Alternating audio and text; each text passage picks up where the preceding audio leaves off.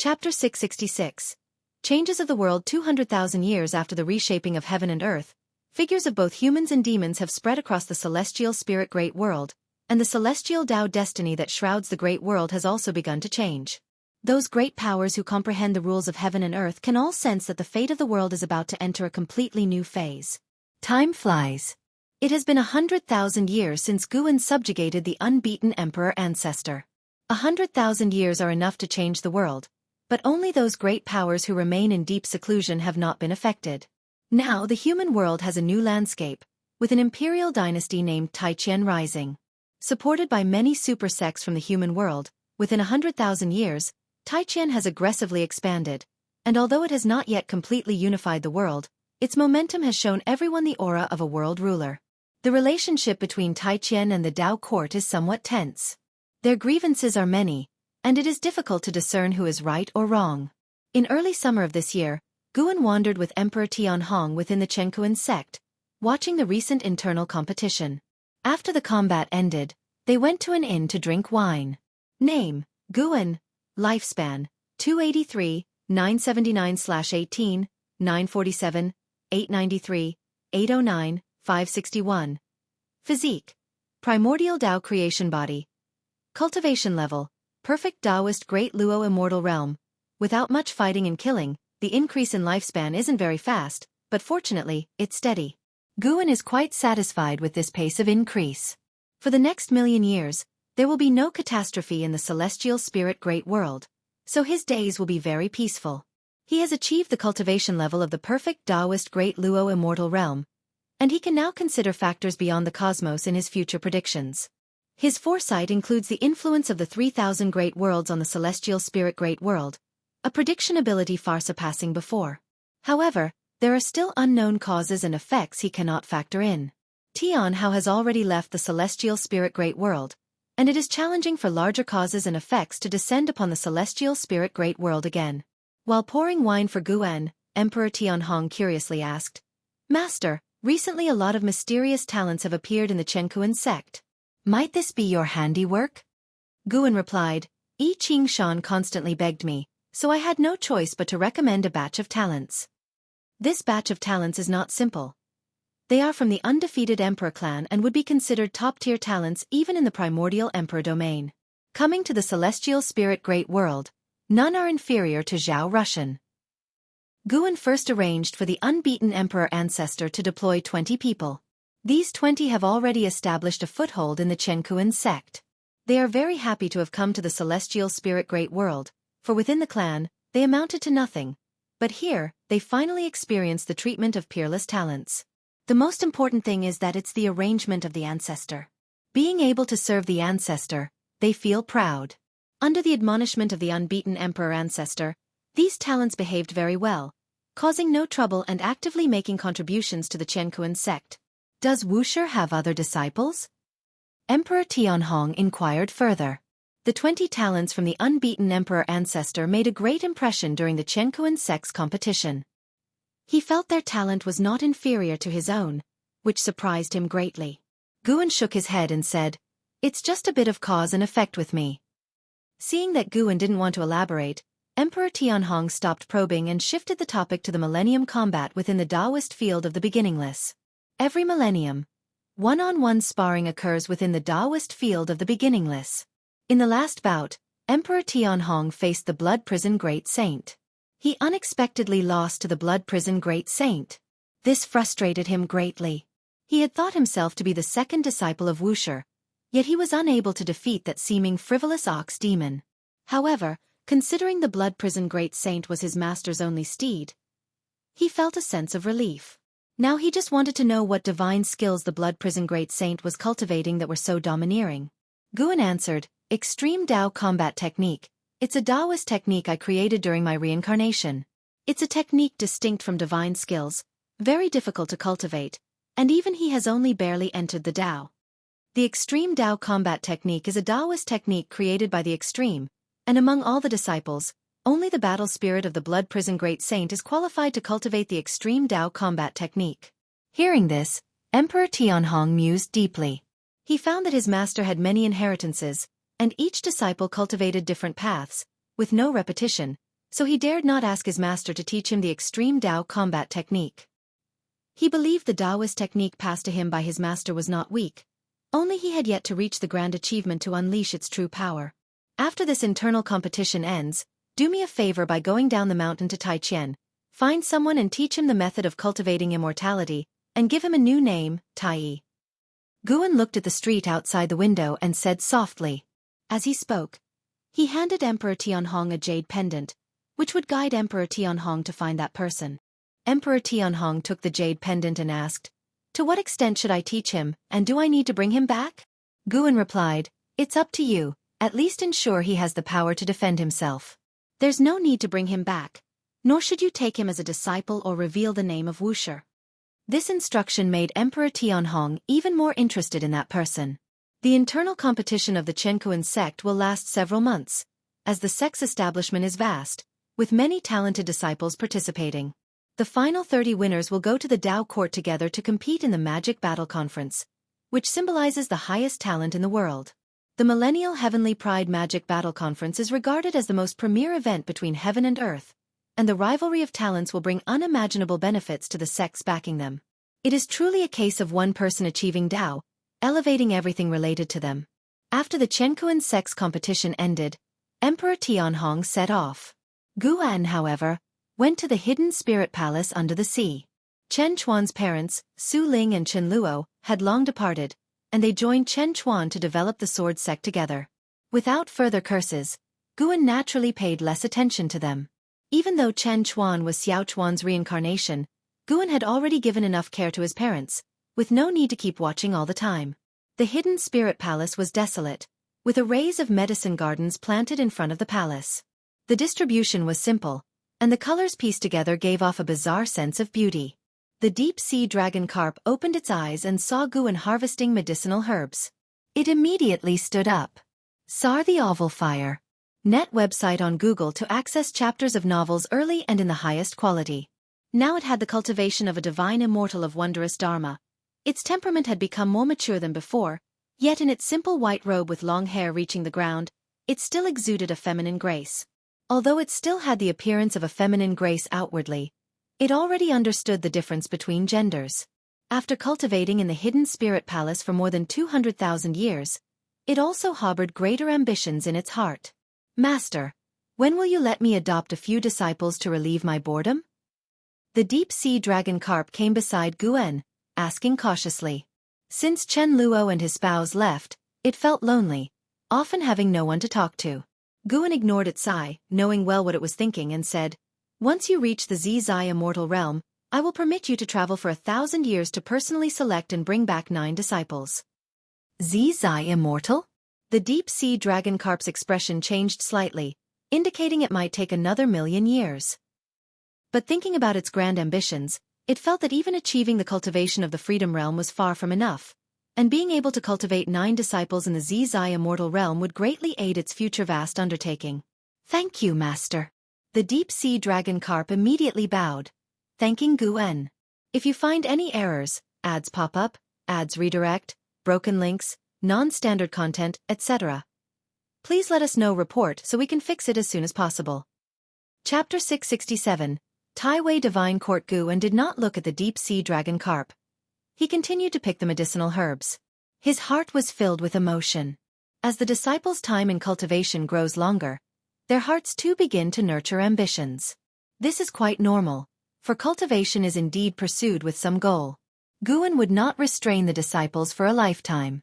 With his promise to the deep-sea dragon carp, the fate of the deep-sea dragon carp changed. Long in the future, he would unify the ocean demon clans of the celestial spirit great world, even transform into a dragon, establish the Dragon Palace, and would engage in an epic-changing battle with the immortal cultivation realm on the continent. Seeing scenes of the future, Guan did not think it was a bad thing. Such conflicts are the choice of heaven and earth. Without the deep-sea dragon carp, someone else would do it. He could not claim that all wars are absolutely evil. It is worth mentioning that when that great calamity comes, the deep-sea dragon carp will also face a Wuxia disciple. Only that the two sides do not know each other. The deep-sea dragon carp did not know that Guan was peering into his future, and he meticulously followed Guan, narrating his recent cultivation confusions, which Guan addressed one by one. His upbringing of the deep-sea dragon carp was not inferior to that of the Wuxia disciple. After all, the deep-sea dragon carp had been independently managing the medicine garden of the hidden spirit palace with great merit. The deep-sea dragon carp was in the realm of the divine immortal of wondrous Dharma, while the disciples within the Taoist field of the beginningless had the lowest cultivation level, also being in the divine immortal of wondrous Dharma realm. Among them, an Xin and the blood prison great saint had already crossed into the Tao void profound immortal realm, reaching the divine thought true immortal realm. Although their strength could not yet be considered great, Guan was still satisfied with their growth speed. After all, not everyone could be as favored as him. Even the most exceptional talent requires a long time to accumulate cultivation. Under the magnificent blue sky, the mountains stretched continuously, with celestial giant trees rooted, towering over the surrounding majestic mountains, and there was more than one such tree. Beneath a giant tree, thousands of cultivators gathered together, and even with so many people together, the diameter of the occupied area was still far less than the width of the main trunk of the giant tree. Once the Holy Heaven Reincarnation and the former Lord of the Heavenly Spirit Great Heaven and Earth Holy Court, Zhu Shi, she stood among the crowd, listening to the person speaking at the front. The divine court is domineering, controlling the life and death of all living beings under heaven, and the cycle of reincarnation is at their command. The land upon which all beings dwell is divided by them. Those expelled by the divine court must leave the Taiwei Great World, but outside the Taiwei Great World lies a dark forbidden zone, with countless evil demons and ghosts lurking, waiting to swallow living spirits. We, imprisoned here, have nothing to await but exile. Zhu Shi, wearing a blue and white form-fitting robe, with her hair tied casually, exuded a demeanor of a chivalrous lady from the martial world. Listening to the speech, her thoughts drifted away, a wry smile appearing on her face.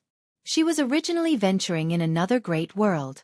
Having awakened her origin divine soul, she was already a profound Yuan-free immortal, having re-established her own sect.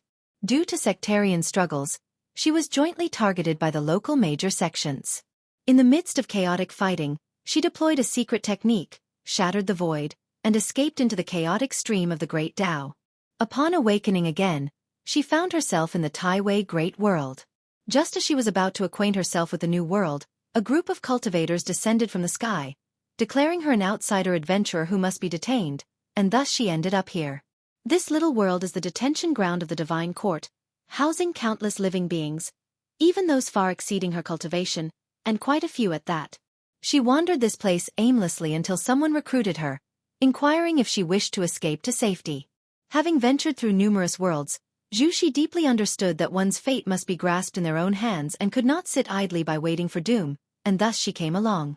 Surrounding thousands, with the lowest cultivation level being the Zizai immortal realm, and the speaker's Tao practice being deep and unmeasurable, reminiscent of the type of adversary she faced when departing the celestial spirit great world.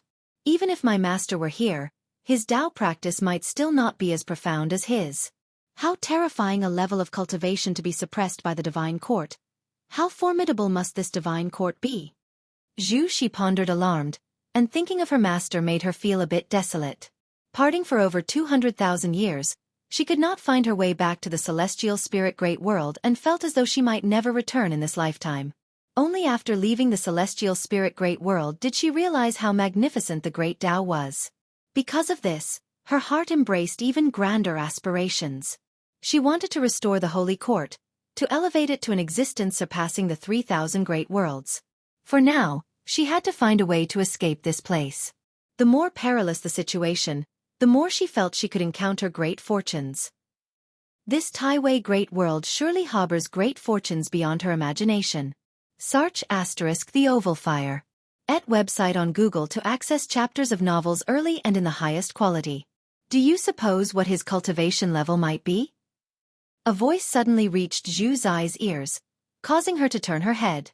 A handsome man came beside her, his face smiling, in stark contrast to the grave expressions on the faces of those around. How high? Zhu Shi inquired. The handsome man smiled and said, he is an innate golden immortal, above the heaven-encompassing free immortal. Zhu Zai's pupils suddenly dilated. In the previous great world, she had heard of the legends of innate golden immortals, and she never expected to encounter one in a place like this. The handsome man continued. In this place, there are dozens of innate golden immortals. Do you know the realm of the divine court cultivator guarding this place? What is the realm? That one's realm is the heaven-balancing golden immortal realm, above the innate golden immortal, with 100 innate golden immortals under him, suppressing this place, while within the divine court, the heaven-balancing golden immortal is far from the summit. His words made Zhu Shi furrow her brows tightly, feeling a sense of despair. With such a vast gap in cultivation, how could she escape? No matter how it seemed, the upcoming actions of this group would all result in failure. The handsome man looked at Zhu Shi and said with a faint smile, "I have a way to get you out of here." Zhu Shi frowned, cautiously asked, "We are strangers. Why are you assisting me?" The handsome man grinned. "You bear the karma of the celestial court. It seems you are related to some celestial being from the celestial court." Zhu Zai's brows knitted even tighter. "Don't overthink it. I was planning an escape anyway. Seeing you have such karma, I'd take you along." The handsome man shrugged, wearing a carefree smile. Zhu Shi deliberated and thought it prudent to first test him, so she said, "I am called Zhu Shi, and may I know your honorable name, fellow Taoist?" The handsome man replied, "I am named Meng Lang." Meng Lang? Such a common name. Zhu Shi had encountered many bearing this name in various places. She glanced around, puzzled, and asked, "It seems others can't hear our conversation?" The handsome man named Meng Lang smiled. "Naturally, since we are conspiring to escape, how could it be broadcast?" "What do you intend to do? Are you also a heaven-balancing golden immortal?" Zhu Shi looked intently at Meng Lang, seriously asking. Meng Lang shook his head. "A heaven-balancing golden immortal, possessing vast divine skills, I am not." Zhu Shi pursued. "Then are you an innate golden immortal? If you find any errors, ads pop up, ads redirect, broken links, non-standard content, etc., please let us know. Report so we can fix it as soon as possible." Chapter 668 Trace of the Immortal Gods. "It's not an innate golden immortal either," Meng Lang replied, causing Zhu Zai's brow to furrow again, feeling a bit disappointed. The reason she didn't guess above the heaven-balancing golden immortal was because such a transcendent existence couldn't possibly be trapped here. She stared at Meng Lang, hoping he could convince her. What reliance did Meng Lang have that made him think he could help her escape? If he didn't explain clearly, she wouldn't follow Meng Lang. Meng Lang looked ahead, where an innate golden immortal was still passionately speaking, stirring the blood of those present, filling their hearts with high spirits and determination. Rather than waiting to die, it's better to fight desperately. The Tai-Wei Great World is really deep. Meng Lang, who is actually Gu-en, thought to himself. Gu-en, having foreseen in the celestial spirit Great World that Zhu Shi was in trouble, came to assist her. He transformed into Meng Lang to avoid getting too involved in karmic entanglements. After arriving in the Tai-Wei Great World, Gu-en discovered that several Daluo immortals were hidden within this great world, and even some of the world's karma was too profound to calculate. He had heard before that among the 3,000 great worlds, a few had foundations far exceeding other great thousand worlds, and he realized today that it was true. This innate golden immortal had already set up a formation, thinking it would isolate prying eyes, facilitating the stirring of hearts, but little did he know, a Tai Ching golden immortal was watching him at this moment. Yes, not a heaven-balancing golden immortal, but a Tai Ching golden immortal standing above the heavens, toying with 2 pearls in his hand, his expression so cold, and his eyes reflecting the scene of Zhu Shi and others gathering together. If Gu-en didn't intervene, Zhu Shi would follow these people to escape, only to be caught by the Tai Ching golden immortal, brought back to the dojo, and finally refined into a ghost artifact. Moreover, Gu-en felt the presence of an immortal god in the depths of the divine court in the Tai-Wei Great World, stronger than the Tai immortal monarch, forcing him to speculate about the relationship between the Tai-Wei divine court and the celestial court. "If you don't make it clear, I can't go with you. Who exactly are you, and what backing do you have to help me?" Zhu Zai's voice interrupted Gu-en's thoughts. Gu-en smiled and said, "Don't ask so much, just watch." Zhu Shi frowned upon hearing this. Just as she was about to say more, the speaking innate golden immortal suddenly burst forth with a strong momentum, drawing her attention. "Everyone, once the escape plan is confirmed, it should not be delayed. We can kill our way out right now. I will open up a tunnel, but it's uncertain where this tunnel will lead. Most likely, it will lead inside the divine court, and we'll have to improvise afterward." The innate golden immortal said while casting spells, drawing circles with his hands, and a black hole appeared in front of him, rapidly expanding, surrounded by intertwining time-space lightning, its darkness making one shiver, appearing so terrifying. Once the black hole stabilized, he entered it first, followed closely by others. Some hesitated, but seeing those ahead entering, they gritted their teeth and followed. Zhu Shi was about to ask Guan, only to see Guan follow too. This made her feel absurd. Was this person's plan to follow these people? Then what was the meaning of everything he said before? Without him, she would have followed too. Zhu Shi cursed a few words in her heart and also chose to follow. She came behind Guan, staring at his back with an unfriendly look. If looks could kill, Guan would probably have turned to dust by now. The two stepped into the black hole one after the other. As soon as they entered the black hole, Zhu's eyes' vision was swallowed by darkness, and even her divine sense couldn't see. But fortunately, she could feel the surge of spiritual energy, and she could also hear Guan's footsteps ahead. Is this your plan? Without you, I would have followed him. Zhu Shi said through gritted teeth, her tone very displeased. Guan's voice followed. The real trouble starts after we get out. Without me you will undoubtedly die. These words left Zhu Shi uncertain and apprehensive. She could only hold her confusion in check and remain vigilant. She didn't completely trust the leading innate golden immortal either, just had no choice but to follow under such desperation. They moved quickly, and Zhu Shi clearly felt the spiritual energy along the way growing richer. This indicated they were getting closer to the exit. Zhu Shi grew more nervous, beginning to imagine what they might encounter after escaping. A while later, light finally appeared ahead, and Zhu Shi heard the voices of the people around her, most of whom felt pleasantly surprised, not expecting to truly escape that suppressed place. As the light in front grew brighter, Zhu Shi gradually saw Guan's back. For some reason, she felt a sense of déjà vu, as if she had seen this person's back somewhere before. Soon, she followed Guan into a bright light, her divine sense instantly recovered. She sensed the people ahead stopping all at once, and she also halted her steps.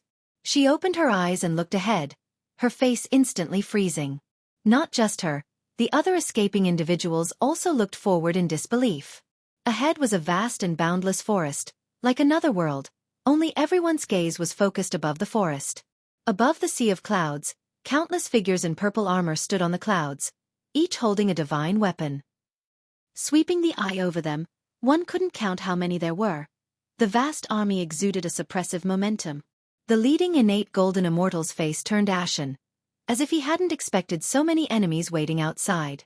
Your Highness, you are the crown prince of the divine court. Why commit treason? A voice rang out across the heavens, causing a commotion among the escapees, who hadn't expected this innate golden immortal to be the crown prince of the divine court. Zhu Shi frowned deeply, feeling only dread. Clearly, she had been swept up in a larger karma, where if she hadn't been incited earlier and stayed in the place of guardianship, she wouldn't be facing such trouble now. The innate golden immortal took a deep breath, stepped forward and shouted loudly, General Zhu, you are the eternal divine general of the divine court, protecting the great world many times, and all living beings revere you. But now the divine court has become a lapdog of the immortal gods. In the last 1,000,000 years, how many innocent lives have been lost to the divine court's offerings to the immortal gods? Can you really remain indifferent? That immortal god is insatiable, enlarging ambition step by step, and one day will set eyes on the foundation of our divine court. We cannot gamble. These words made the escapees even more uneasy. How could it also involve the immortal gods? Even in the Taiwei Great World, immortal gods were nothing but elusive legends. They, like Zhu Shi, felt things had become extremely perilous, involving the crown prince of the divine court and the immortal gods, meaning what awaited them was likely an irreversible disaster. Zhu Shi turned to look at Guan, noticing not a trace of tension on his face, which only piqued her curiosity even more about how this person planned to lead her out. Could it be related to that immortal god? Saw the novel, F.I.R. NT website on Google to access chapters of novels early and in the highest quality. From what the divine court crown prince said, that immortal god seemed very malevolent, but to Zhu Shi, an outsider, the good and evil of this realm were temporarily irrelevant. She just wanted to escape. If you find any errors, ads pop up, ads redirect, broken links, non-standard content, etc., please let us know report so we can fix it as soon as possible. Chapter 669. The Struggle of the Celestial Emperor. As the words of the divine court crown prince fell, a magnificent figure emerged above the vast army in purple armor on the clouds, appearing ethereal in the sunlight, like a mirage. General Zhu! He stood high above, overlooking the world, wearing heavy and majestic red armor. His face was solemn, and his brows resembled two flames. His long hair coiled beneath the divine crown, and 7 giant swords radiating different divine lights hovered behind him in a fan shape, as if 7 divine powers stood behind him. Before General Zhu, Zhu Shi and the escapees felt a deep sense of awe. Some couldn't withstand the pressure and fell to their knees directly. General Zhu's right hand was half raised, playing with 2 beads in his palm, like 2 stars squeezing together, shaking the soul. Crown Prince, how dare you slander the immortal gods and question the divine court? If His Majesty knew this, imagine his heartbreak. General Zhu's voice rang out, and as his words ended, a vertical eye suddenly opened on his forehead, shooting a terrifying red beam at incredible speed down from the sky. Everything happened too quickly, so fast that the divine court crown prince had no time to react. Boom! The red light struck the divine court crown prince, and the dreadful impact blew the escapees away. Some attempted to flee, but the tunnel created by the divine court crown prince had vanished. Just as the escapees tried to leap up, an unimaginable pressure pinned them down, forcing them to their knees. Howling winds, scattered debris, and forests were swept away, resembling the arrival of the apocalypse. Zhu Shi was pushed to her knees, struggling to lift her head, her pupils trembling in fear. Such terrifying suppression. She couldn't imagine how terrifying it would be if the opponent went all out. The red light dissipated in front, leaving only a white skeleton of the divine court crown prince, trembling precariously, eventually collapsing on the ground. This scene filled the thousands of other escapees with despair. If even the divine court crown prince had to die, how could they survive? High above, General Zhu's expression was indifferent, as if he had not killed the divine court crown prince, but merely an insect. The countless divine soldiers in purple armor, also expressionless, heightened the air of despair in the land. General Zhu opened his right hand, letting the 2 beads fall, releasing a dazzling light as they descended, dimming the world. The intense light fell, and Zhu Shi couldn't help but turn to Guan beside her, gritting her teeth and asking, "Didn't you say you have a way?" Guan glanced at her, a corner of his mouth curving up. His smile appeared arrogant in Zhu Zai's eyes, seeming crazily out of place at this moment. Zhu Shi couldn't understand why this person could still smile as scorching air waves descended from the sky, making her mind go blank for an instant. Boom! The ground erupted with a world-shaking explosion. Countless trees flew like confetti, the divine soldiers of the court coldly overseeing everything. General Zhu's expression shifted, greed flashing in his eyes. Under the dusk, lying on the ground, Zhu Shi suddenly opened her eyes. Bloodshot filled her view as she gasped heavily, as if waking from a nightmare. She sat up immediately, seeing Guan's figure beside her. Guan sat on a nearby empty ground, a fire burning in front of him, holding a mirror in his hand, as if admiring his reflection. Zhu Shi gathered her thoughts, instinctively looking around, finding herself on a cliff, distant mountains stretching endlessly, the ridges draped in afterglow, beautifully desolate. Did we escape? Zhu Shi looked at Guan, asking nervously. Guan gazed at the 7-star mirror in his hand, saying, "Yes, we escaped, but we're still in the Taiwei Great World." The 7-star mirror, after his modifications, was now a Dao treasure, reflecting images of the human world in the Taiwei Great World on its surface as he spied on it. Hearing his words, Zhu Shi sighed in relief, standing up, bowing to Guan in gratitude for saving her life. "Senior, I have things to attend to, so I'll take my leave." Zhu Shi turned and left after saying this. "Don't you want to become stronger?"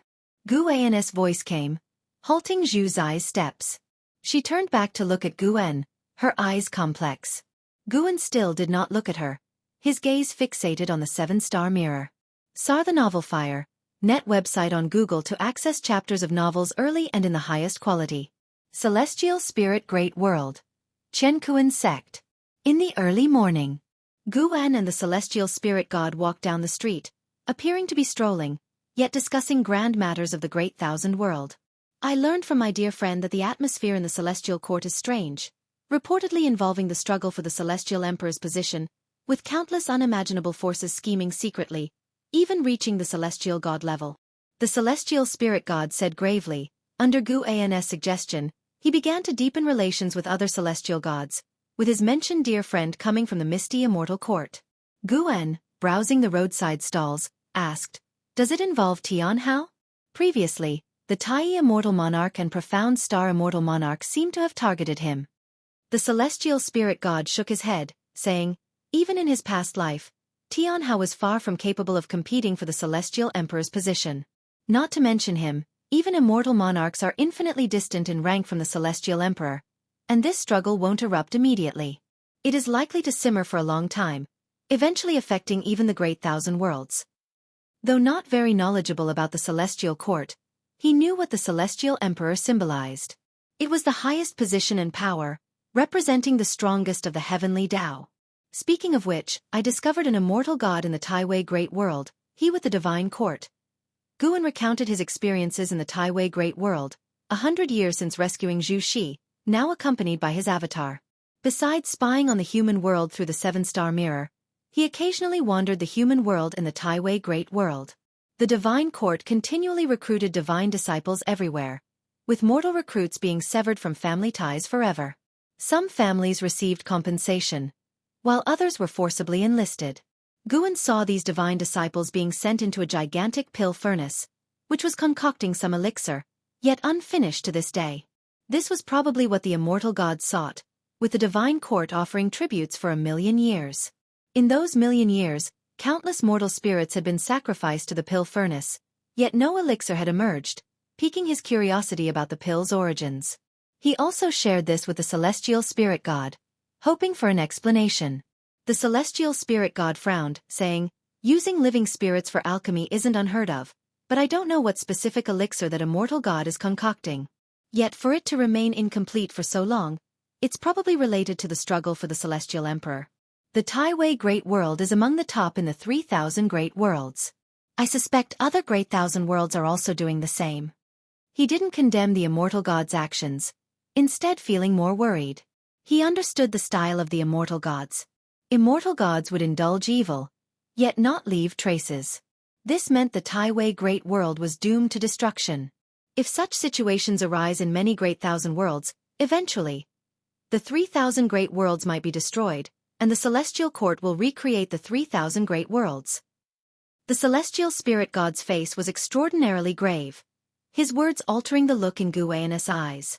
If you find any errors, ads pop up, ads redirect, broken links, non-standard content, etc., please let us know. Report so we can fix it as soon as possible. Chapter 670.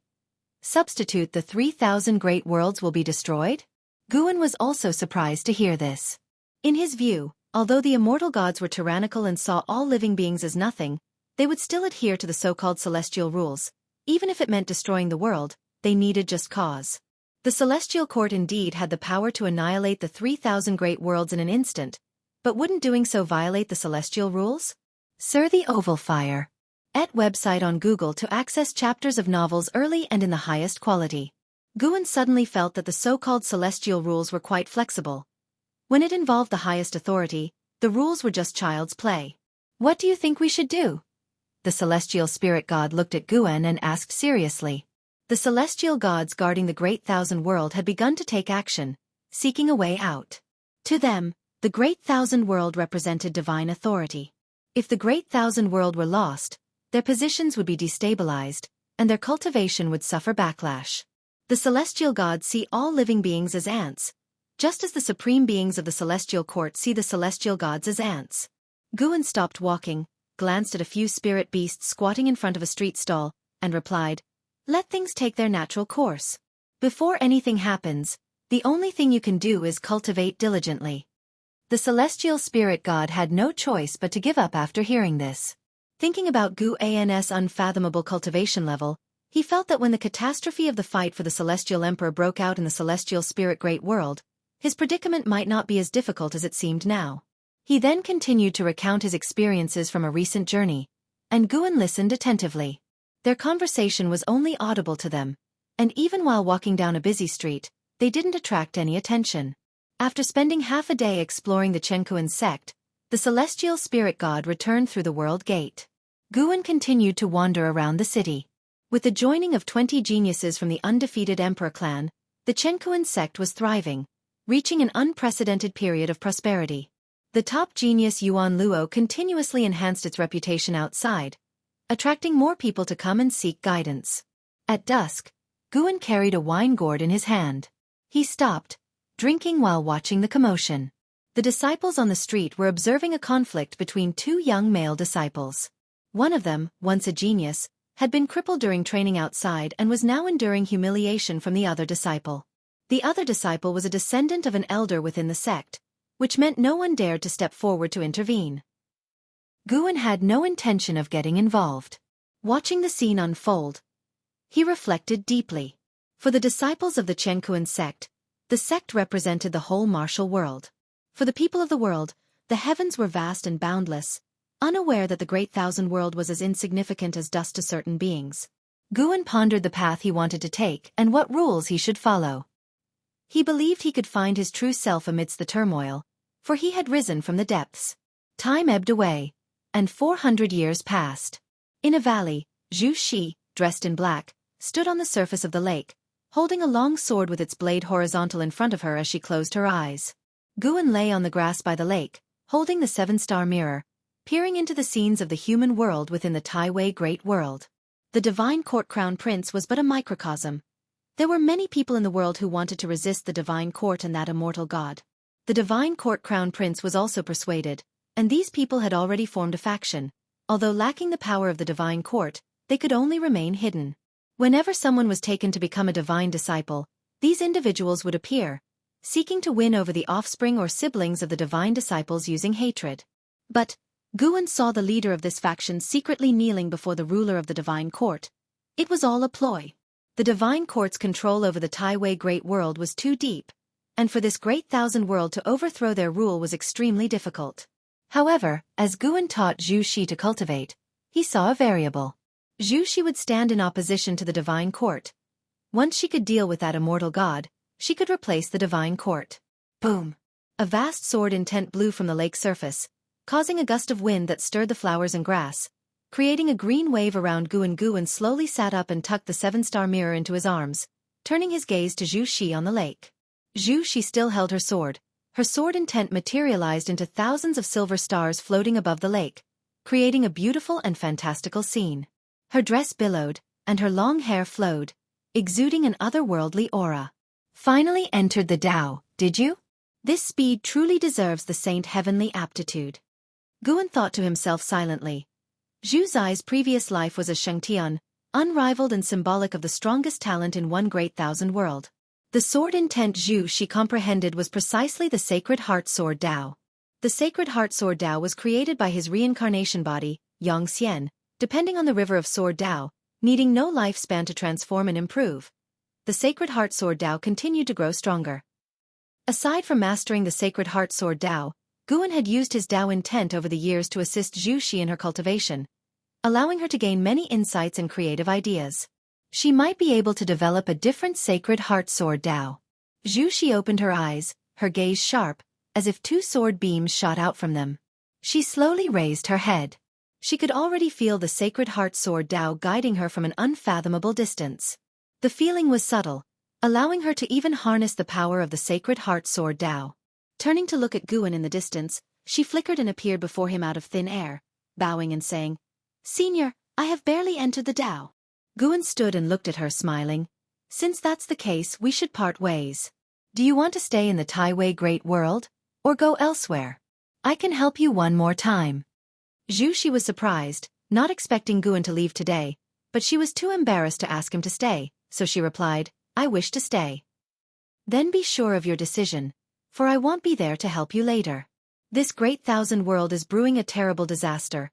Even if you cultivate for millions of years, changing fate will be difficult," Guan said seriously. Zhu Shi took a deep breath and said, "I've long made up my mind. This great thousand world has a richer spiritual energy and great Tao compared to others I've visited, and there are internal issues within the ruling power. There's room for me to grow here, and I want to stay. Perhaps I can achieve something great." Guan smiled and said no more, turning to leave. Zhu Shi watched his back and suddenly knelt, gritting her teeth, saying, "Thank you, Master, for your love. I've never been filial to you, but one day, I'll stand proudly before you and make you proud of me." Guan didn't pause or look back.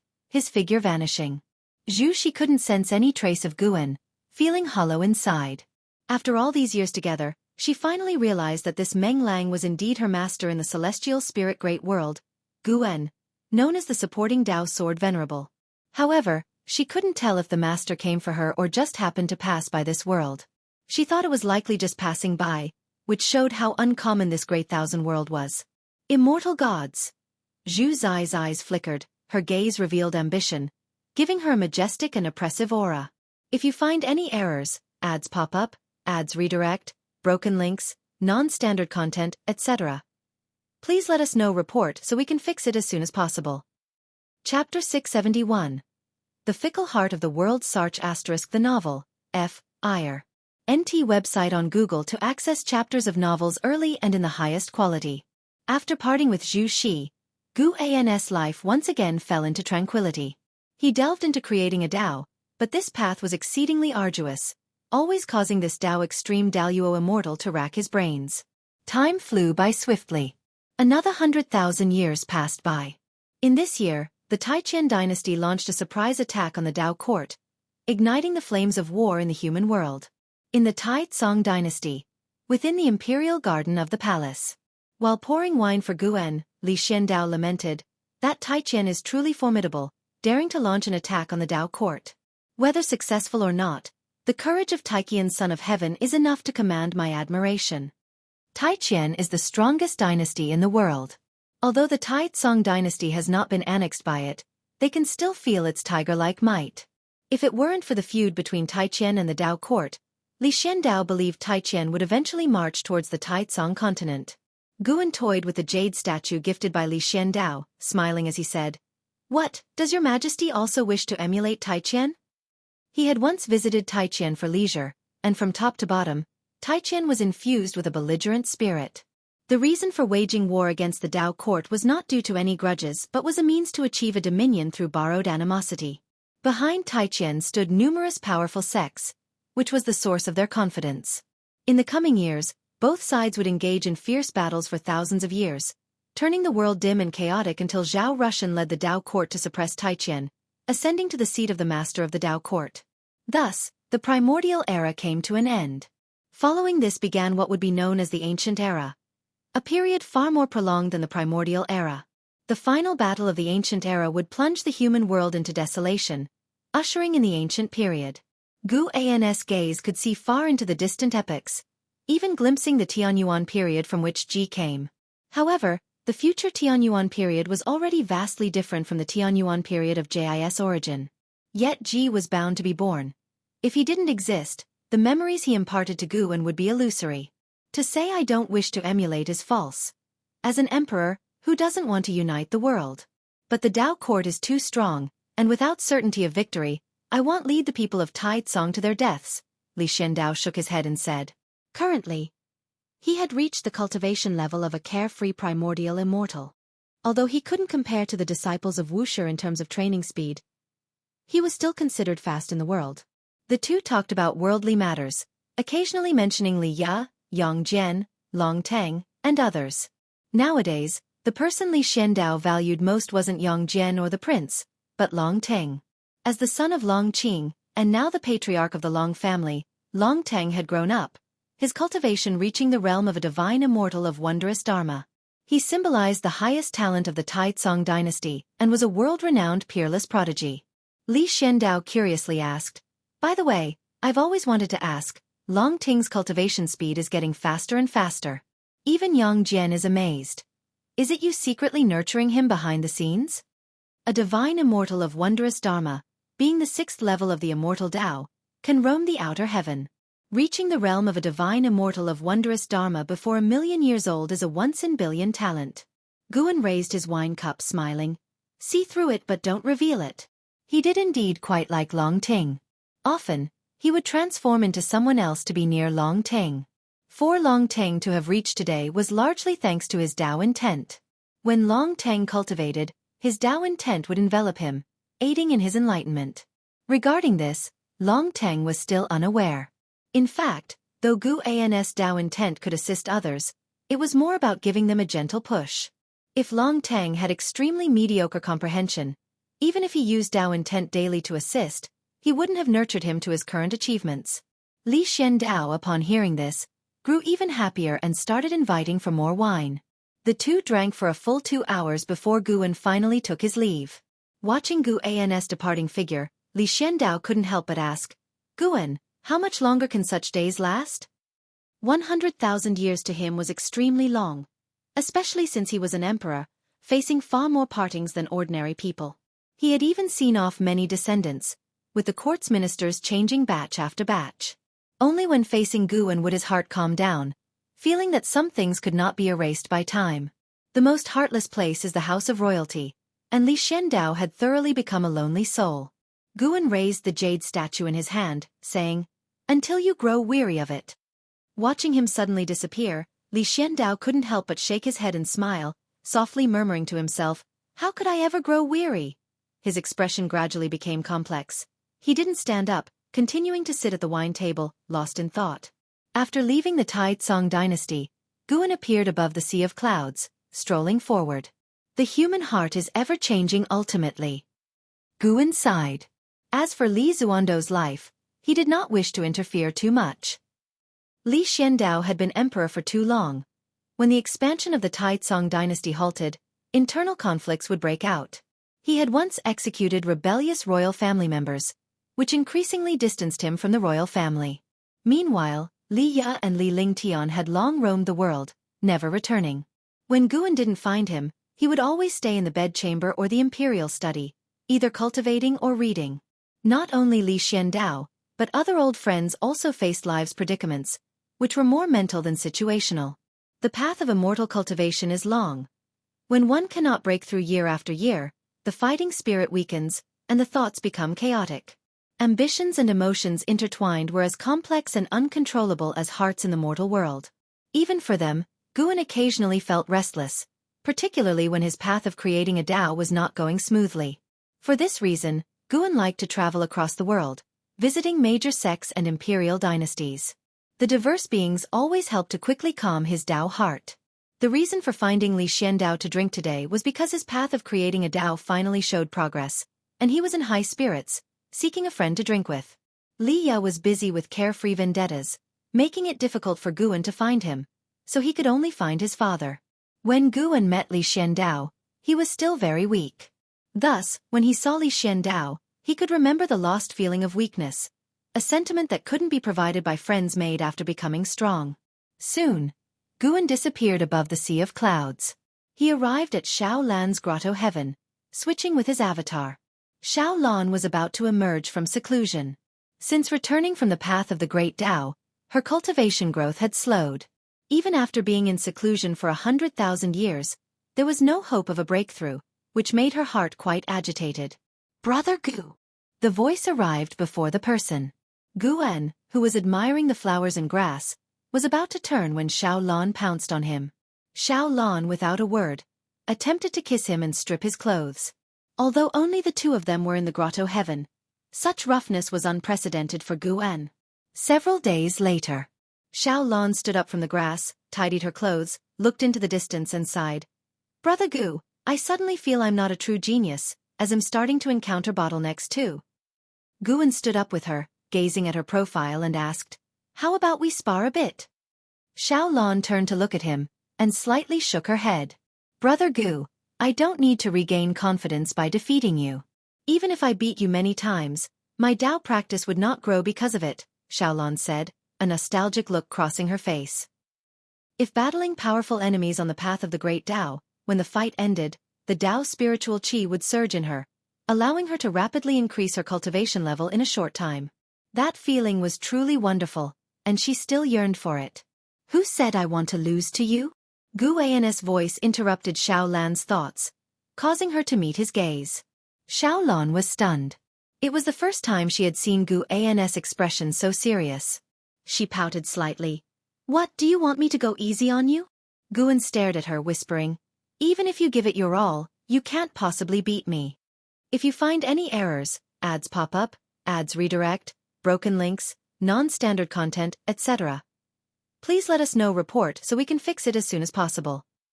Chapter 672 Primordial Tao Emperor. Seeing that Guan didn't seem to be joking, Xiaolan felt puzzled, but she had her own pride and didn't want to concede just yet. Saw the novel, F.I.R. NT website on Google to access chapters of novels early and in the highest quality. Then let's do it. Xiaolan raised her hand and beckoned to Guan with the demeanor of a master. The corners of Guan's mouth turned up. With a gentle shift of his right foot, the entire world suddenly changed. The celestial vault turned dim, the flowers and grass on the ground vanished, and an endless wilderness appeared beneath their feet. This sudden change in environment caused Xiaolan's face to change drastically. She looked around, feeling that everything around her didn't seem like an illusion. What is going on? She turned to look at Guan and cautiously asked, "Are you really my brother, Gu?" Guan laughed. "Laner, think carefully. Are you really sure about my origins? Since you became sensible, I have been at the Xiao Manor. Before coming to the Xiao Manor, did you know who I was?" "Who are you?" As she listened to Guan, the uneasiness in Xiaolan's heart disappeared. As long as Guan was still him, she wouldn't be afraid. Guan drew out the Xian Hong sword, gripping the sword scabbard, and said, "First show me your full strength." A gleam flashed in Xiaolan's eyes, and her figure flickered. Boom! Xiaolan appeared out of thin air in front of Guan, holding the white spirit sword. The sword's tip was only 10 centimeters from Guan's shoulder. The ground beneath them shattered, countless debris flew up, as if the world couldn't withstand the pressure and was collapsing. Yet, this mere 10 centimeters, Xiaolan was unable to advance any further. Her pupils suddenly dilated, not expecting Guan to be so formidable. Guan, holding the sword scabbard of the Xian Hong sword, pushed forward. Xiaolan felt an overwhelming force like a tidal wave crush towards her, and she uncontrollably was pushed far away, disappearing at the world's end like a sharp arrow. Along the way, Xiaolan shattered dozens of massive mountains, leaving a long trail of dust and rock floating in the air, an especially magnificent sight. Xiaolan quickly emerged from the swirling dust, not looking the least bit disheveled. Around her was visible chi force, her eyes filled with fear as she looked in Guan's direction. At that moment, she had a terrifying feeling as if facing death. The earth and mountains quaked violently, raising a dust storm that covered the sky. Amidst the vast dust waves was a figure rapidly ascending. Unmistakably Guan. Xiaolan could feel Guan's gaze. She no longer cared why Guan was so powerful. She immediately raised her sword, and soared intent soared to the sky, sword shadows appearing around her, rapidly increasing and expanding their range. In the blink of an eye, the sword shadows covered thousands of miles around. An endless sea of sword shadows rose along with Xiaolan's sword, resembling a cluster of stars heading toward the cosmos. The sword chi formed tails like the rise of auroras, splendid to the extreme. Xiaolan swung her sword at Guan, and the sword shadows from all directions followed suit. Every sword shadow unleashed sword chi that shook heaven and earth, unstoppable. The ground trembled, the celestial vault ripped apart. In this overwhelming sword chi, everything appeared fragile. Guan did not use any divine skills. He flew straight toward Xiaolan. Speed increased dramatically. Like a bolt of lightning, tearing through the sea of sword chi between heaven and earth, making it seem as though the celestial vault was split in two. Clang! Xiaolan's white spirit sword blocked Guan's sword scabbard, and at that moment, she felt her chi blood surging, extremely uncomfortable. She looked at Guan and found his expression so indifferent, his eyes devoid of any emotion. Such an expression deeply provoked Xiaolan. She leapt, disappearing in front of Guan, and reappeared behind him. Xiaolan summoned 72 large flags, quickly surrounding Guan. Almost instantly, a formation was set, and thousands of thunders erupted, intertwining around Guan. Guan slowly turned around, and as soon as the lightning was about to touch him, it vanished directly, creating an unapproachable area around him. Xiaolan's expression changed slightly. She stored the white spirit sword into her storage pouch and cast spells with both hands.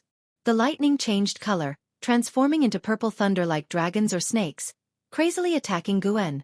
The formation's light also surged, illuminating the entire world. "Is this all you can do?" Guan's voice echoed, causing the fighting spirit in Xiaolan's eyes to surge. Boom! Boom! Boom! The world roared, the land continuously shattered, rocks soaring into the sky, and the dim celestial vault began to warp, seemingly unable to bear such a massive battle. An hour later, amidst the ruins, Xiaolan half knelt on a large rock, one hand gripping the white spirit sword to support her body. Her hair was disheveled, her robes torn and dirty, looking extremely bedraggled. She struggled to lift her eyes and saw Guan descending from the sky, hovering in front of her. In comparison, Guan seemed untouched by the battle. There wasn't a speck of dust on him, nor any sweat or bloodstains on his face. "How is my strength?" Guan asked. Xiaolan pouted. "Very strong, I can't beat you." After the shock, she felt somewhat aggrieved. A few days ago, everything was so sweet, yet today he was so stern. Guan smiled and said, "As long as you can defeat me, you can become a Taoist emperor. I can teach you cultivation." Upon hearing this, Xiaolan looked at him, struggled to stand up, and asked, "Have you been to the path of the great Tao?" "I've been there." "Then why did you pretend to be so curious when I talked to you about the path of the great Tao before?" Xiaolan said with a grievance, feeling as if she'd been toyed with. Guan said, "I went there in a past life. Everyone has their past life, you do too. If you wish, I can help you restore your past life memories now." Xiaolan furrowed her brows and asked, "What realm are you exactly? Why are you hiding your cultivation level? Are you?" She wanted to ask if Guan was sincere with her, but felt it was a question she couldn't voice. Guan smiled. "I can't tell you my realm for now. When you exceed me, you'll know. As for hiding my cultivation level, it's because I don't want to cause trouble. I like peace and quiet. You should understand my nature. As for whether I'm sincere with you, you needn't doubt it. When I went to Shao Manor back then, it was for you." Xiaolan furrowed her brows even more. She was no longer the innocent girl she once was. She only appeared naive in front of Guan. "Is it because of my past life?" Xiaolan asked. Guan nodded. Xiaolan fell silent.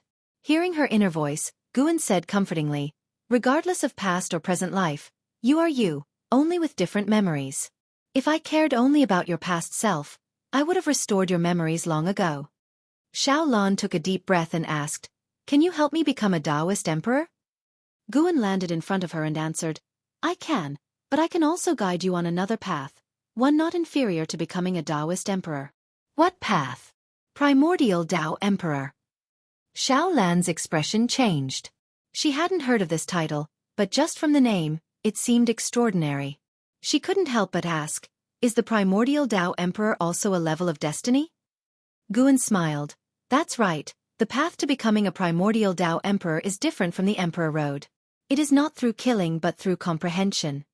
If you find any errors, ads pop up, ads redirect, broken links, non-standard content, etc., please let us know report so we can fix it as soon as possible."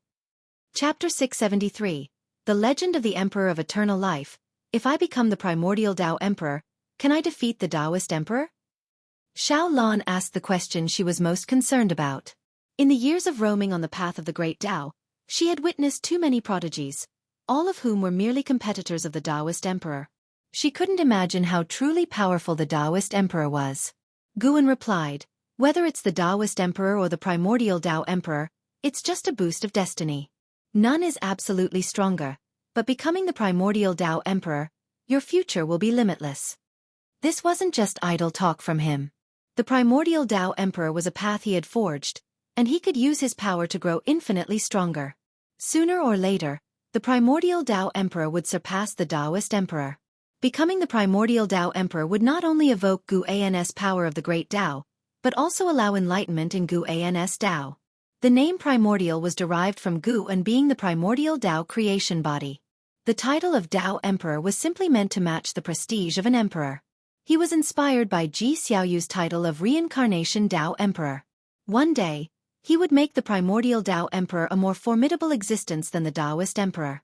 Not only his disciples could become the Primordial Tao Emperor. Of course, that was a far-off future, as his creation of the Primordial Tao Emperor was still ongoing. Currently, it was just in the first stage, which could attract people to the Tao. Xiaolan pondered for a moment and said, "Anyway, you won't harm me. I'm willing to become the Primordial Tao Emperor. Teach me." Guan smiled, waved his right hand, and Xiaolan's injuries instantly healed. Her mana was restored to a full state, and the entire dim world suddenly transformed back into the appearance of a grotto heaven. This scene made Xiaolan's eyelid twitch, and she couldn't help but ask, Was it an illusion realm just now? No, it was the real world, created by me. Guan's answer made Xiaolon secretly alarmed. What level of realm was required to achieve such a degree? Sit down. Guan lifted his robe and sat down, gesturing for Xiaolon to sit as well. Once Xiaolon sat down, Guan began to teach directly. Sir, the novel Fire. Net website on Google to access chapters of novels early and in the highest quality. The Taoist Emperor requires fighting and devouring great Tao destinies on the Emperor Road of the Great Tao. The final victor can become the Taoist Emperor. For the primordial Tao Emperor to rival the Taoist Emperor, it must also have an accumulation process. Guan did not intend to let the Tao seekers slaughter each other like raising poisonous creatures. He thought of his lifespan holograms, lifespan reincarnation, and the innate reincarnation skill. He planned to have the cultivators pursuing the primordial Tao Emperor gain enlightenment in reincarnation. Not a personal reincarnation, but a projection of will into reincarnation. It would exist in reality but would ultimately be annihilated. It wouldn't disturb the great Tao but could absorb its true essence. With this direction, he could better perfect it going forward. Xiaolon soon became engrossed in Guan's teachings. The grotto heaven remained calm, with a serene beauty undisturbed by time. In the misty immortal court, within a vast golden hall, hundreds of youthful cultivators gathered, and Tianhao was among them. Many surrounded him, chatting, resembling stars arching around the moon. I finally got the qualification to compete for the Taoist Emperor. In 1,000,000 years, it'll be our turn. Time is pressing. Tianhao is truly remarkable. He hasn't even surpassed attaining the free immortal of Taoist Zong, yet he has the qualification to compete for the Taoist Emperor. I heard that the ancestor values him highly. Don't be overly joyful. The road to the Taoist Emperor is arduous. We might end up killing each other. The disciples of the misty immortal court in the hall discussed matters of the Taoist Emperor. Tianhao remained silent, recalling the words of the elder who announced the Taoist Emperor matter. He always felt that the elder was watching him with ill intent. Although he had integrated into the misty immortal court, he wasn't born there, so he always had a barrier in his heart, preventing him from fully trusting anyone. Speaking of the Taoist Emperor, our misty immortal court has produced many Taoist emperors throughout history. Do you know which Taoist emperor had the highest talent? The words of a young man in blue clothes caught the attention of many, prompting Tianhao to turn his head. The blue-clothed man reveled in the attention. He cleared his throat and said, "Naturally, it's the Emperor of Eternal Life from Jinlong Immortal Mansion." Born with the immortal Emperor's eye, he shocked the entire immortal court. Perhaps unmatched talent brings misfortune. Heaven is fair, so evil exists to covet his immortal Emperor's eye. Breaking into the misty immortal court, it cost his parents' lives. To protect him, the misty immortal court sent him to Ling Mountain. The Emperor of Eternal Life inherited the true teachings of Ling Mountain and was the heavenly Buddha ancestor's direct disciple. He was unbeatable once he embarked on the path of the Great Tao, becoming the Taoist Emperor in an incredibly short time. The Emperor of Eternal Life. The Immortal Emperor's Eye. Tianhao had heard of this name, said to be a supreme genius from long ago. He had heard several seniors use the Emperor of Eternal Life to pressure talented disciples. However, when asking about more deeds of the Emperor of Eternal Life, they were warned not to inquire too much. The Emperor of Eternal Life seemed to be a taboo within the misty immortal court. Why did such a powerful Emperor of Eternal Life die? Someone asked, puzzled. The blue-clothed man mysteriously said, he didn't die from being killed. Even legendary immortal gods couldn't do anything to him. He entered the river of cause and effect for his beloved. Whether he truly perished remains unknown. In fact, many ancestors within the court anticipate his return. It's said that Ling Mountain occasionally sends disciples to the river of cause and effect for training, likely orchestrated by the heavenly Buddha ancestor.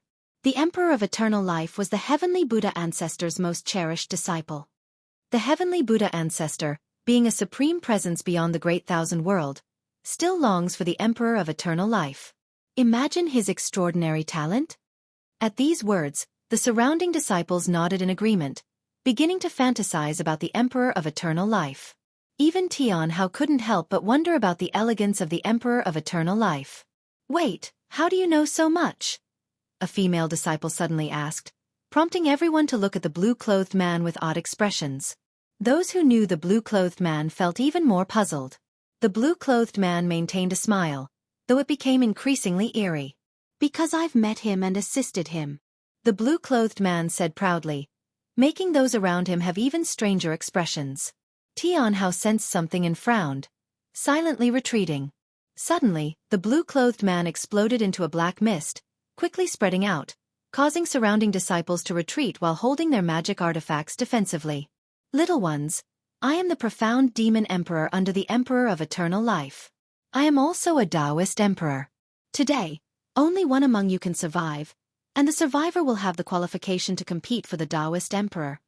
The voice of the blue-clothed man resounded, but his tone turned chilling.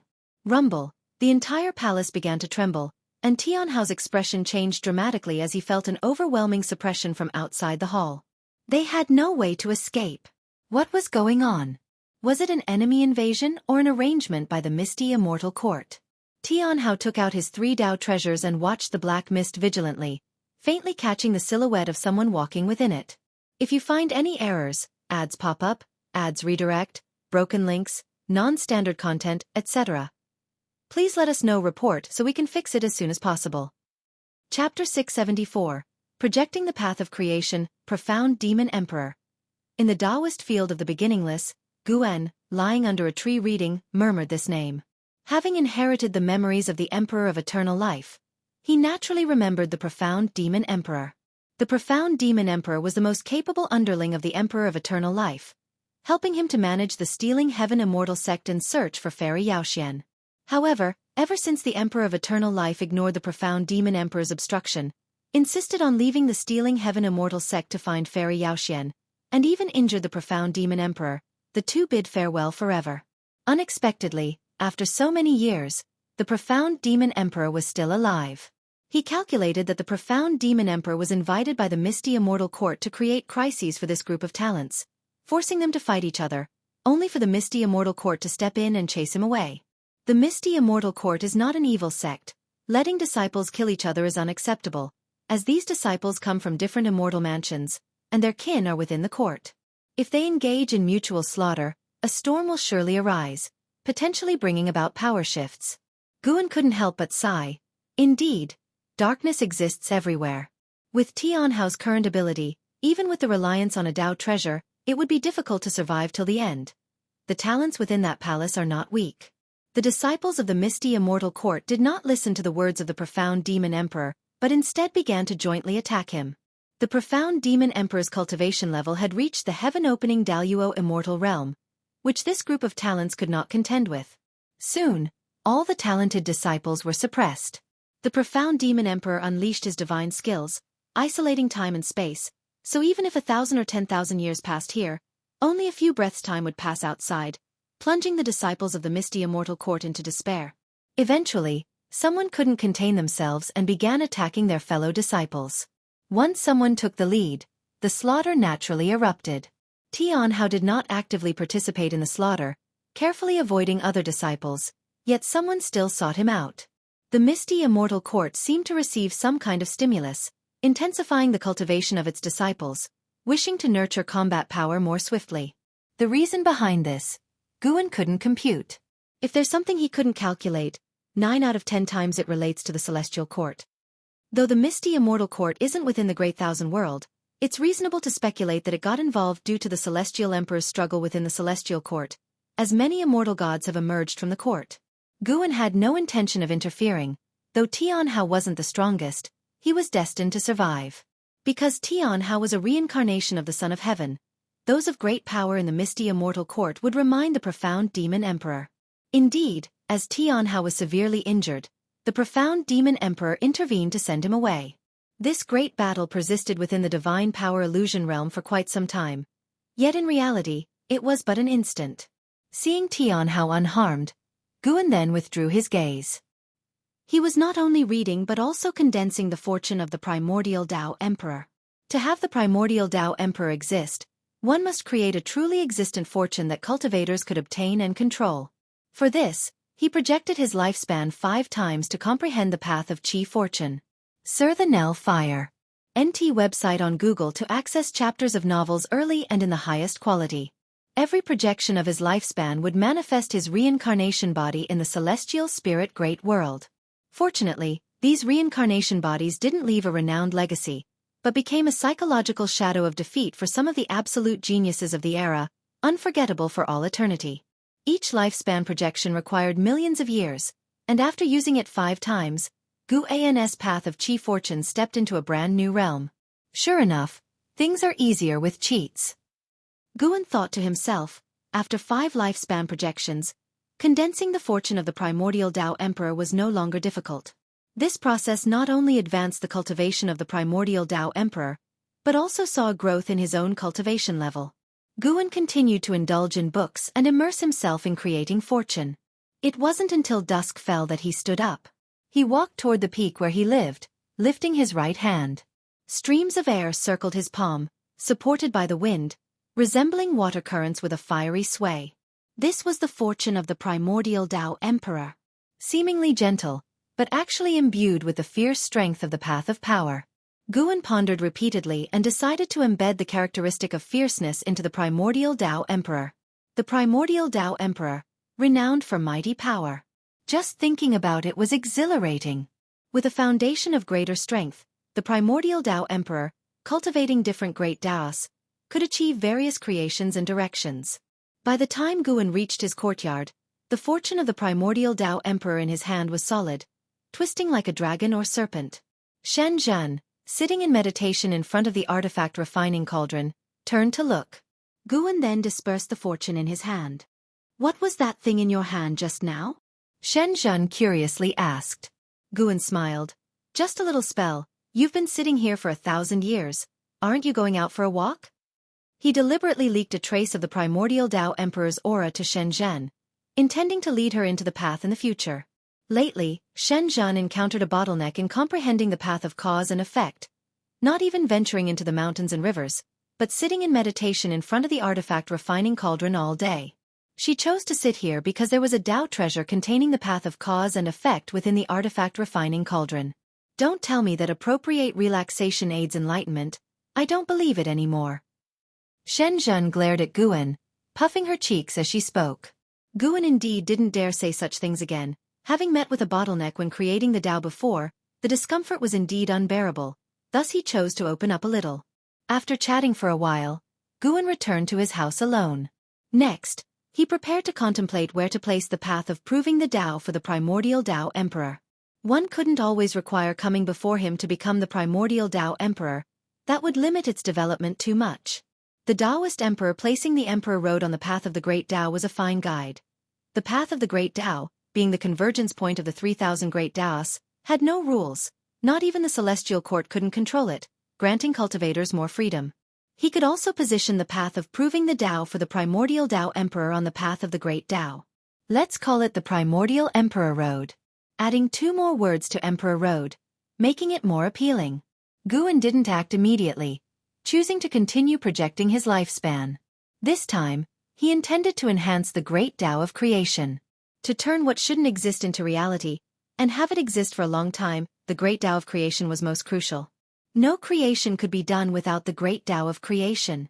Once again projecting toward the 3,000 great worlds, Guan was already experienced, uninterested in the process, only waiting for the result. Snowflakes flew, covering the vast mountains and rivers of the Chenkuan sect. In a great hall, I Ching Shan, Lin Chen, and other high-ranking leaders of the Chenkuan sect surrounded a remarkably handsome yellow-robed disciple. This person was Yuan Luo, the reincarnation of Chaos Grudge Luo. Today, Yuan Luo had proven himself as the world's foremost genius, also the pride of the Chenkuan sect. Did you gain anything from this visit to the Tsongming Profound Sea? I Ching Shan asked with a stroked beard and a kind face. Having watched Yuan Luo grow up, I Ching Shan felt Yuan Luo was his greatest pride in life. As for Tian Hao, he was, after all, from the beginningless, while Yuan Luo was entirely cultivated by the Chenkuan sect, unrelated to the beginningless. The others also smiled approvingly at Yuan Luo, becoming more and more satisfied with him.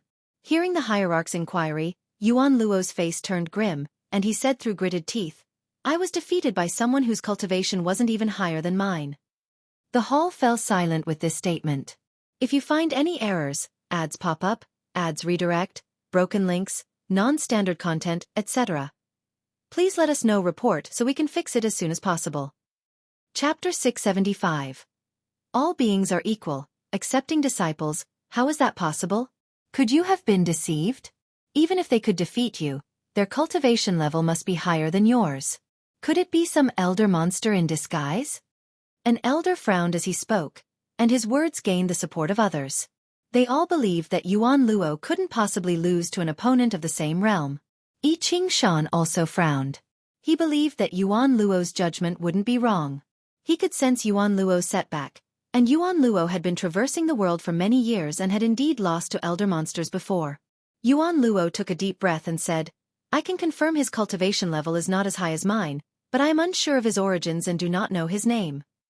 The elder's consolation only made him feel worse. He was a proud person who disliked failure, but he disliked even more when others denied his failure. The high-ranking members of the Chenkuan sect listened in silence. Has another peerless prodigy emerged? They calmed down and thought it might not be impossible. Especially with Taiqian and the Tao court currently at war, the destiny of heaven and earth evolving, and great powers declaring that the time for an era change in heaven and earth had arrived. In such a season, the birth of beings with greater talent might not be impossible. Moreover, given the boundless vastness of heaven and earth, the Chenkuan sect is but a drop in the ocean. If the Chenkuan sect can give rise to a talent like Yuan Luo, why can't more prosperous places give birth to even stronger talents? I Ching Shan spoke. Don't overthink it.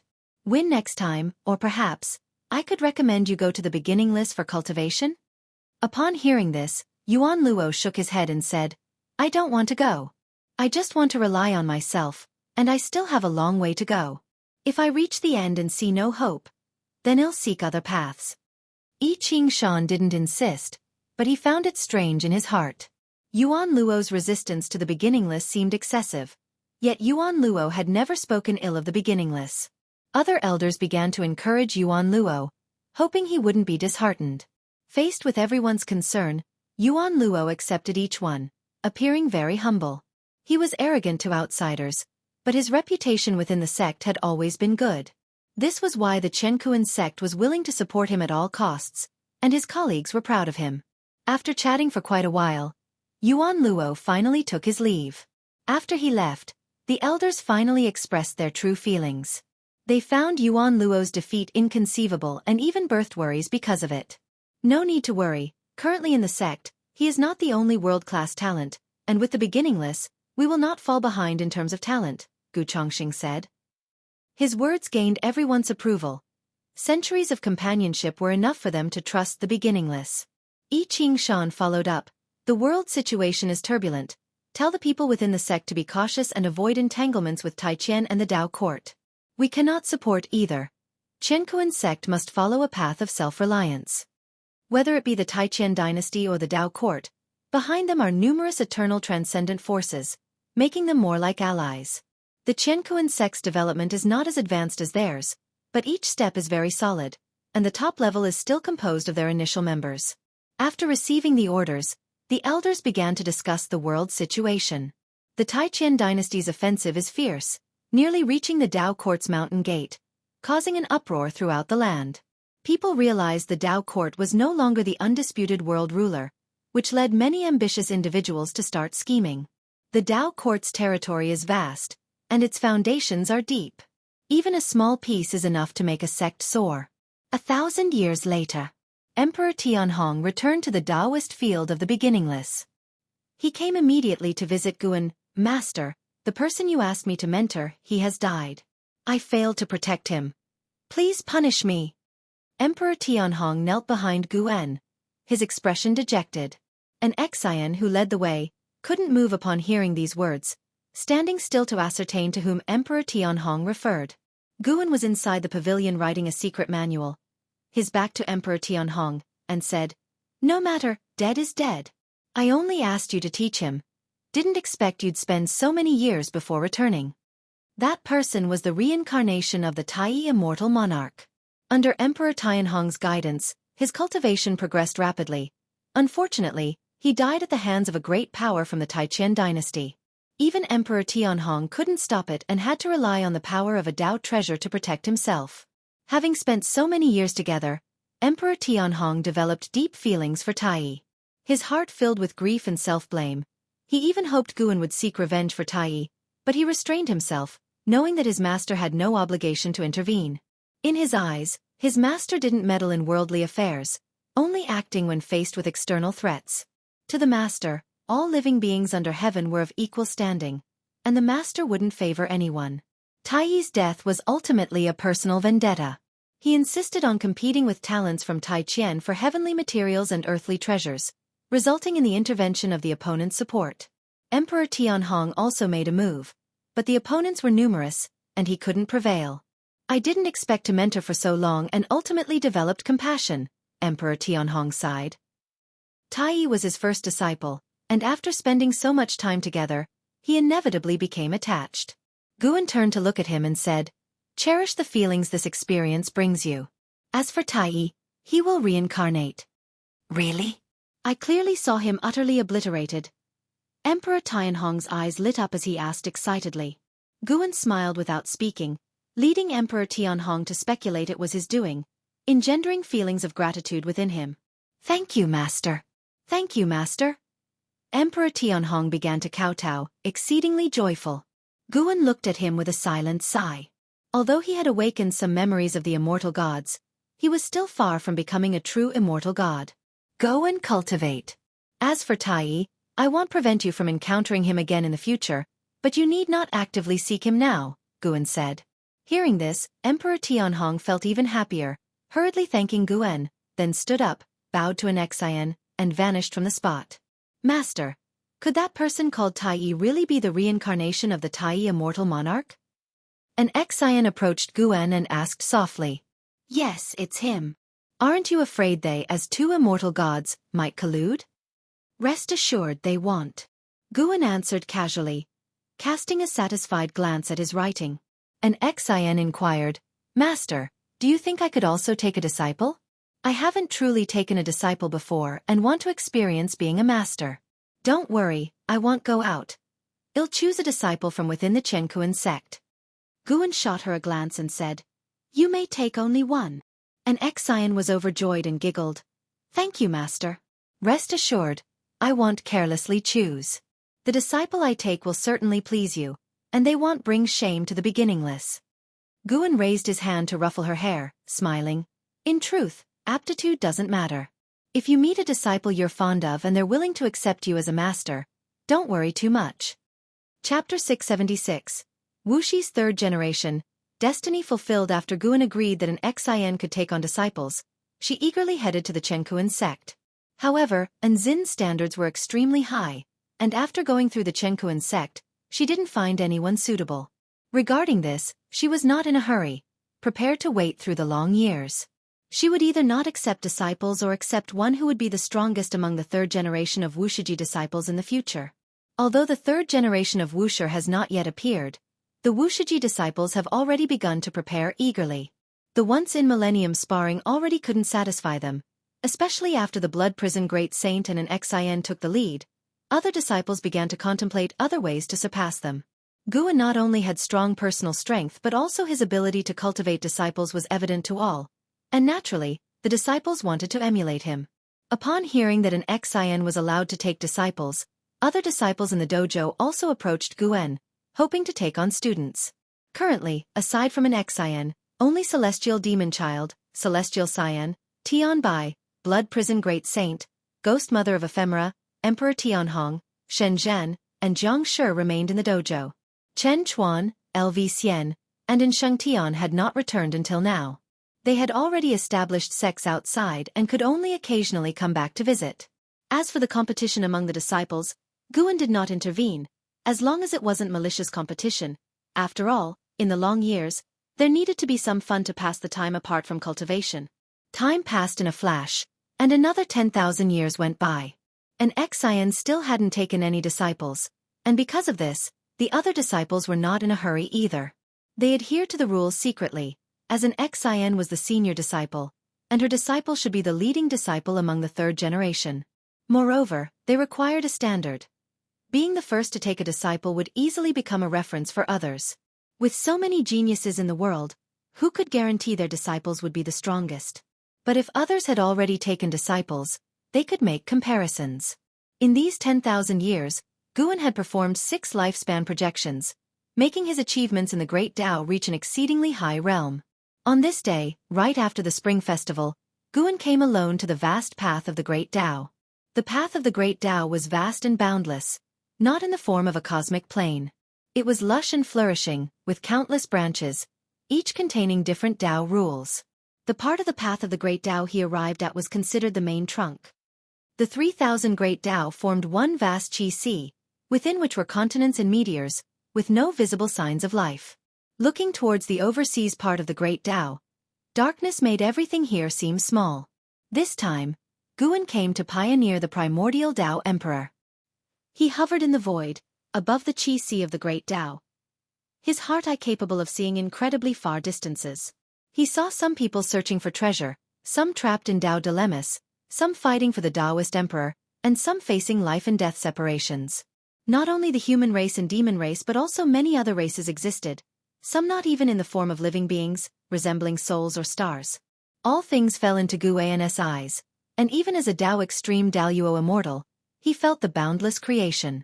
Those who could tread the path of the Great Tao had already become immortals, detached from the mundane world, each entwined with endless karma, as if a world became a speck of dust upon entering the path of the Great Tao. Guan's gaze turned to a farther place. The 3,000 great worlds lay under the path of the Great Tao, and the path of the Great Tao connected many mysterious planes, including the primordial Emperor Domain, misty Immortal Court, Ling Mountain, among others. Upwards from the path of the Great Tao was chaos, and nothing could be seen, but Guan's divine sense could reach into it, which meant there were planes above. He just couldn't explore them yet. Sir the Novel Fire, net website on Google to access chapters of novels early and in the highest quality. Guan withdrew his gaze and began to create the destiny of the primordial Tao Emperor. Creating destiny would not cause a great commotion. For the destiny of the primordial Tao Emperor to truly establish, it would take long years to develop. Rather than say he was creating destiny, he was in fact creating a kind of Great Tao, allowing it to exist in the path of the Great Tao until discovered by cultivators. Notably, Yang Xian's Sacred Heart Sword Tao was also a kind of destiny. The Sacred Heart Sword Tao would persist with the River of Sword Tao, allowing cultivators to draw upon its power, just like a Taoist emperor and a primordial Tao emperor. It's just that Yang Xian's cultivation level wasn't strong enough. There's no denying that Yang Xian's comprehension was truly terrifying. Without using lifespan evolutions, he could reach this step, even though he wasn't stronger than the celestial spirit god. Before Guan entered the golden immortal Tao fruit realm, creating such a sword Tao was very difficult. But Yang Xian was him, and Yang Xian's greatness was his greatness too. As he complimented himself in his heart, he continued creating. His Tao intent formed streams of airflow around him. Before coming, he had already constructed the destiny structure of the primordial Tao Emperor. Now only the final step was needed for it to be born. Soon, these streams of airflow converged to form a gray mist studded with countless golden stars, still swirling around Guan. He raised his right hand and pointed in a direction, and the destiny of the primordial Tao Emperor surged that way. During the surge, this destiny gradually gained color, resembling a rainbow, but quickly becoming more vivid than a rainbow. Guan watched as it drifted far away. Only after it merged into the great Tao destiny and disappeared without a trace did he vanish as well. He didn't return directly to the celestial spirit great world but visited other great worlds, even going to the primordial Emperor Domain and misty Immortal Court. Each time he went somewhere, he would erase his karma and aura. After several hundred back-and-forth trips, he finally returned to the celestial spirit great world. At this moment, it was still afternoon, with a bright and sunny day. Guan went to the Gathering Flower sect and met with Jiang Qiong. Upon hearing Guan's message, Jiang Qiong immediately set aside everything and came to meet him, even having her disciples prepare immortal brew and immortal food. The two met in a small pavilion on the mountain top, outside of which a vast sea of clouds resembled an earthly fairyland. Did something happen? Guan asked with a smiling face, naturally aware of what Jiang Qiong faced. His direct call for her was also to help her out of a predicament. Upon hearing this, Jiang Qiong's smile faded, she furrowed her brows and sighed. It's still the Taiqian dynasty and the Tao court causing trouble. Taiqian is rallying all the sects and dynasties to divide Dao Court's territory. Before Taiqian breaks Dao Court, whatever territory the sects get will forever belong to them. But if they wait until Taiqian breaks Dao Court, Taiqian will confiscate all the land in the world. The elders of our sect also want to get involved, but I don't think Taiqian will win. Why won't they win? Guan asked. Zhang Qiong gave Guan a sidelong glance and responded with irritation. Because the Taizong dynasty still exists, the Dao Court won't annex the Taizong dynasty, but Taiqian will. Guan smiled helplessly. I have long been unrelated to the Taizong dynasty. The evolution of worldly affairs is not something I will interfere with. Really? Zhang Qiong didn't believe it, and her inner voice made Guan give her a glare. Guan fake coughed and said, I have an opportunity here if you can grasp it. The Gathering Flower sect might become as strong as the Dao Court in the future. If you find any errors, ads pop up, ads redirect, broken links, non-standard content, etc., please let us know report so we can fix it as soon as possible. Chapter 677. The Visage of an Old Friend. What opportunity? Zhang Qiong's eyes lit up with curiosity, and she asked eagerly. She trusted Guan wouldn't deceive her, so she already began looking forward to the future of the Gathering Flower sect. Guan said, the Great Tao encompasses 3,000 paths. Besides qi absorption for immortal cultivation, there are many aids. I have an opportunity in hand called the Primordial Tao Emperor. By achieving the Primordial Tao Emperor, within the same realm, no one can defeat you. You will find it easier to attain enlightenment than other cultivators. Of course, becoming a Primordial Tao Emperor is no easy task. I can only provide an opportunity. Success depends on your efforts and fortune. Primordial Tao Emperor? Hearing this name, Zhang Qiong was instantly excited. Just from the name, she felt it was formidable. Guan then waved his sleeve, and a gust of clear wind brushed Zhang Qiong's face, causing her to become slightly dazed, her consciousness floating into the Great Tao. The initial opening of the Primordial Tao Emperor requires not only time but also Tao seekers. The more people comprehend it, the stronger it becomes. Destiny inherently needs to spread.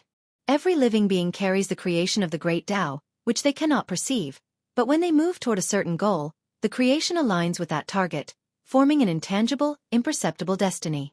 The more beings pursuing the Primordial Tao Emperor, the faster its destiny grows.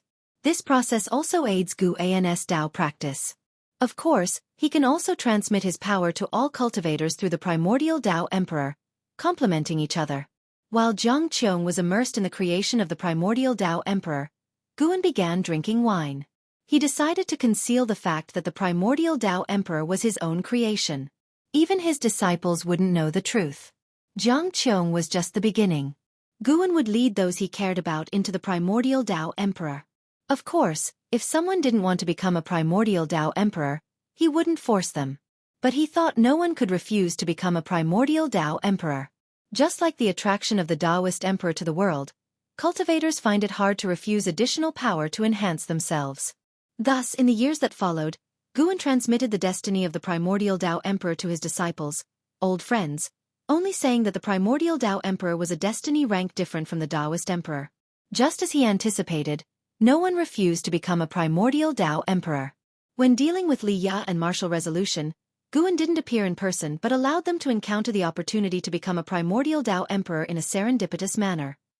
This made both extremely happy, thinking they had found the greatest opportunity in the world. Through the destiny of the Primordial Tao Emperor, they sensed the vastness of the Great Tao, even feeling their souls had transcended the Great Thousand World. To truly become a Primordial Tao Emperor, reaching the stage of soul projection is required, where the cultivators need to resonate with the Great Tao. That is a high level of achievement, a process in which Guan would not assist them. If the Primordial Tao Emperor were chosen by his will, it could never surpass the Taoist Emperor. On the path of the Great Tao in a void space, a man in red with white hair was treading a sword. His features handsome and posture upright, like an immortal monarch wandering the void. His name was Feng Xian, a heaven-encompassing free immortal. Suddenly, his face turned pale, and he couldn't help raising his hand to clutch his chest, showing a pained expression. Damn it! I survived the celestial spirit great world, and after merely tens of thousands of years, I am to die on the path of the Great Tao? Heaven, you truly love to toy with me. Feng Xian thought bitterly. Not long ago, he encountered two prodigies battling over the Taoist emperor. Because he stayed to watch, one of them secretly attacked him, cursed him with bad luck, and left him in great distress. He had just managed to become a heaven-encompassing free immortal. He also aimed to be a Taoist emperor. Yet, before setting foot on the emperor road, he was about to die. His heart filled with confusion, he couldn't help but think of the battle between the battle court and the supporting Tao sword venerable back then. He thought he had great destiny for surviving under the supporting Tao sword venerable. Now it seems it was indeed just good luck. On the path of the great Tao, his talent wasn't extraordinary. He was even defeated by contenders for the Taoist emperor in the profound Yuan-free immortal realm.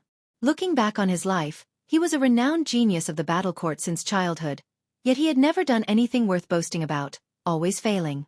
He once found comfort in the idea of poor timing, but now? Feng Xian's eyes gradually dimmed, his mana roiling within, painful memories surfacing that he wished not to recall. He flew towards a nearby meteor.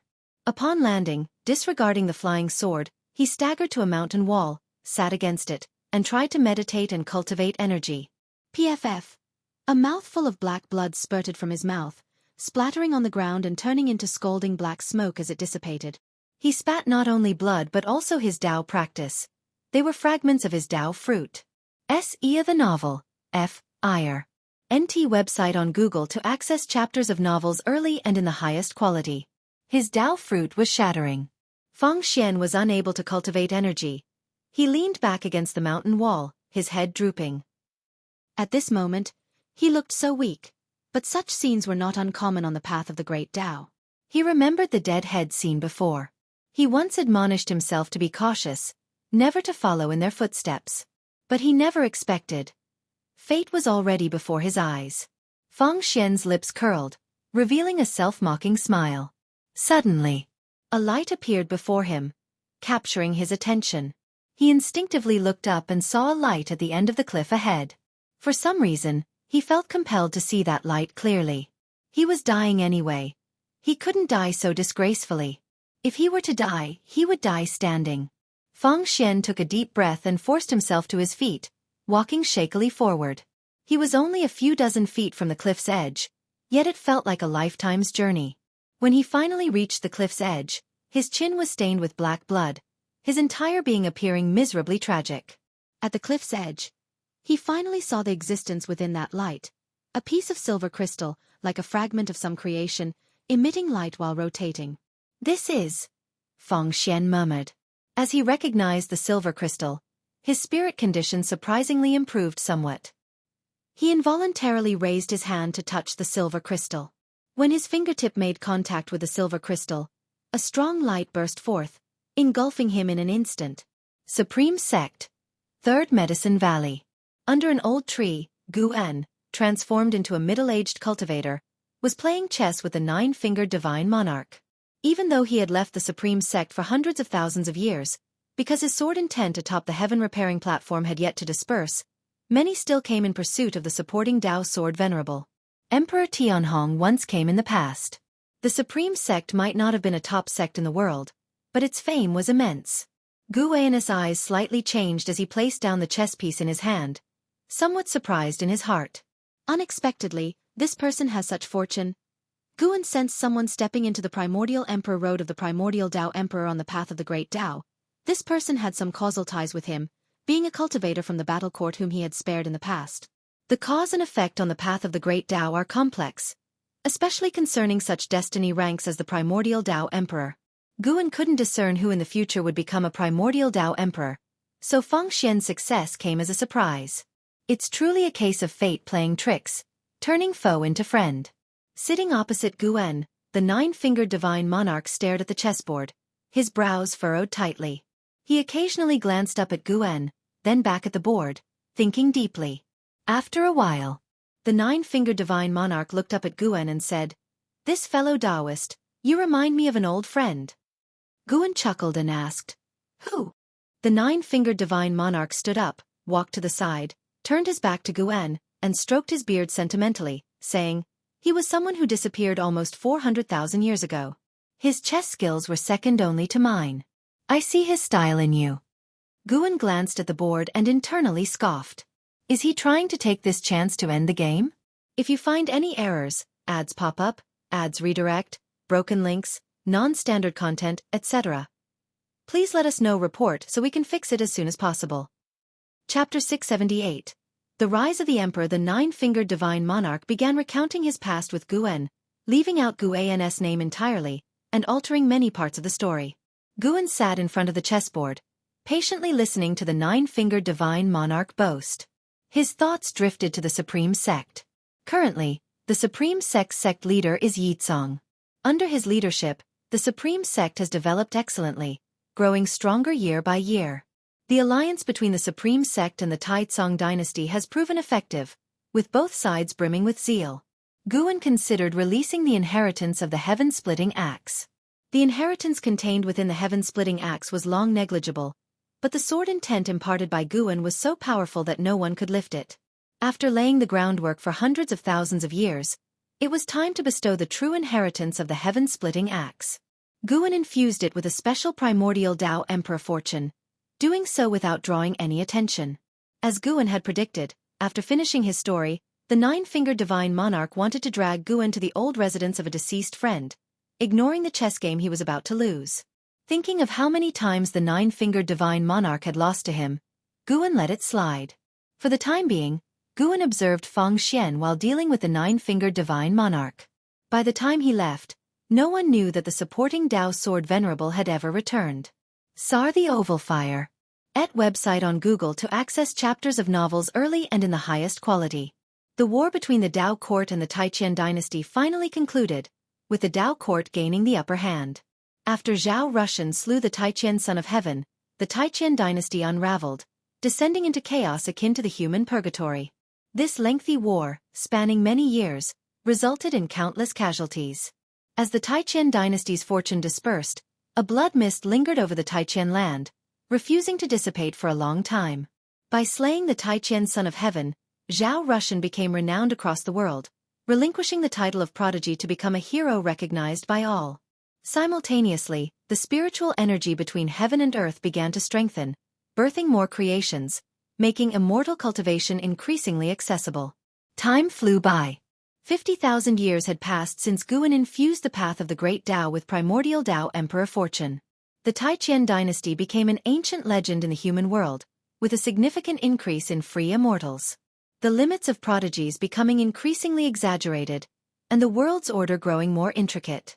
Within the Tao court, in Xiao Lan's grotto heaven, Guan accompanied Xiao Lan in cultivation while examining his attribute panel. Name: Guan. Lifespan: 445, 492/31, 076, 970, 562, 704. Physique: primordial Tao creation body. Cultivation level: perfect Taoist Great Luo immortal realm. His lifespan was growing steadily, but it was still far from 1,000,000,000 years. Guan planned to attempt a breakthrough after reaching 1,000,000,000,000-year lifespan. Though the variables invading the celestial spirit great world were increasing over the years, none posed any threat to him, so he remained unfazed. These variables were normal. Any powerful great thousand world would attract visitors from outer heaven. The celestial spirit great world, while not yet strong, was in a phase of rapid development, attracting beings from other great thousand worlds and dimensions to explore opportunities. The Taiqian dynasty was supposed to perish within a few thousand years but was extended by visitors from outer heaven for 10,000 years. Of course, it wasn't just the Taiqian dynasty that had help from outer heaven. The Tao court did too. The master of the Tao court, Yuan Songzi, originally hailed from another great thousand world. Xiao Lan opened her eyes, gazing at Guan and sighed. Brother Gu, I still can't achieve the level of projection, it's too difficult. Although the primordial Tao Emperor doesn't require fighting like the Taoist Emperor, the difficulty is no less. Guan sat on a tree, playing with the seven-star mirror, smiling. Precisely because it's difficult, it proves its strength. Why rush? You have plenty of years to try. Xiao Lan took a deep breath and curiously asked, Brother Gu, how many years did it take you to become a primordial Tao Emperor? About 1,000,000 years. Guan replied casually. Hearing this number, Xiao Lan felt relieved yet despaired. 1,000,000 years. Even if her talent was greater than Guan's, wouldn't it take her at least 500,000 years? She felt a bit exhausted. She stood up and said, "Brother Gu, how about we go out and have a look around?" Guan jumped down from the tree, pocketing the 7-star mirror, and walked towards Xiaolan. "What's so good about that mirror that you always carry it with you?" Xiaolan couldn't help but ask. Her divine sense once peeked at the 7-star mirror but found nothing unusual about it. Guan replied, "I'm the only one who knows its value." Xiaolan rolled her eyes. Luckily, the mirror hadn't become sentient, or she would have been more suspicious. Guan accompanied Xiaolan out of the grotto heaven, his attention once again focusing on the path of the great Tao. That Feng Xian had actually succeeded in projection. This guy had an extraordinary comprehension on the primordial emperor road. Guan eagerly anticipated his achievement of primordial Tao emperor status. A primordial Tao emperor needed someone to showcase its splendor. Defeating a Taoist emperor would have even more impact. On the path of the great Tao, atop a meteor, Feng Xian sat in meditation on the edge of a cliff, his red clothes fluttering and white hair flowing. His eyes were closed, and his head trembled slightly. Gradually his brow furrowed, as if enduring some pain. After a long time, Feng Xian suddenly opened his eyes, his pupils trembling as if awakened from a great dream, his emotions out of control. He tried hard to calm himself and showed a look of joy on his face, murmuring to himself, "Is this the creation of the primordial Tao Emperor? I haven't truly undergone reincarnation, yet I possess memories of reincarnation. Whether it's imagination or reality remains unknown. If true, the comprehension method of the primordial Tao Emperor is too incredible." On the path of the great Tao, he mostly heard about the Taoist Emperor. Although there were other fortune levels, none could compare to the Taoist Emperor. The primordial Tao Emperor was different. The mere hundreds of reincarnation memories he received just now left him astounded. He could feel that the real time had not passed for so long. If he could undergo multiple reincarnation enlightenment sessions, his cultivation breakthrough speed would exceed the previous method. With this thought, Feng Xian's heartbeat began to quicken. Primordial Tao Emperor. I never heard of it before. Even if other primordial Tao emperors exist, they must be few, far fewer than the Taoist emperors. This will be the greatest opportunity of my life. Feng Xian's excitement grew. He closed his eyes, carefully recalling the insights from his prior reincarnation experiences. At the same time, in another void space on the path of the great Tao, a black-armored lion demon arrived beneath a great tree. His form was humanoid yet burly, his head retaining the original shape, with a mane reaching his waist, exuding a strong sense of oppression. He raised his right hand, reaching towards a silver crystal floating beneath the tree branches. "What is this?" the black-armored lion demon muttered, eyes full of curiosity.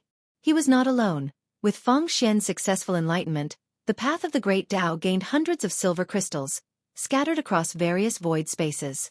Most were quietly awaiting those with fate, while some, like the black-armored lion demon, encountered them soon after their appearance. If you find any errors, ads pop up, ads redirect, broken links, non-standard content, etc., please let us know. Report so we can fix it as soon as possible. Chapter 679. New Momentum. The Dark Void, a mass of purple clouds floating in front of a bright full moon, with a cliff standing above the clouds, where an old man in a white robe is sitting. He has white hair and a youthful face, with 2 halos floating behind his head, constantly changing colors, beautiful and mesmerizing. He opens his eyes, pinches his fingers to calculate, his expression becomes strange. He begins to continually deduce, but unfortunately, no matter how he deduces, he cannot unlock the confusion in his heart. A figure suddenly appears behind him, a celestial god dressed in blood armor, with a terrifying aura, white hair fluttering, and a blood flower imprint on his forehead. It is the celestial destruction god. He has another identity, known as Long Mia, the grandson of Emperor Longxin. The celestial destruction god bends and raises his hand, saluting the old man in white, saying, "Master, your disciple has come to see you. How many years has it been? You have finally come. It seems you have successfully refined a Dhamma body for that entity." The old man in white speaks, his tone calm. The celestial destruction god replies, "Duty calls, the celestial mandate cannot be violated." The celestial mandate cannot be violated? Indeed, it cannot be violated. The old man in white stands up, turns to look at the celestial destruction god, gazing up and down, with a look of gratification in his eyes. Your Tao practice is not bad, proving you haven't wasted your time. You're not unworthy of my cultivation. The old man in white strokes his beard and smiles. The celestial destruction god responds, Master has cultivated more than just this disciple. Without Master, I would have died long ago. The old man in white shakes his head, turning to gaze into the dark void, while the celestial destruction god looks at him intently. CTH Novelfire, net website on Google to access chapters of novels early and in the highest quality. Disciple, your talent is extraordinary, possessing gifts that even the immortal gods find hard to match. From now on, you need not restrain your desire for slaughter. The old man in white says softly, reflections of great explosions flickering in his pupils. The celestial destruction god frowns upon hearing this and asks, Do you think it is already that time? Even if it hasn't arrived, you must prepare in advance. The changes in the great Tao are becoming increasingly complex, and the struggles within the celestial court are growing fiercer. Who can say how much disaster lies within, and what it will ultimately evolve into? The old man in white sighs as he speaks. The celestial destruction god remains silent for a moment before saying, I am not prepared to rely on the talent left by the Long family. The Long family should disappear. I will only cultivate steadily. The old man in white glances at him, saying meaningfully, It seems someone from the Long family still lives, and you've gained a burden. The old you couldn't wait to be free of restraints. The celestial destruction god replies, Indeed, some still live, but they have cut ties with the past. I simply do not wish to follow the old path of the Long family, growing stronger through slaughter. To me, that is not the righteous Tao. Hearing this, the old man in white chuckled, shifting his gaze back to the void. Before returning to the celestial court, take a trip along the path of the great Tao. There is new fortune born there. What exactly it is, you shall explore for yourself. The old man in white instructed. The celestial destruction god agreed, saluted him, and then vanished from the spot. Only the old man in white remained on the cliff, standing in front of the bright moon, his figure appearing desolate. Who will be the next celestial emperor? Is this truly just a battle for the celestial emperor? The old man in white muttered to himself, with no one able to answer him. He was questioning himself. Taoist field of the beginningless. Another 10,000 years have passed since Feng Xian's first reincarnation projection successfully appeared. The human world has ushered in a new prosperous age, with 100 sects vying for supremacy, yet neither the Chenkuan sect nor the Supreme sect, despite their strengthening, were able to enter the ranks of 100 sects of the world. Over the years, besides daily life, Guan is most concerned with the fortune of the primordial Tao Emperor. Currently, over 300 cultivators are pursuing the primordial Tao Emperor along the path of the great Tao. More than 1,000 have encountered this opportunity, some perishing in the recent 10,000 years, others giving up on this opportunity. Generally speaking, having over 300 cultivators striving for the primordial Tao Emperor, this destiny is considered to be formed.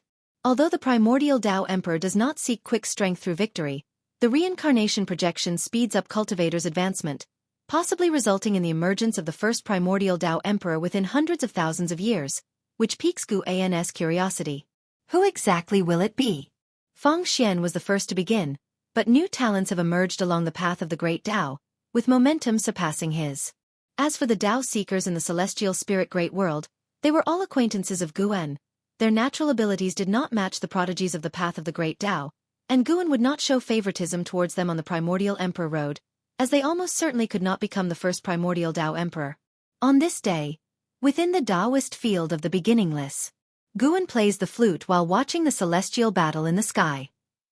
He creates a barrier field, allowing the blood prison great saint and an Xian to engage in combat, with Shen Zhen, the celestial demon child, celestial Cyan, Tian Bai, Jiang Shi, ghost mother of ephemera, Emperor Tian Hong, and the white spirit rat watching nearby, their hearts surging and discussing continuously.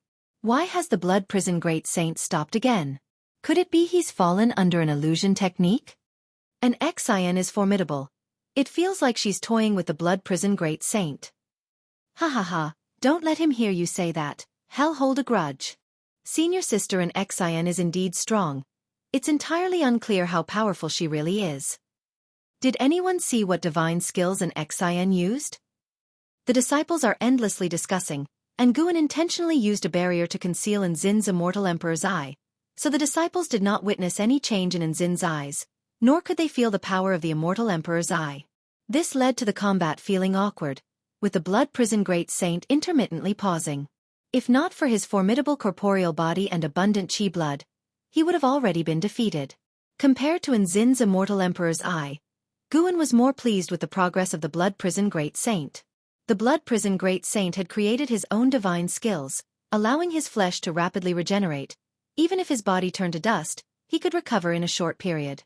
But such recovery requires consuming soul energy, and he began to feel fatigue, a fatigue emanating from the depths of his soul, weakening his control over his body. At this rate, his defeat was inevitable. Guan pondered whether to send the blood prison great saint to train along the path of the great Tao. The blood prison great saint was well suited to grow stronger through combat, but regrettably, when asked several times before, he stubbornly refused to go. Even though Guan promised he could return to the beginningless afterward, the blood prison great saint still did not agree. If the blood prison great saint were assigned to tasks in the human world, he would go, but the path of the great Tao is far away, and he always felt that once there, returning shortly would be difficult. No, it wouldn't work. He must be made to go out and train for 100,000 years before returning. Guan thought silently. Not only to make blood prison great saint grow stronger, but also to reduce the pressure on the other disciples. The blood prison great saint not only loved to fight but also had a foul mouth. Every time he won, he'd resort to frantically taunting his opponents, so now no one hoped he would win, all were watching his misfire.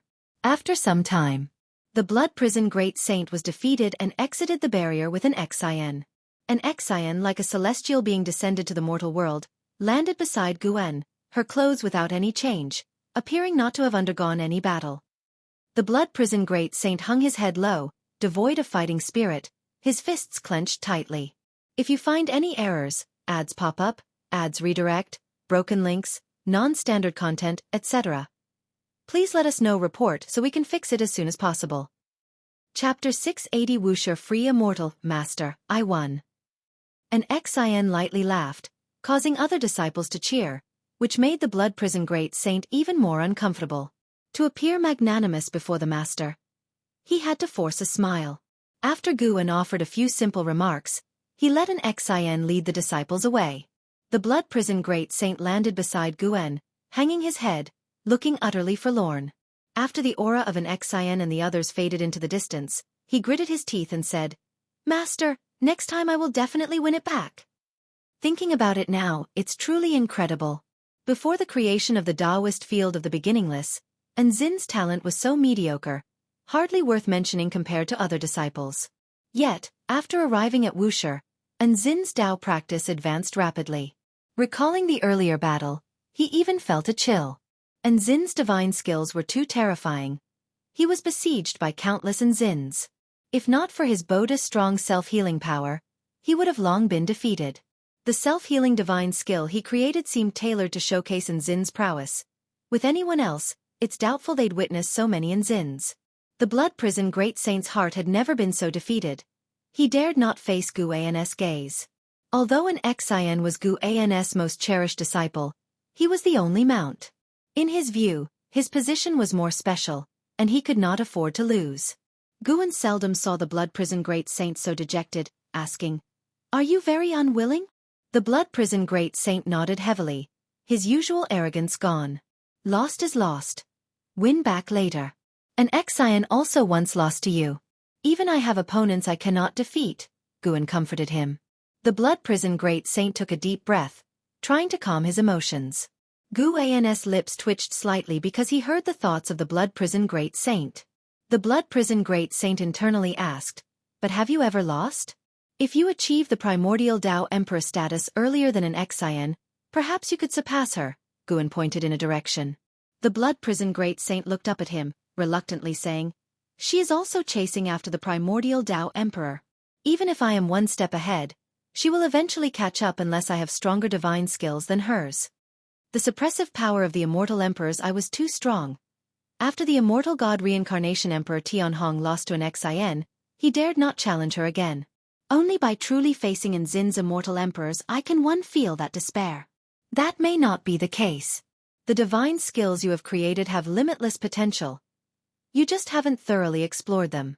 In fact, I have the most confidence in you, but don't tell the other disciples this," Guan said earnestly. Hearing this, the blood prison great saint was instantly excited.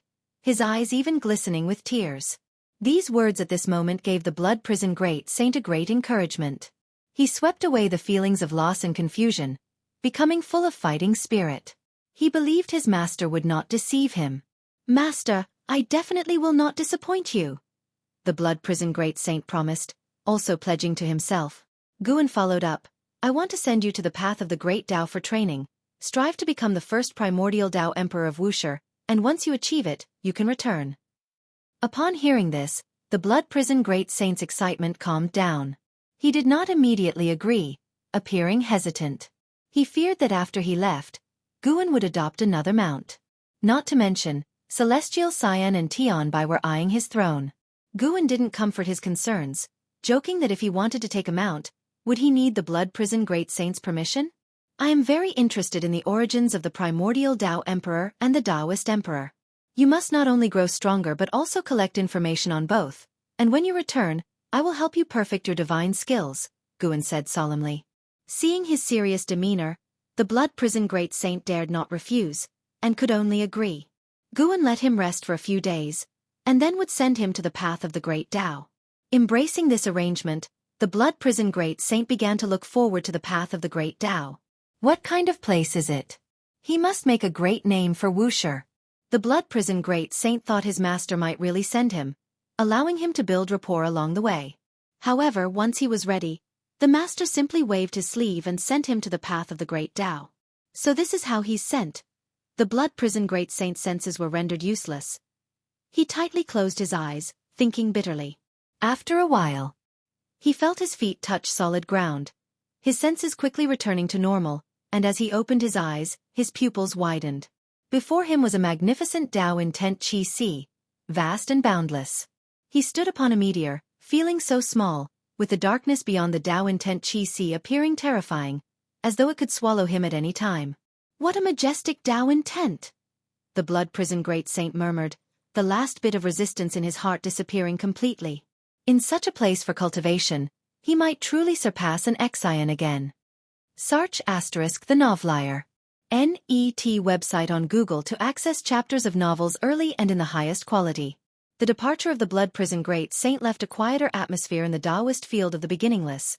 Upon learning that had been sent by Guan to the path of the great Tao for training, everyone felt a sense of crisis. When the blood prison great saint returns, he will surely be more arrogant. Though they could no longer compete with the blood prison great saint, they did not wish to be mocked for their increasing gap. Thus, the Taoist field of the beginningless entered a period of secluded cultivation. The human world was also changing.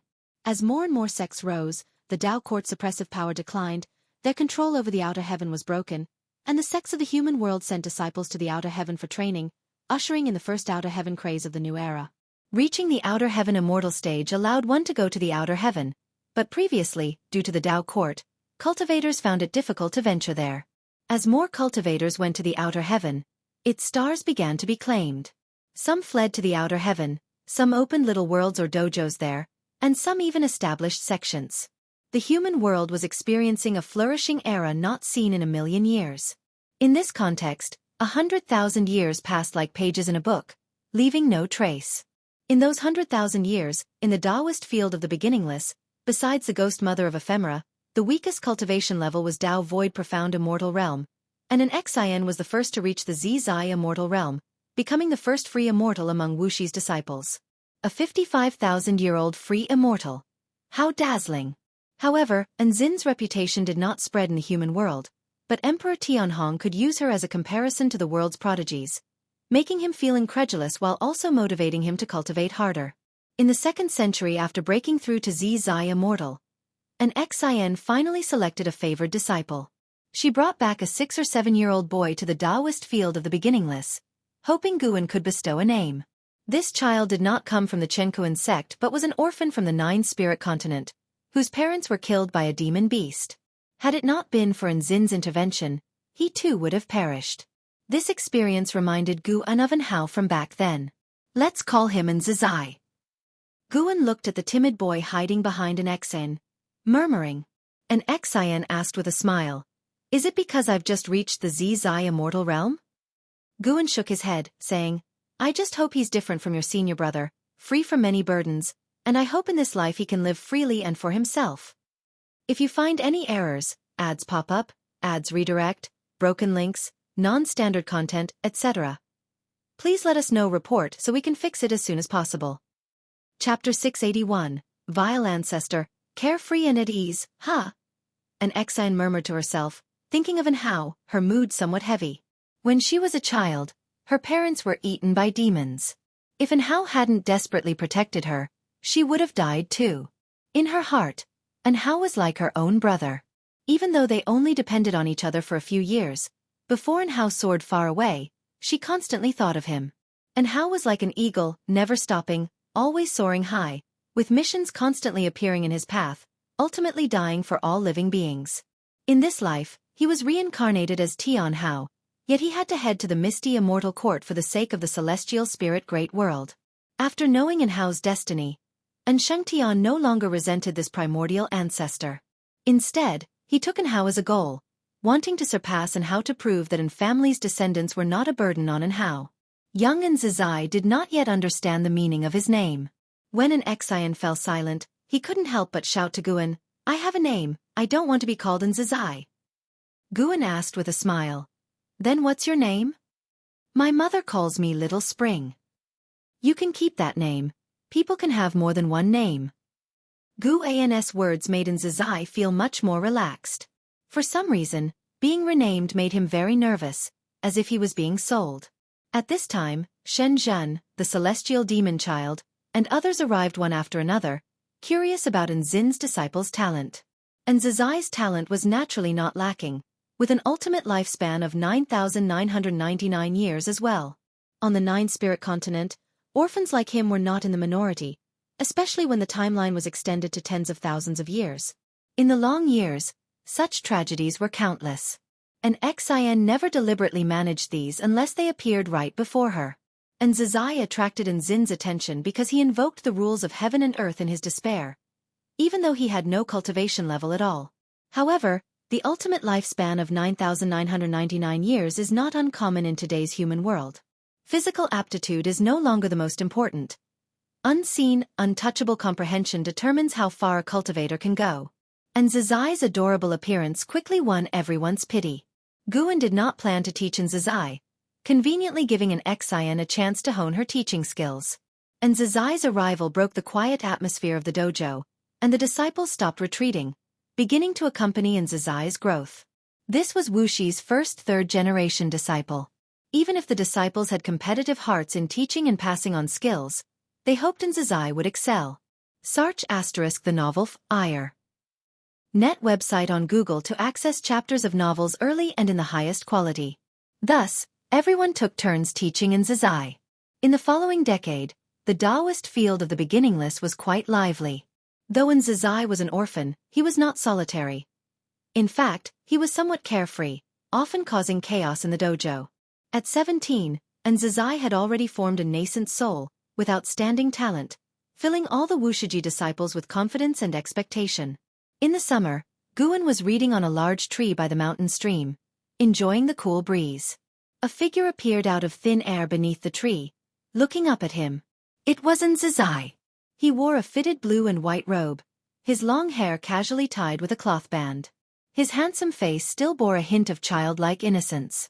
"Hey, ancestor, why are you reading again? What book is so interesting?" Zizai called out. His divine sense couldn't approach Guan, so he didn't know what Guan was reading. Since childhood, Guan hadn't taught him cultivation, but under everyone's guidance, he knew the ancestor was the most powerful person in the world. However, Guan liked to tease him. When he was young, Guan would sometimes suddenly yank his pants, embarrassing him in public, so he didn't speak to Guan with much reverence and even harbored some hostility. In his heart, this ancestor was too harsh. Whenever the uncles praised him, the ancestor would always criticize him, pointing out his shortcomings. The most crucial part was these flaws indeed existed, making him feel aggrieved. "This is a book for adults. Don't ask." Guan replied casually. Although he didn't teach Zizai, he quite liked the boy. Zizai's arrival indeed made the dojo lively, life more interesting. Sometimes, Guan had to admit he was getting old. Elders liked children the most. He wasn't like this before. After hearing this, Zizai became more curious about the book in Gu An's hands but was displeased with Gu An's words, insisting he was already grown up. Master asked me to tell you that the magic battle conference of the Chenkuan sect is about to begin and asked if you would like to go watch? And Zizai continued to ask, very curious about this matter. Since coming to the Taoist field of the beginningless, he hadn't been out and was curious about everything outside. I will go to watch, but I won't go with you all. Humph. And Zizai pouted, waved his fist at Guan, and then disappeared from where he stood. He was already eager to head to the Chenkuan sect. Guan didn't care about his small actions and continued reading, thoughts dwelling on the path of the Great Tao. The Blood Prison Great Saint had already successfully carried out a reincarnation projection, considered stepping on the road of the primordial Tao Emperor. Now, over 1,000 beings had stepped onto the primordial Emperor road, and although no one truly became a primordial Tao Emperor, many forces were investigating the primordial Tao Emperor, even including the Celestial Court. Guan saw a celestial god investigating the primordial Tao Emperor, and even engaging in dialogue with one of the contenders for the primordial Tao Emperor. This celestial god seemed familiar to him, and although the other possessed the destiny of the Celestial Court, which could block deductions, he instantly noticed the resemblance between the celestial god and Long Xian. He vaguely speculated in his heart. Even if this celestial god had nothing to do with the Long family, Guan wouldn't deliberately suppress them. He had anticipated today's scenario when he opened the primordial Tao Emperor. He wasn't worried about anyone discovering him through the fortune of the primordial Tao Emperor. The fortune of the primordial Tao Emperor had already been established, equivalent to the Great Tao. The Great Tao is boundless. Who could trace it back to its root? Feng Xian grew well on the primordial Emperor road, his understanding of the Great Tao far surpassing those of the same realm after multiple reincarnation projections. Guan believed he wouldn't lose if he fought with someone of the same realm on the Emperor road. This indicated that the primordial Tao Emperor indeed held potential not inferior to that of the Taoist Emperor. After observing for an hour, Guan turned over and leapt down, tucking the green hero travelogue into his chest, then headed towards the Chenkuan sect. He wasn't going to watch the magic battle conference of the prodigies but because an old friend had arrived at the Chenkuan sect. This old friend was none other than Profound Celestial Intent, the writer of the Green Hero Travelogue. After traveling the world for hundreds of thousands of years, it was the first time he came to the Chenkuan sect, bringing no particular purpose, just happening to arrive here. Guan looked forward to meeting him. They truly hadn't seen each other for hundreds of thousands of years, and Gu An's Green Hero Travelogue was bought from the human world, not obtained directly from Profound Celestial Intent. Meanwhile, Profound Celestial Intent was strolling through the bustling main city of the Chenkuan sect. He had visited many flourishing sects like this. Walking amidst the crowd, he observed the ethos of this sect, seeking inspiration. This Chenkuan sect is indeed remarkable, not only deeply rooted but I haven't witnessed a single act of bullying and oppressing the weak. Truly deserves to be the leader of the righteous Tao in this region.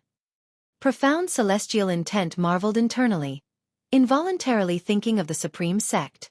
Since Guan left, he hadn't returned, unbeknownst if today's Supreme Sect still possessed such a spirit of the righteous Tao. If you find any errors, ads pop up, ads redirect, broken links, non-standard content, etc., please let us know report so we can fix it as soon as possible. Chapter 682. The style of a Grandmaster. Profound Celestial Intent walked on the streets of the Chenkuan sect, thinking about the Supreme Sect. Although he missed the Supreme Sect, he had no desire to return. He did not want to shoulder too much responsibility. He desired more to roam the world freely. Even if the Supreme Sect had the extraordinary opportunities left by the supporting Tao Sword Venerable, he still did not wish to go back. Compared to the cultivation level, he had more pursuits. In his view, if one lived only to live longer, it would be very dull. He enjoyed experiencing the dust and grime of the human world, interacting with different people, and he liked writing these experiences down, hoping that those destined to see them would make his life worthwhile. Of course, the reason he was willing to stay away from the Supreme Sect was that Guan had left.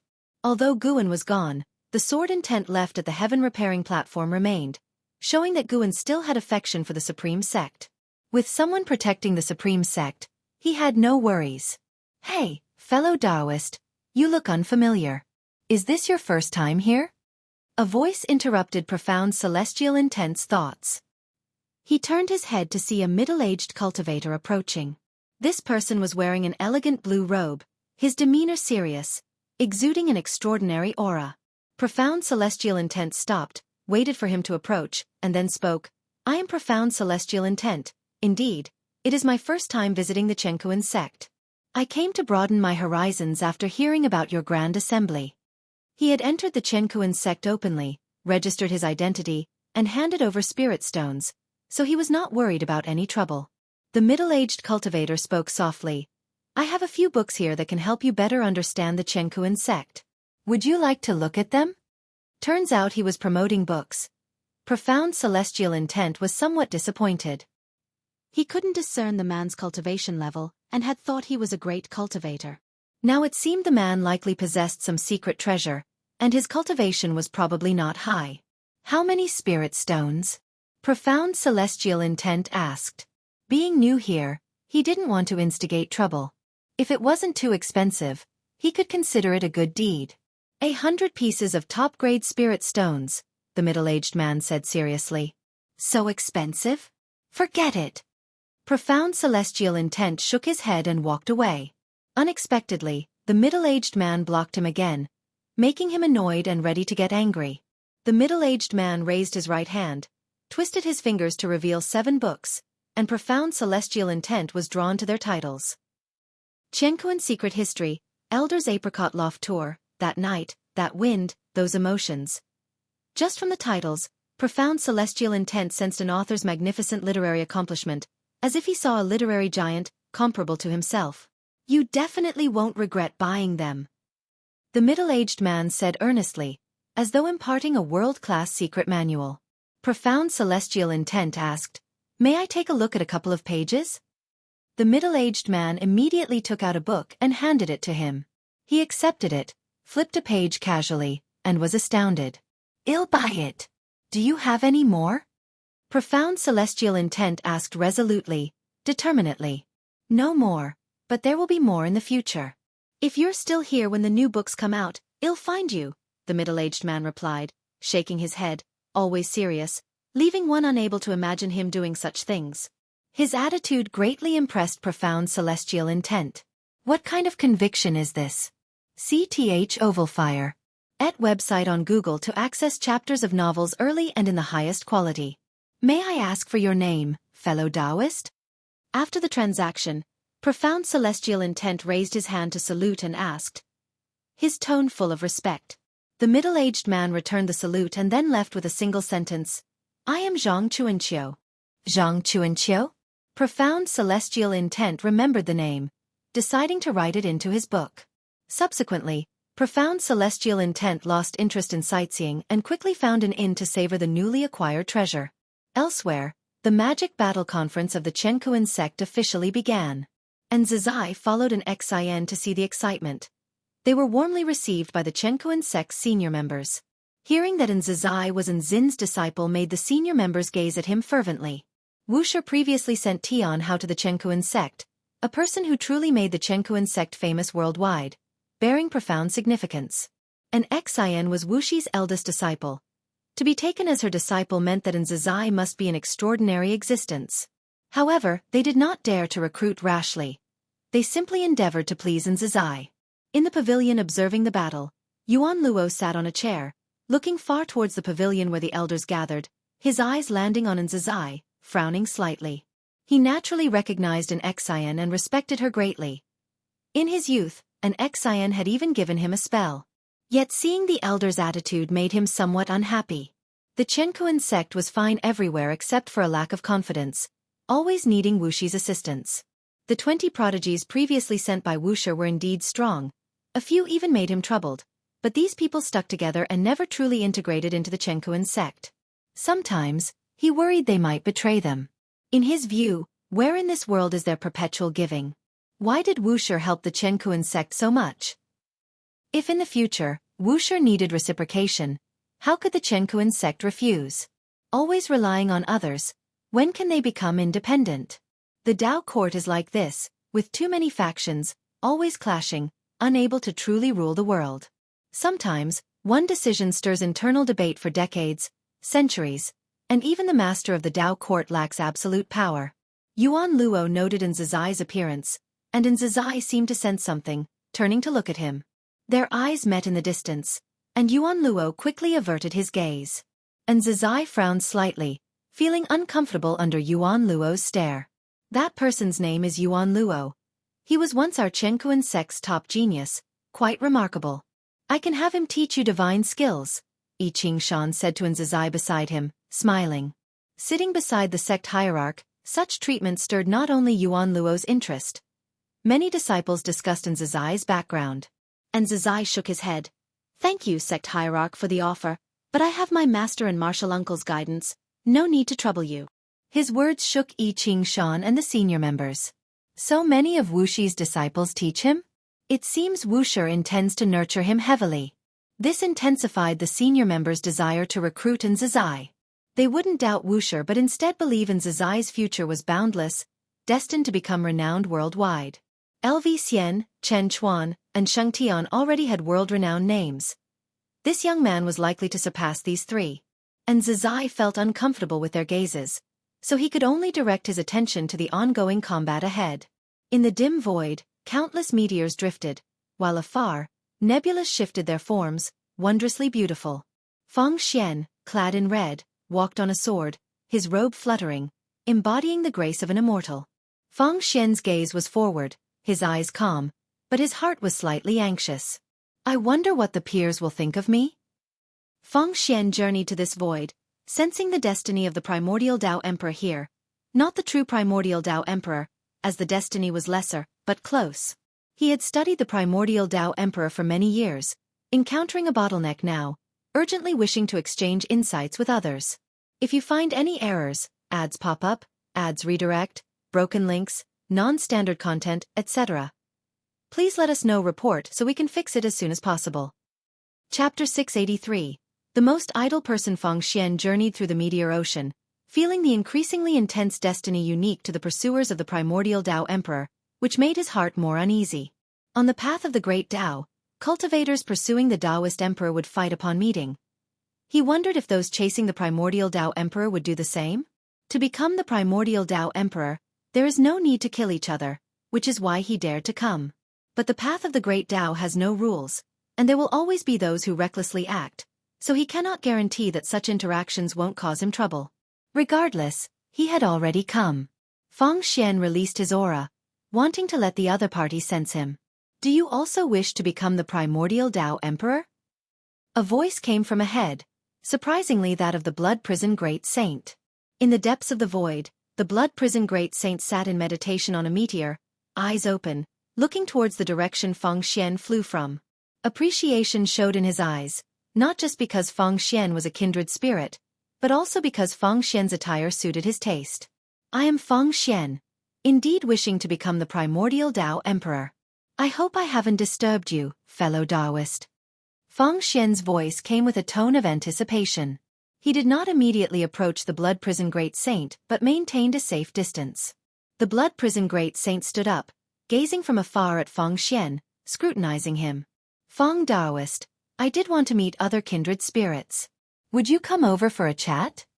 The Blood Prison Great Saint responded, his tone somewhat warm, making Feng Xian breathe a sigh of relief. The Blood Prison Great Saint had long wanted to converse with a kindred spirit, not for cultivation, but to complete the tasks assigned by his master.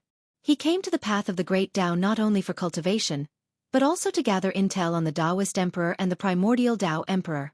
Feng Xian appeared in front of the Blood Prison Great Saint out of thin air, raising his hand in greeting. The Blood Prison Great Saint smiled, warmly grabbing Feng Xian's wrist and pulling him to sit down for a chat. Feng Xian remained slightly vigilant, but as their conversation deepened, he grew fond of the Blood Prison Great Saint. The Blood Prison Great Saint began by sharing his insights without reservation, speaking boldly without probing Feng Xian. Having lived until today, Feng Xian had experienced a lot of deceit and could discern that the Blood Prison Great Saint bore no scheming, only infinite curiosity about the primordial Dao Emperor. He too was filled with curiosity about the primordial Dao Emperor, feeling he could enjoy a pleasant rapport with the Blood Prison Great Saint. After the Blood Prison Great Saint finished sharing his insights, Feng Xian too spoke without reservation, which also gained the Blood Prison Great Saint's favor. This person is good. Can befriend. This was the blood prison great saint's sentiment. Having been on the path of the great Tao for so many years, he felt lonely, long wanting someone to talk to. The two felt an instant connection, lamenting not having met earlier. When the blood prison great saint revealed he came from the celestial spirit great world, under the primordial swordmaster, Feng Xian was shocked, which puzzled the blood prison great saint, who inquired about it. After hesitating for a moment, Feng Xian disclosed his origin. Upon hearing that Feng Xian was once a battle court disciple and participated in the attack on the celestial spirit great world, later being exterminated by the supporting Tao sword venerable, the blood prison great saint couldn't help but laugh. Just when Feng Xian thought the blood prison great saint would mock him, the blood prison great saint laughed and said, "The fact that you survived under my master's hand means you weren't meant to die, although it must be confessed that my master showed mercy. To be honest, I've had the same experience as you." Feng Xian was surprised, not expecting the blood prison great saint to have had a similar experience. He immediately inquired about his past, and the blood prison great saint began to recount his tale. Knowing that the blood prison great saint came from the mortal world, nearly killing the supporting Tao sword venerable's disciple after ascending, and was eventually subdued by the sword venerable, gaining an unprecedented opportunity, made Feng Xian hold the supporting Tao sword venerable in even greater esteem. Let alone, in that battle, the supporting Tao sword venerable really could have annihilated all battle court beings. This supporting Tao sword venerable was truly merciful, a deservedly enlightened great power. He felt that the sword venerable acted so, considering that many of the battle court disciples were against their will, much like himself, having no choice but to follow orders from the sect.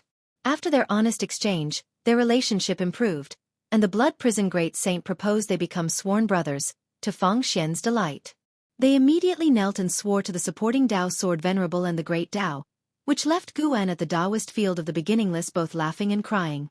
Karma is indeed interesting. Although he could not predict how the primordial Tao emperor would develop, he could precisely forecast the futures of the blood prison great saint and Feng Xian. The two would venture together on the path of the great Tao, even expanding their sworn brotherhood to include other prodigies chasing the primordial Tao emperor. Eventually, the blood prison great saint would bid farewell to his brothers and return alone to the celestial spirit great world, while Feng Xian and the others would continue to make a name for themselves on the path of the great Tao, with their future being immeasurable. Millennia passed swiftly. One day in early summer, Guan was fishing in the dojo, holding a fishing rod in one hand and a book in the other, a new work by Profound Celestial Intent. Through his minor manipulations, Profound Celestial Intent remained in the Chenkuan sect, waiting for more books to appear before him, unaware that these books contained Tao intent, causing Profound Celestial Intent to frequently achieve enlightenment and steadfastly decide to linger a while longer. Yes, just linger a little longer. He's destined to roam the earth. CTH Novel. F. Iyer. Net website on Google to access chapters of novels early and in the highest quality. With this mindset, Profound Celestial Intent eagerly anticipated more works from that mysterious author. Even if it meant waiting 100 years for a book, he thought it worth it. As Guan enjoyed a peaceful moment of relaxation, a figure appeared behind him. "Ancestor, Master won't let me go out, fearing that if I leave, I won't return. But I just want to go out for some experience, and I will come back eventually." And Zizai said aggrievedly, his temperament still youthful at 1,000 years old, because he had yet to experience life's trials, and he knew this, hence his desire to gain experience, just like the prodigies of the Chenkuan sect. Guan, with his back turned to him, responded casually, "You underestimate the hold of the mortal world. Once you go out you might not return. I can't make this decision. If you want to go out, persuade your master. Frankly, even if you don't come back, I won't mind." Although Guan didn't mind in Zizai, he cared a lot about an Xian. Knowing how much an Xian cherished in Zizai, he didn't want to interfere with Zizai's life. Hearing his words, Zizai couldn't help but glare at him, feeling his ancestor's nature was as perverse as ever. And Zizai rolled his eyes and asked, "Ancestor, how about if I go to visit my uncles?" LV Xian and the others were far from the Nine-Spirit continent, a journey long enough for him to gain experience. "Ask your master. Can you just speak a little bit for me? Ask your master." "You." No matter how Zizai tried to persuade him, Guan remained unmoved, leaving him quite frustrated. Just then, an Xian appeared beside him, scaring him into bowing quickly. An Xian frowned, saying solemnly, "Haven't I told you not to disturb your ancestors' cultivation without reason? Is this considered cultivation?" And Zizai couldn't help but retort. Ever since he became aware, he had never seen Guan cultivate. In his opinion, among the beginningless, the most idle was Guan. Unpleased, and Zin's eyes flashed, and she scolded, "Kneel and apologize." And Zizai felt aggrieved to the point of bursting, yet chose to obediently kneel. Guan turned around, smiling at Zizai, making his eyes redden. An Xian looked towards Guan, asking, "Master, can you predict whether he will return if he goes out?" And Zizai suddenly felt hopeless, believing Guan would certainly not speak up for him. "He will return, but he will go through many events," Guan casually replied, surprising Zizai. Guan had not spoken. He had discerned Zizai's destiny upon leaving the dojo. Eventually the kid would return, but before that, he'd face many trials, perhaps bearing some missions. Of course, these missions were only within the celestial spirit great world and weren't significant in Guan's eyes. But as long as this kid could resolve them on his own, he was disinclined to interfere. And Zizai was certainly not the last Wuxia disciple. There would be new disciples in the future, so Guan did not consider him crucial. An Xian understood her master's implication. And Zizai would experience many things, and they would undoubtedly be quite challenging. If you find any errors, ads pop up, ads redirect, broken links, non-standard content, etc., please let us know. Report so we can fix it as soon as possible. Chapter 684. Are you ready to face life's challenges? You will meet many people, and you may make enemies. Perhaps you will fall in love with someone, but in the end, it might be unfulfilled. Even so, you still want to go out? An Xian looked at Zizai and asked, her tone melancholy. And Zizai was overjoyed upon hearing this because his master finally relented. Gain or lose, it is my fate. I just want to see, not necessarily to gain anything. And Zizai looked up at his master and answered seriously. Watching his expression, an Xian sighed, took out her Tao treasure, the Six Paths mirror, and handed it to Zizai, saying, "This is my magical treasure. I'll lend it to you. Go visit Chen Chuan. Show him this mirror, and he will see you. Tell him I would like you to follow him to cultivate swordsmanship." As Zizai took the Six Paths mirror and was about to say something, an Xian handed him a jade pendant, saying it could guide his direction. "Go now or I'll change my mind," an Xian said with an indifferent expression. Guan glanced back at Zizai and laughed. "Look at you making your master so angry, such impiety." Because of what he said earlier, Zizai initially felt grateful, but now that sense of gratitude vanished. "Master, I will come back." And Zizai quickly knelt, kowtowed to an Xian, then stood up, glared at Guan, and turned to leave. An Xian watched as Zizai disappeared into the horizon and then bowed towards Guan, silently departing. Guan didn't console an Xian. Instead, he had a mischievous feeling as if watching a play. People always long for freedom. The harder the challenges, the stronger the desire for freedom. Guan said leisurely. He had taken on many disciples and knew this very well. However, everything must be experienced. An Xian wanting to take a disciple has to face the disciple's mindset. After all, a disciple is human, with thoughts of their own. At this moment, the fishing rod quivered, and finally, a fish took the bait. Guan immediately gripped the fishing rod with both hands, starting a battle of wits with the fish in the lake. Water splashed, scattering onto the leaves, with sunshine illuminating the droplets, making them appear as if they held tiny worlds within. And Zizai's departure once again left the Taoist field of the beginningless quiet, with other disciples also starting to retreat into seclusion for cultivation. For Guan, the liveliness or quietness of the dojo wasn't the most important aspect. Time seemed to speed up with each passing moment. 800 years later, Guan returned to this spot to fish, holding a book in his other hand while waiting for a fish to take the bait. The sunlight was bright, making the lake's surface glisten, and a gentle breeze blew through, ruffling his hair. A figure emerged from the woods behind him, a man in a warrior's cloth robe, with disheveled hair, a weathered face and stubble around his mouth. His eyes carried a look of sorrow. It wasn't Zizai. Compared to 800 years ago, he was a different person, devoid of his previous spirit, and his demeanor appeared desolate. And Zizai looked at Guan's back, somewhat dazed, with a slight change in his eyes. He suddenly recalled the scene from years ago when he left, with the ancestor also fishing here, turning his back to him, the silhouette unchanged, giving him a sense of traversing time and space. Disciple greets the ancestor. And Zizai approached Guan from behind, bowing respectfully, his voice filled with melancholy. It's good to be back. Guan replied without turning his head to look at Nzizai. He already knew what Nzizai had gone through over these years. 800 years seemed like a day to him, but for many, it was a long, lengthy passage of time. During these 800 years, Nzizai experienced many things, witnessing the tragic deaths of brothers, those he loved, unable to protect those who trusted him. Too many blows had crushed his former vivacity. If not for Nzin's six paths mirror protecting him, he wouldn't know how many times he would have died. Nzizai raised his eyes to look at Guan, taking a deep breath, asking, Ancestor, is there truly justice and fairness in this world? Why do some commit atrocities but still enjoy people's adoration, and even when their sect knows of their crimes, they cover for them?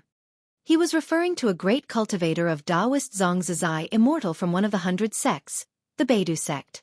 The disciple of that great cultivator worked for him, capturing mortals among the people, and even some cultivators fell victim, committing all sorts of atrocities. And Zizai and his friends, upon witnessing injustice, offended the great cultivator's disciple, triggering a series of grudges. And Zizai was hunted for over 100 years and once lay in hiding for 100 years before finally killing that disciple, only to uncover the truth. Helpless before Taoist Zongzizai immortal suppression, he could only watch his beloved ones dying. Even the Baidu sect continued to hunt him, and if not for his timely escape to Chen Chuan's sword sect, he would have already been killed. The sword sect was nowhere near as powerful as the Baidu sect, yet the legend of the beginningless still lingered in the world, giving the Baidu sect pause. The path of cultivating immortality does not lie in the short term. What you see is just a fragment of the vast mortal world. In years to come, what puzzles you will surely have answers. Those evils and seemingly invincible will also be obliterated, while right and wrong will be judged by future generations. Guan responded absent-mindedly. For disciples venturing out, he only ensured their survival but would not aid in revenge, so he wouldn't interfere with Nzizai's vendettas. If he desired revenge, he must cultivate diligently and rely on himself. Nzizai's gaze became complex, as he continued questioning. Ancestor, you must have lived for a long time. In your view, does justice prevail in this world, or is it a matter of survival of the fittest? Looking back, no matter who laughs last, when facing history, they all must raise the banner of justice. This indicates that at least in this world, justice is what all beings desire, and it cannot be shaken. This was Gu An's most patient response to Nzizai, without any mockery or ridicule, answering each of his questions seriously. After hearing, Nzizai fell into silence. A thought also flashed through his mind, and that was to kneel and ask the ancestor to avenge him. If the Baidu sect could stand up for their disciple, perhaps the ancestor would as well. But the thought came quickly and disappeared just as fast. Ia the Novel Fire. Net website on Google to access chapters of novels early and in the highest quality. After all, despite Baidu sect's injustice, it was he who actively intervened. Moreover, back then, neither the ancestor nor the master wanted him to go out, but he insisted on venturing out for training. Sometimes, he wondered if those people might have escaped a disaster if he hadn't gone out. The more Nzizai thought about it, the more uncomfortable he became, even nearly unable to breathe. I can go into the reincarnation and retrieve all the people you care about, bringing them back to life. But you have to consider one point. In their next life, they might fare better, or after being resurrected, they might endure more suffering. You cannot predict any circumstance.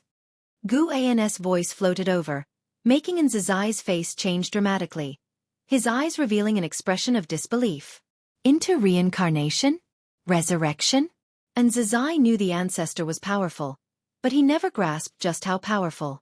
Yet hearing the ancestor's words today, he was shocked, as if the entire world before him instantly brightened. If you find any errors, ads pop up, ads redirect, broken links, non-standard content, etc., please let us know. Report so we can fix it as soon as possible. Chapter 685. Removing the Son of Heaven. Nzizai was shaken by Gu An's words for a long time. When he came to his senses, he began to seriously ponder the words of the ancestor. Should he choose revival? He indeed lacked the courage to say he could protect others for a lifetime, let alone those old friends who had been dead for many years and might have already reincarnated. He remembered his master once said that reincarnation is natural, and many great powers even rely on reincarnation for cultivation. Knowing that his old friends had entered reincarnation brought him some comfort. He originally thought that his old friends would be lost forever, with no hope for reincarnation. After contemplating for a long time, Zizai looked at Guan and replied, "Let things take their natural course. I don't want to interfere in their lives anymore, but I will strive to cultivate, avenge them, and fulfill my mission." The brother closest to him had said before dying that perhaps he was the hope to overthrow the Beidou sect, that he would become the savior. In the eyes of those people, the Beidou sect was the most powerful existence, covering the skies with one hand, and Zizai had also felt the strength of the Beidou sect. For now, he couldn't think of how to topple the Beidou sect. The human world was vast, and almost every place he had been to was under the control of the Beidou sect. Even when encountering cultivators of the Chenkuan sect, they were full of dread for the Beidou sect. From a young age, Zizai had been instilled with the idea that his ancestor was the strongest, but after going out once, this thought wavered. Even knowing the ancestor could enter reincarnation, he did not feel that the ancestor could reverse the fortunes with sheer personal power. After hearing Zizai's choice, Guan said nothing more. Zizai then paid his respects and turned to leave. Zizai's aura attracted the attention of the dojo disciples, who left their seclusion one after another to seek out Zizai. Guan continued fishing, but his ears were eavesdropping on their conversations. When the Wuxia disciples learned of Zizai's experiences, they were filled with righteous indignation. Even the celestial demon child wanted to visit the Beidou sect, but in the end, was subdued by an Xin. "Uncles, I will take this revenge personally. From now on, I will train diligently. I have seen the worldly affairs of the human world, and I will not let you down again." Zizai said earnestly, having reignited his fighting spirit after conversing with the ancestor and many mentors. Though he had lost much, he was not left with nothing. He not only had to seek revenge but also to protect the Wuxia. Emperor Tianhong snorted and said, "What Beidou sect? When you want revenge in the future, I will accompany you. Rest assured, you shall collect the heads of your enemies." S.E.A. The Oval Fire. Et website on Google to access chapters of novels early and in the highest quality. Zizai couldn't help but look at Emperor Tianhong. Of all the uncles, Emperor Tianhong was the one he respected and feared the most, for Emperor Tianhong rarely spoke, often just watching him in silence. Though Emperor Tianhong didn't like talking to him, he had taught him spells, making him family in Zizai's heart. Moreover, Zizai believed that Emperor Tianhong could very well be the second strongest within the Wuxia, next only to the ancestor, and the aura exuded by Emperor Tianhong made him aspire. Hearing such grand words from Emperor Tianhong, Zizai did not question it. Instead, it made his heart warm, filling him with a profound sense of security. With such mentors around, the unease brought by the Beidou sect gradually dissipated. An Xin glanced at Emperor Tianhong and said, "You should still cultivate diligently." Emperor Tianhong shifted his gaze and did not retort. "Nephew, tell us what the current human world is like?" Celestial Scion looked at Zizai and asked curiously. Zizai nodded and began to describe the landscapes he had seen, including the sword sect founded by Chen Chuan.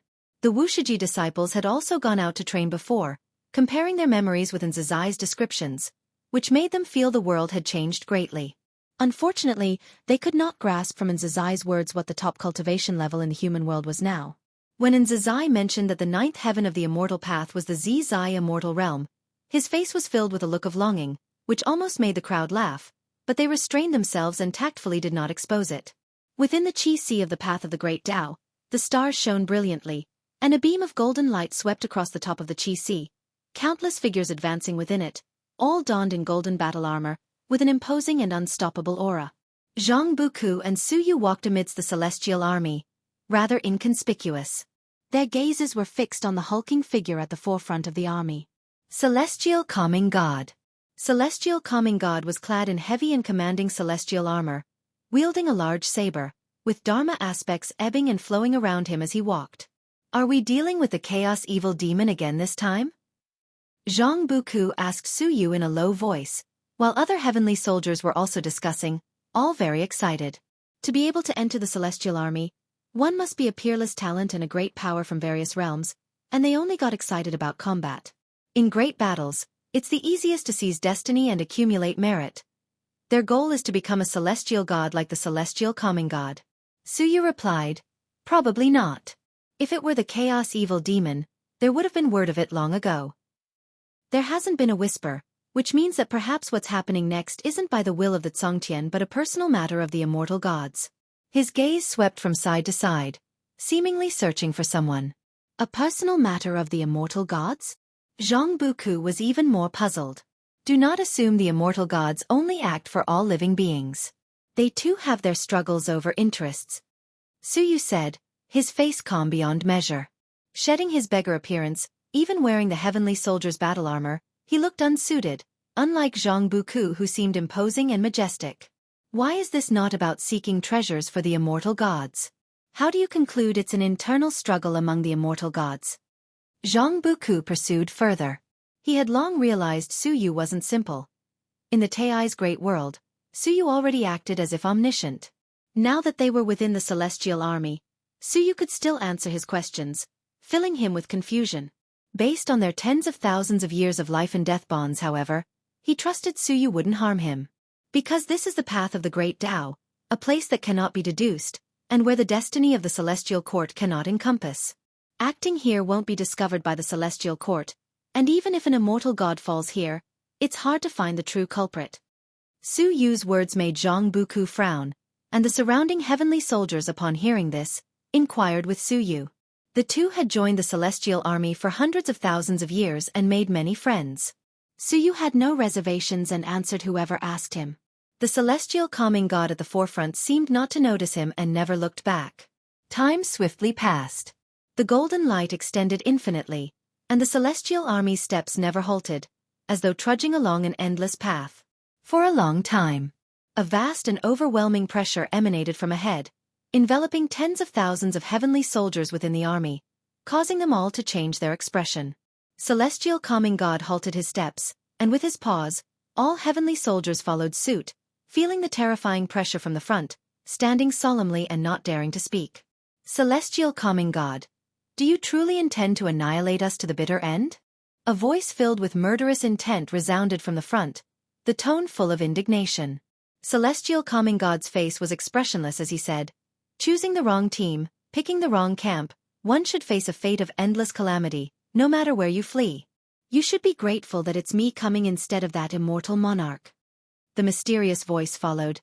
"Ridiculous, even the Son of Heaven dares to eliminate you.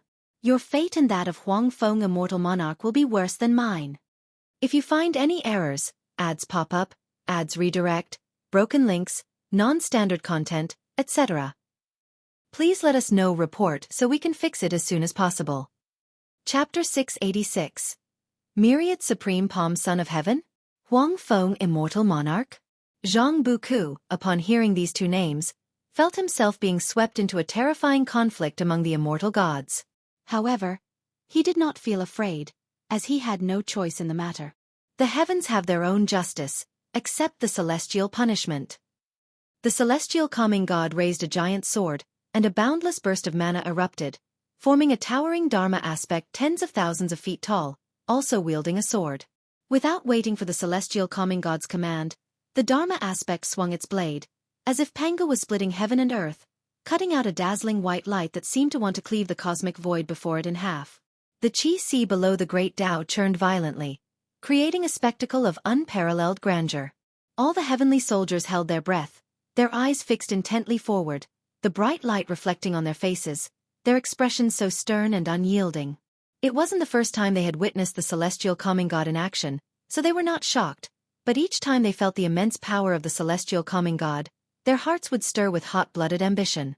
They too wanted to become such a dominating and powerful celestial god. As the celestial calming god's Dharma aspect swung its blade, the cosmic void ahead shattered in the white light, revealing an incredibly massive figure from the darkness, shrouded entirely in black aura, far larger than the 10,000-foot-high Dharma aspect of the celestial calming god, making all the heavenly soldiers feel insignificant by comparison. Many heavenly soldiers were startled. This figure's demeanor seemed related to the celestial court, yet their appearance was akin to a chaos evil demon, leading to more speculation about the celestial court. Form ranks, slay the foe. The voice of the celestial calming god roared like thunder, and without hesitation, he leapt forward, leading the charge towards the formidable figure. Tens of thousands of heavenly soldiers immediately began to cast spells, forming ranks, as mighty celestial Tao destiny gathered together, creating an oppressive and terrifying momentum that soared higher and higher, as if the majestic might of heaven was awakening. Time flew by, and it had already been 10,000 years since Nzazai returned. Nzazai focused on his cultivation, making rapid progress in his cultivation level, yet the path of immortal cultivation is long. No matter how fast he cultivated within 10,000 years, he could not catch up with other Wuxia disciples. With those 800 years of experience, his Tao heart became more stable, and he no longer desired to venture out for experience. He diligently practiced day and night, which greatly satisfied an Xian. Guan, however, was somewhat displeased, thinking that Nzazai had become less interesting. He began to look forward to other disciples taking on apprentices. After an Xian took on an apprentice, others indeed began to prepare to take on apprentices. However, with Nzazai's exceptional talent, they had yet to find suitable candidates in the Chenkuan sect or the Nine-Spirit continent, so they had been waiting. The world is vast, with many talents, but for the Nine-Spirit continent, a talent like Nzazai is incredibly rare, 1 in 10,000 years. Days passed quietly, and Guan occasionally paid attention to the state of the path of the great Tao. The primordial Tao Emperor's influence was growing, with the number of Tao seekers exceeding 3,000. Although many more desired to become the primordial Tao Emperor, yet many perished on the journey. On the path of the great Tao, some matters related to Zhang Buku also caught Guan's attention. Shrouded by the destiny of the celestial court, Zhang Buku's actions were difficult to fully foresee, but his extensive activities always left traces, allowing one to follow his trail. The heavenly army to which Zhang Buku belonged was active on the path of the great Tao, conquering in all directions, causing many forces to be apprehensive. One of the followers of the primordial Tao Emperor expressed confusion to others about why the celestial court was so ostentatious, unlike their past conduct. Guan did not interfere with the actions of the celestial court, as long as they posed no threat to him. On this day, Guan had just returned to the Taoist field of the beginningless, sitting on a cliff, playing with the wooden plaque formed by the 72 immortals of Jin Dong, his gaze falling on the reincarnation of Tai Immortal Monarch. This live's Tai Immortal Monarch had lived for over 10,000 years, a disciple of one of the 100 sects in the human world, considered to have exceptional talent, currently experiencing his own life. The present Tai Immortal Monarch seemed to have fully integrated into the celestial spirit great world, yet his celestial Tao immortal position would eventually lead him out of this realm. Sar the Novel Fire. Net website on Google to access chapters of novels early and in the highest quality.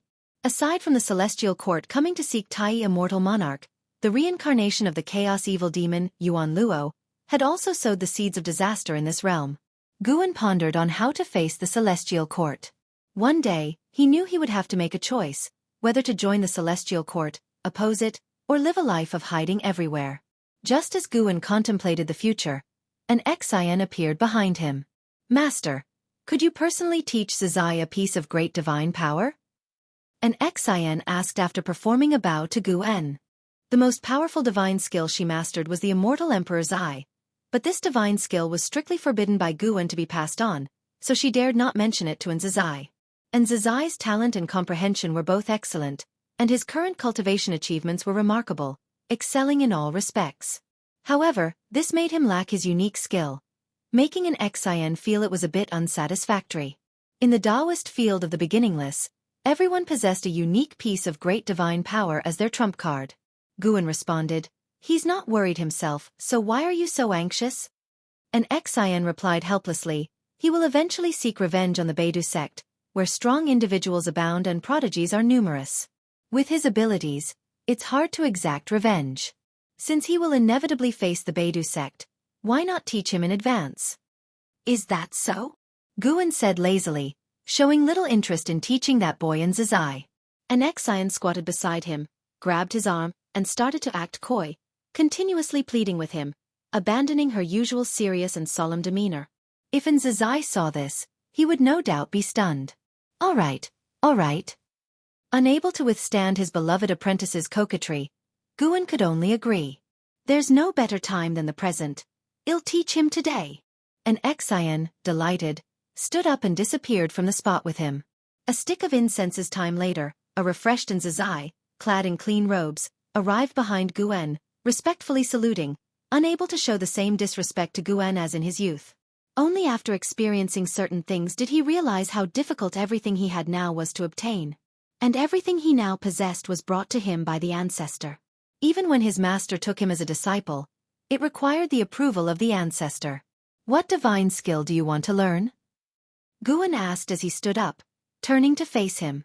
The breeze grazed Guan's black attire, and he still exuded the carefree immortal aura that transcended worldly constraints. On the way, Zizai had already made up his mind, and he answered without hesitation, I want to learn a divine skill that can bring justice to the world, capable of forcefully suppressing all injustice. Guan's lips curled slightly, amusedly saying, Speak so righteously. Isn't it just about wanting a sufficiently domineering divine skill? And Zizai scratched his head in embarrassment after hearing this. Seeing this gesture, Guan inwardly nodded in satisfaction. This was more like him in the past, not so weary and stagnant. I recently created a palm technique that may satisfy you, continued Guan. You just created it? And Zizai hesitated slightly, suspecting that the ancestor wanted to use him to test it out. Though he had changed greatly in character, his memory remained, and the ancestor was great in all respects, except that he loved to tease him. Guan introduced, this palm technique is named Myriad Supreme Palm, consisting of 7 palms. Mastering the first palm alone is enough to quell all chaos in the world. If you find any errors, ads pop up, ads redirect, broken links, non-standard content, etc., please let us know report so we can fix it as soon as possible. Chapter 687. As Godly as Stabilizing the World CTH Novel Fire. Net website on Google to access chapters of novels early and in the highest quality. Myriad Supreme Palm. And Zizai muttered the name of this palm technique, having heard Guan say that the first palm could quell all the chaos of the world, which made him anticipate and feel pleasantly surprised. The name itself sounds powerful. Please, ancestor, teach me. And Zizai immediately knelt down, speaking with a face full of expectation. Guan looked at him, smiled, and said, The Myriad Supreme Palm is a secret skill I created after comprehending the Great Tao. It consists of 7 palms, equivalent to 7 kinds of great divine power. The first palm I will teach you is named World Stabilizing Like a God. And Zizai listened patiently. This was Guan's first time teaching him, and he wanted to prove his talent, so he was very attentive. Gradually, his mind became immersed. He was entering the Tao. It wasn't that his comprehension was astonishing, but rather Guan was guiding him with his Tao intent. Since an Exian had spoken, and Zizai was the first to cultivate the Myriad Supreme Palm, Guan naturally had to teach earnestly. He was bound to ensure Zizai's Myriad Supreme Palm would become renowned. Unknown how much time had passed. When Zizai awakened, his eyes became clear, and it was now nighttime. He instinctively looked around and did not find Ancestor's silhouette. He took a deep breath, reminiscing about the insights in his mind, and his spirit trembled. He had never encountered such a powerful secret skill before. He hadn't even mastered it yet, but just recalling the inherited memory, he felt this secret skill was invincible in the world. This was only the first palm. What kind of incredible power would the 7th palm possess? For the first time, he became intensely curious about Ancestor's Tao practice. What kind of cultivation level was needed to create such a secret skill? And Zizai suddenly wanted to follow Guan by his side to cultivate. Previously, he thought Guan was annoying and would keep his distance, but now, he was curious about everything about Guan. How high is Ancestor's Tao practice? What kind of life has he experienced? Why does Ancestor refuse to appear in the world? So many questions aroused in Zizai's sense of rebirth, even filling him with fighting spirit. Thus, in the days that followed, Zizai began to stick to Guan. As long as Guan was in the dojo, he would go to Guan's side to cultivate the Myriad Supreme Palm. As time passed, the Wuxia disciples gradually learned that Guan had created a secret skill, but they didn't ask Zizai about how to cultivate the Myriad Supreme Palm. Without Guan's orders, they didn't dare act rashly. This had been a rule cultivated over hundreds of thousands of years, where disciples would not exchange divine skills, and they had full confidence in their own divine skills. In the void, countless meteors floated silently in the darkness. The blood prison Great Saint and Feng Xian sat shoulder to shoulder, cultivating together. Feng Xian opened his eyes, exhaled a breath of turbid air, and his eyes became complex. How many lifetimes have you projected? The blood prison great saint's voice came from beside him, with a tone of exhaustion. Feng Xian glanced over, seeing blood prison great saint's expression was somewhat desolate as well. He replied, 27 lifetimes, all were bitter. The blood prison great saint followed with a sigh, 21 lifetimes, I was bitter too. Both fell into silence together. After a while, perhaps experiencing enough failures can prepare one for all future hardships. The strength of the primordial Tao Emperor isn't just about cultivation level and divine skills, but also a robust Tao heart, Feng Xian sighed. He could hardly imagine how many reincarnations the real primordial Tao Emperor had experienced, and what kind of mindset he had when looking at the great Tao at all things. Perhaps they hadn't heard of the primordial Tao Emperor before because he had already transcended, without any desire for fame or gain. The blood prison great saint nodded, saying, the higher my achievement in cultivating this path, the more I revere the primordial Tao Emperor. No wonder my master sent me to cultivate. I feel the primordial Tao Emperor is stronger than the Taoist Emperor. Feng Xian smiled and replied, that's inevitable. The Taoist Emperor relies purely on slaughter and does not cultivate the heart. The two continuously expressed their longing for the primordial Tao Emperor. Even though they had cultivated up to now, they still couldn't see the day when their Tao would be complete, but having each other, they felt more confident and less confused.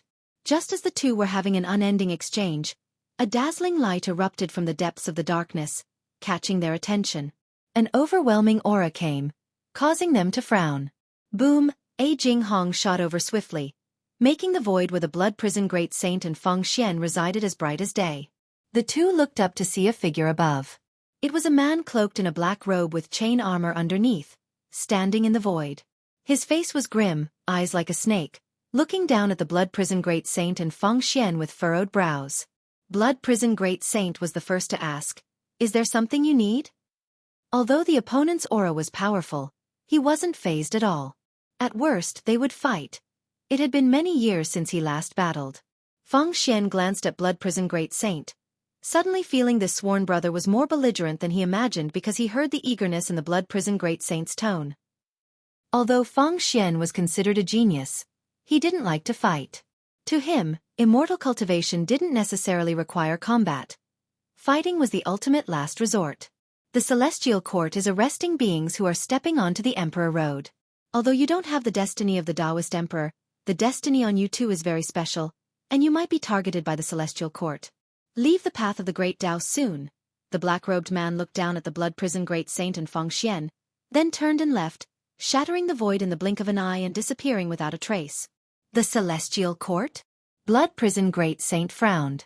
He had heard this name before, but didn't know much about it, only that the legendary immortal gods came from the celestial court, which also represented the heavenly Tao. Feng Xian knew more about the celestial court, and his expression turned ugly. He whispered, better to believe it exists than not. We should find a place to hide, at least stay away from the main plane of the path of the great Tao. Blood prison great saint glared and said, so what if it's the celestial court? This is the path of the great Tao. I've never heard of a force that could dominate it single-handedly. If they left, how would he carry out the tasks his master assigned? Feng Xian wanted to continue persuading when suddenly, a vast oppression descended, enveloping them both, causing their expressions to change. They instinctively turned to look. From the direction where the black-robed man had appeared, a golden light unfolded rapidly toward them, accompanied by deafening footsteps, as if tens of thousands were marching together. The blood prison great saint immediately took out his Tao treasure, the heaven-breaking blood prison saber. With the Tao treasure out, the suppressive force he encountered immediately weakened. He grabbed the adjacent Feng Xian, who was immobilized by the oppressive force, and turned to flee. Humph! Where do you think you're going? The celestial calming god's cold snort came from behind. Before blood prison great saint could turn his head, he suddenly felt an irresistible pull. Even the Tao treasure couldn't completely resist this suction force. Blood prison great saint was greatly horrified and instinctively turned his head, seeing the endless darkness like a giant abyssal mouth engulfing everything, about to swallow him and Feng Xian. If you find any errors, ads pop up, ads redirect, broken links, non-standard content, etc., please let us know report so we can fix it as soon as possible. Chapter 688.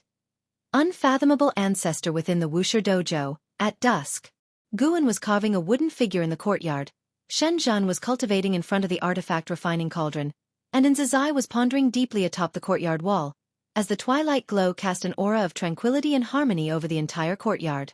Suddenly, Guan slightly raised his eyebrows. He sensed that Blood Prison Great Saint and Feng Xian had been captured, and the threads of destiny suddenly became blurred. Celestial Court.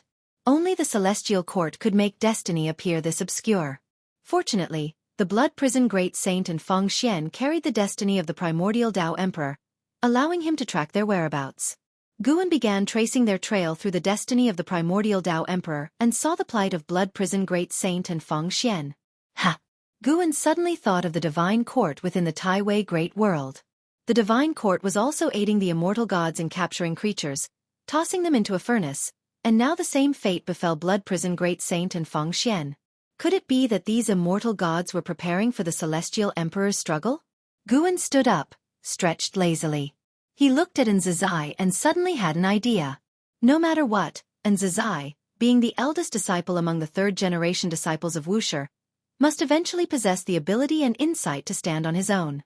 Currently, Zizai severely lacks insight, even considering the free immortal realm as the highest stage of immortal cultivation. Zizai, I am planning to go out and have a look. There might be battles involved. Would you like to come and see? Guan spoke, and as soon as he said this, Zizai turned his head towards him with an expression of interest. Not only him, but even Shen Zhan looked at Guan, eyes full of curiosity. Ancestor, I'm afraid I will drag you down. Zizai wanted to go, but recalling his previous experiences of external training made him hesitant. Guan smiled and said, No worries, you want me to act. Such an opportunity is rare. Think about it carefully. Hearing this, Zizai fell silent, while Shen Zhan spoke. Your ancestor wants to broaden your horizons. You are the first third-generation disciple of Wuxia, and you will surely have many junior brothers and sisters in the future. Do you think you are qualified to be the eldest disciple in your current state? Her words were not pleasant, tinged with a shade of mockery, but they did not anger Zizai. Zizai took a deep breath, finding reason in Shen Zhan's words. He gave Shen Zhan a grateful look, then said to Guan, Ancestor, I am willing to go with you. Guan immediately waved his sleeve, and Zizai felt a strong wind rush towards him, instinctively closing his eyes. Then Zizai could not open his eyes, only feeling himself falling, unable to extend his divine sense, which instinctively made him feel tense. After a while, Zizai felt his feet touch the ground, and instinctively opened his eyes to see Guan's back.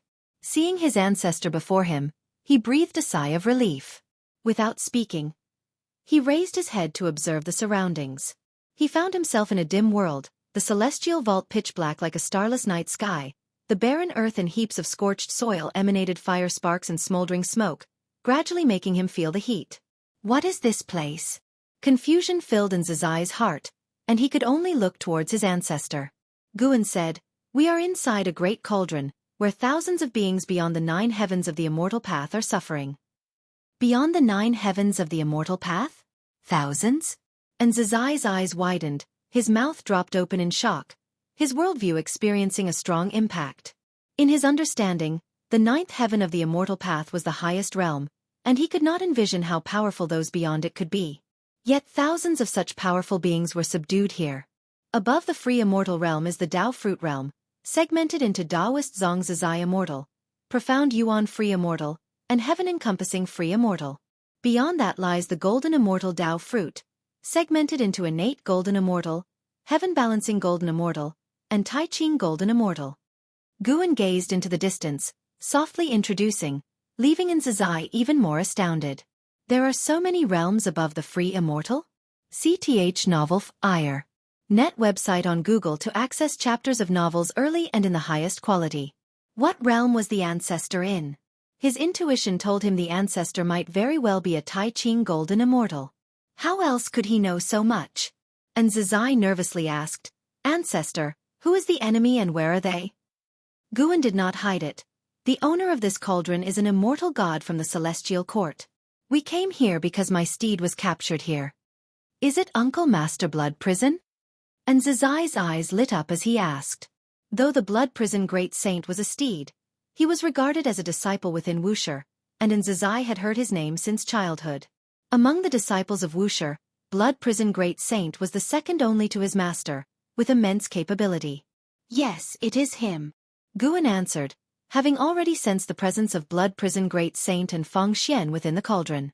They were trying to escape the cauldron, but no matter how they exerted their divine skills, they could not break free. The other trapped individuals within the cauldron had long given up hope, opting only to meditate to resist the cauldron's flames as best as they could. Are we going to rescue him now? And Zizai asked excitedly.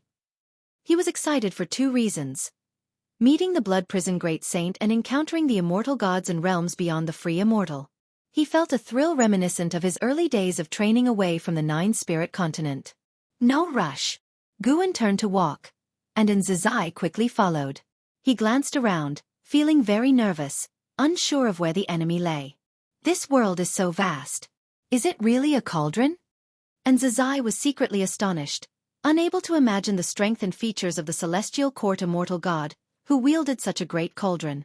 As they advanced, Zizai saw bones upon bones, human remains, and demon remains, shocking to the eye, the stances of some of the skeletons making his scalp tingle. He could imagine how desperate they must have been while alive. Ancestor, how did you bring me in? And Zizai refocused his gaze on Guan, cautiously asking. Invading even the treasure of an immortal god seemed effortless. And Zizai truly sensed his ancestor's profound abilities, heightening his anticipation for the impending battle. Just stepped in, Guan answered casually. This offhand remark further increased Zizai's admiration for him. Ancestor, will you fight the immortal gods? In this place, it might be worth testing their edge. What is this place? Where is this great cauldron located? Is it still within our world? This is the path of the great Tao, incredibly far from the celestial spirit great world, so distant that with your current cultivation level, you will never be able to come here in your lifetime. Guan's answer left Zizai wide-eyed again, memorizing the name of this place, determined to journey here if possible in the future. Ancestor, if a battle does start, will you use the myriad supreme palm? And Zizai blinked, expectantly asking. Guan gently nodded. He did not look back, but this gesture was enough to make Zizai feel thrilled. Having cultivated the myriad supreme palm for so many years, he had not truly witnessed the power of this secret skill. If you find any errors, ads pop up, ads redirect, broken links, non-standard content, etc., please let us know report so we can fix it as soon as possible. Chapter 689. Demon God's physical body under the dark celestial vault, the blood prison great saint landing beside Feng Xian, both of their expressions grim. No, we can't escape at all.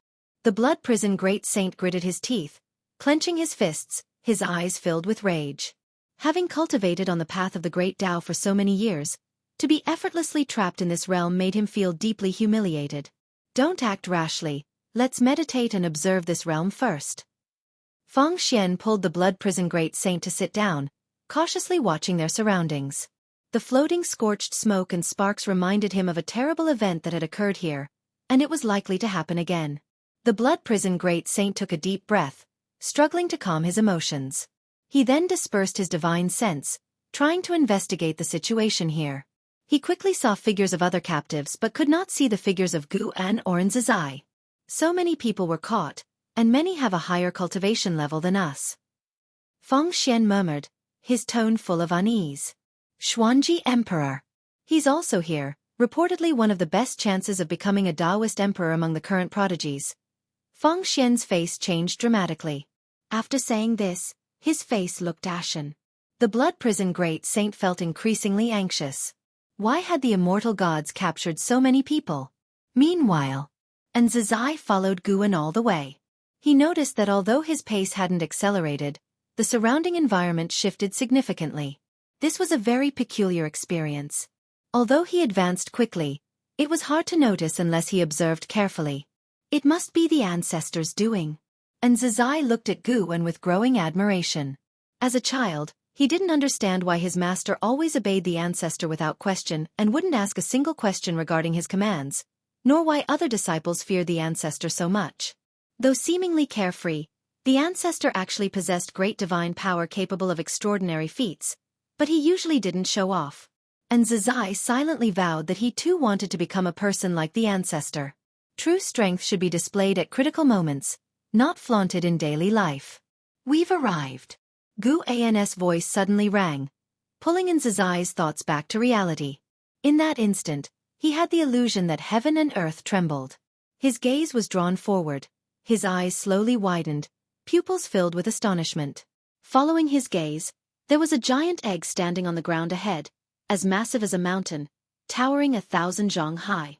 The surface of the giant egg was like flesh and skin with veins, glowing red inside, faintly revealing a giant curled up within. Guan looked up at the giant egg and used lifespan detection, but received no feedback. So, it's not for alchemy but for forging a body. Without a soul, could it be for possession? Guan speculated secretly, sensing that the flesh inside the giant egg was already no less than the heaven-encompassing free immortal realm.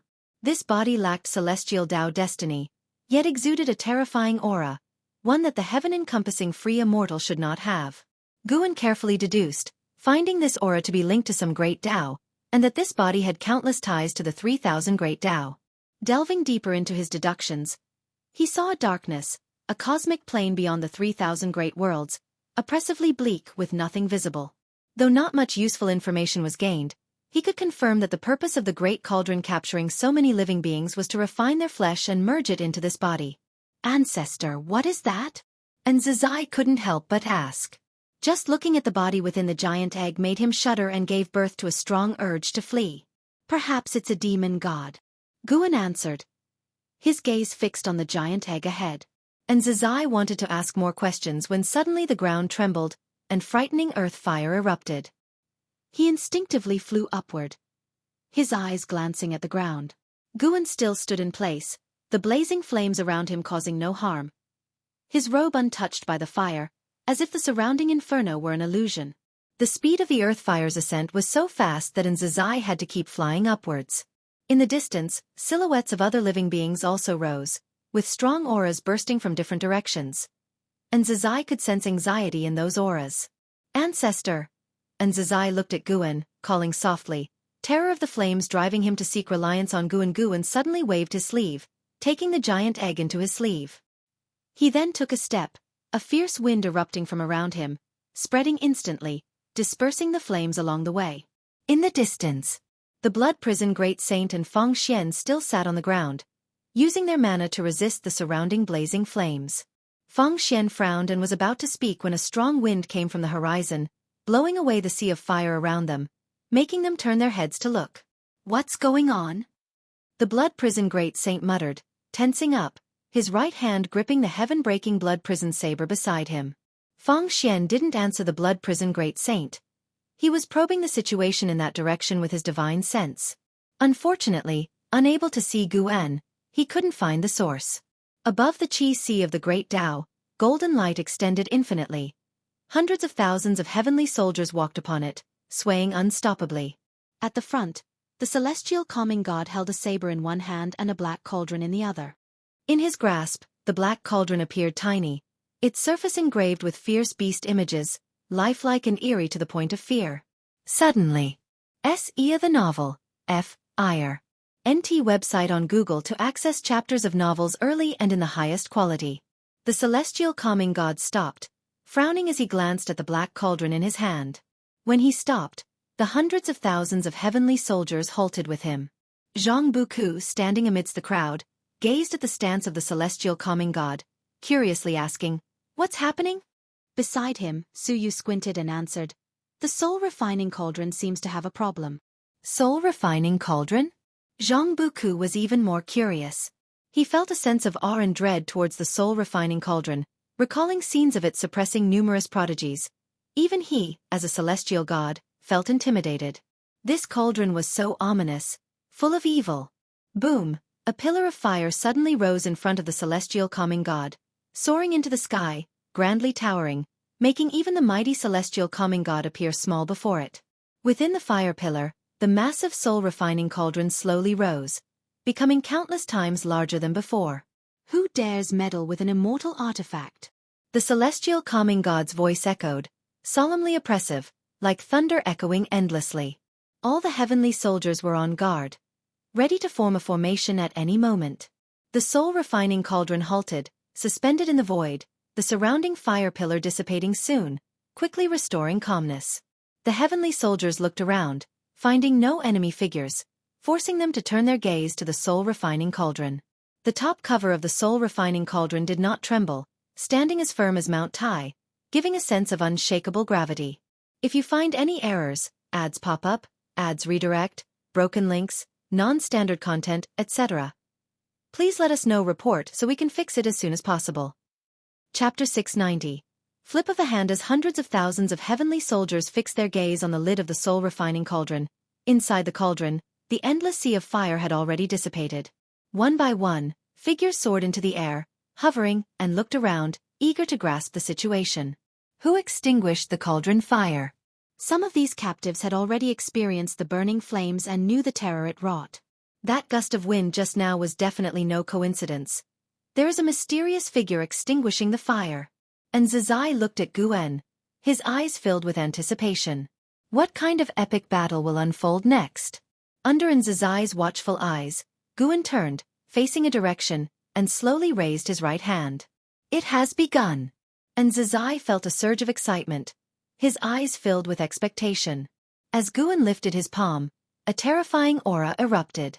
This time, he deliberately weakened the barriers of cause and effect and aura, allowing all creatures within the cauldron to see him, but unable to see him clearly. The Blood Prison Great Saint and Feng Xian also turned their heads, their gazes locked on Guen. They could only see a blurry figure, unable to discern Guan's true appearance. The Blood Prison Great Saint's expression was invigorated, his breathing becoming rapid. Though unclear, he instantly guessed it was Guen. Back then, when Guen stood against the battle court, his figure was just as unseeable, but his presence was felt. He just got caught, and his master has arrived. Who is that daring to? Feng Xian furrowed his brow and muttered to himself. Suddenly, as if realizing something, his eyes widened and shifted to the excited, trembling Blood Prison Great Saint beside him, causing his own heart to quiver. That existence has indeed come. On another side of the world within the cauldron, dozens of creatures hovered in the air, headed by a man clad in dark red battle armor. His figure was robust, long hair coiled beneath the majestic headpiece of a divine beast, with a stern face exuding immense pressure. This was the Xuanji Emperor, whose cultivation had reached the heaven-encompassing free immortal realm. He was the existence with the greatest hope of becoming a Taoist emperor on the current path of the Great Tao.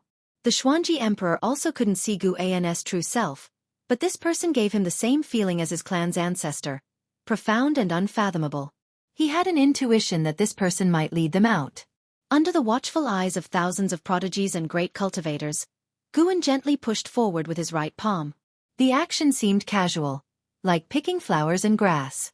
But as Guan's arm straightened, a terrifying force suddenly erupted, shattering the darkness of the celestial vault in front of him. A whirlwind mixed with burnt smoke roared forth, like a pack of dragons vying to be the first to rush out, creating a grand spectacle. Thousands of captives caught in the whirlwind were all stunned by this palm of Guen. They could feel the terrifying, irresistible force. Ever since they fell into this realm, they had tried to break out, all in vain. Their strongest divine skills didn't create the slightest damage. Cloaks flapping and hair swirling, all captives gazed at the broken hole in the horizon where inside shone a dazzling white light, resembling an entrance to a new world. Above the Qi Sea along the Great Tao, hundreds of thousands of heavenly soldiers watched as a huge hole was blasted through the soul-refining cauldron. The oppressive heat wave surged out, unstoppable, and the majority of heavenly soldiers showed a look of disbelief. Such an immortal artifact was actually pierced through? And from the inside, the celestial calming god's face was equally grim as he leapt into the air, arriving at the hole in the soul-refining cauldron, using his physical body to withstand the wind and waves. He raised his mighty sword high, while hundreds of thousands of heavenly soldiers began to form ranks. Zhang Buku and Suyu both directed their mana while looking at the soul-refining cauldron, their gaze concentrated on that hole, curious about what kind of powerful being had broken through the cauldron. They instinctively thought of the Xuanji Emperor, whose performance had impressed them when the celestial calming god captured him. Under the scrutinizing eyes of all the heavenly soldiers, the blinding light inside the hole of the soul-refining cauldron continued to shine as a figure slowly emerged, seeming like a speck of dust compared to the gaping hole but exerting extreme pressure on the heavenly soldiers. Guan slowly walked out of the white light, followed by Nzizai. Neither the celestial calming god nor the hundreds of thousands of heavenly soldiers could see their true forms, only perceiving two vague silhouettes, which made the celestial calming god even more wary of Guan. "Who are you?" the celestial calming god questioned sternly. He was sure he had never captured these two before, meaning they had sneaked into the soul-refining cauldron without a trace. Their cultivation level was likely above his. This is the path of the great Tao, and any being daring to oppose the celestial court might intend to kill them. Especially since they hid their true forms, it was clear they harbored ill intent. He could die and be resurrected through the celestial court's destiny, but his hundreds of thousands of heavenly soldiers couldn't since they hadn't truly been inducted into the immortal class.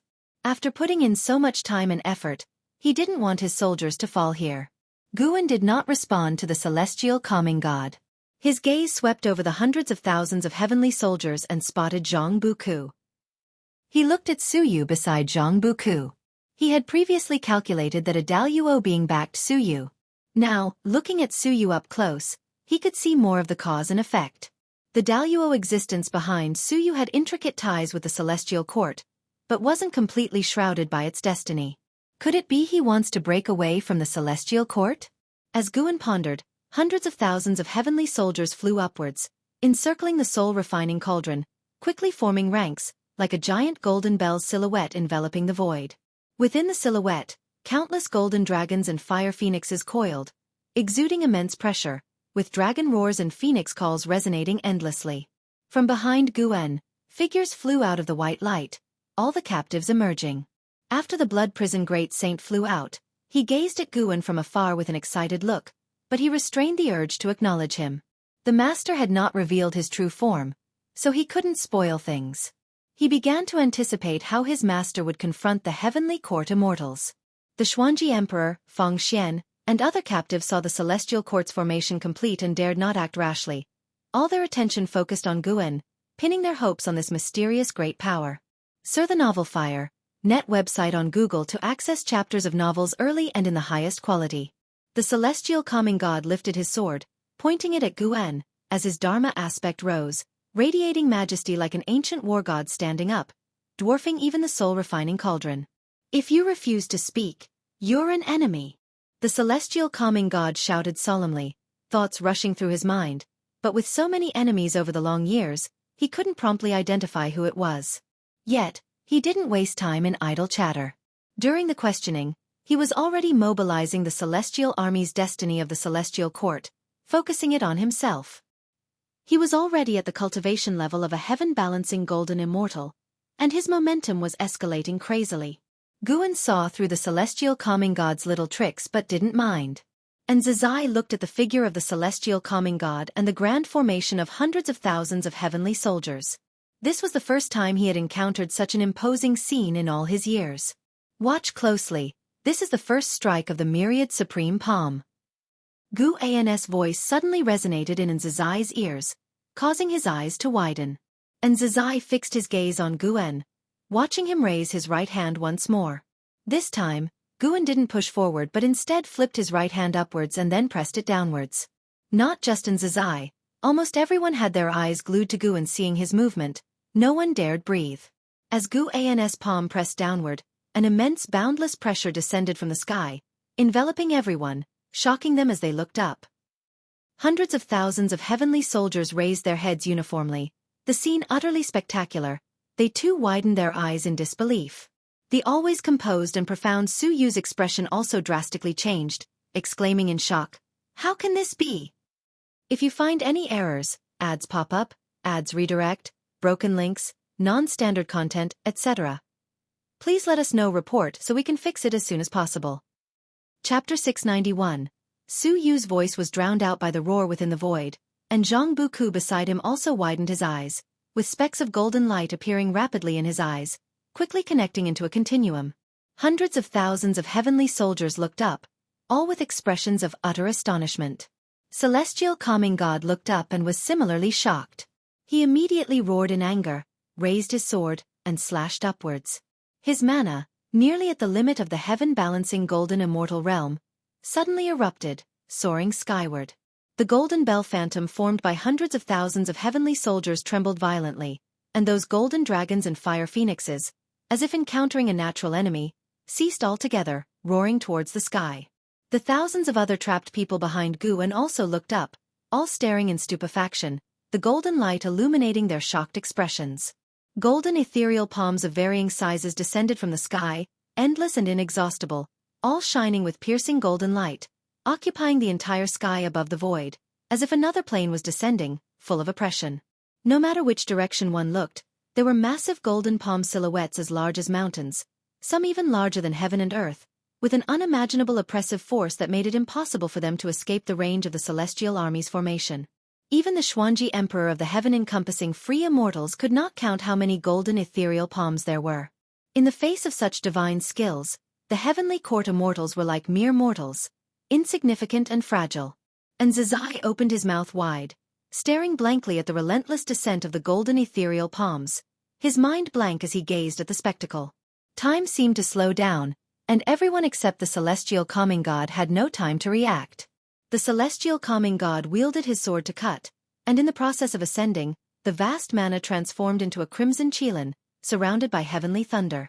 It was even larger than the soul-refining cauldron, but under the endless palm silhouettes of the god-calming realm, it was like a mosquito caught in a storm, ready to be overwhelmed at any moment. The descent of the god-calming realm was extremely fast, from appearance to arrival in less than half a heartbeat.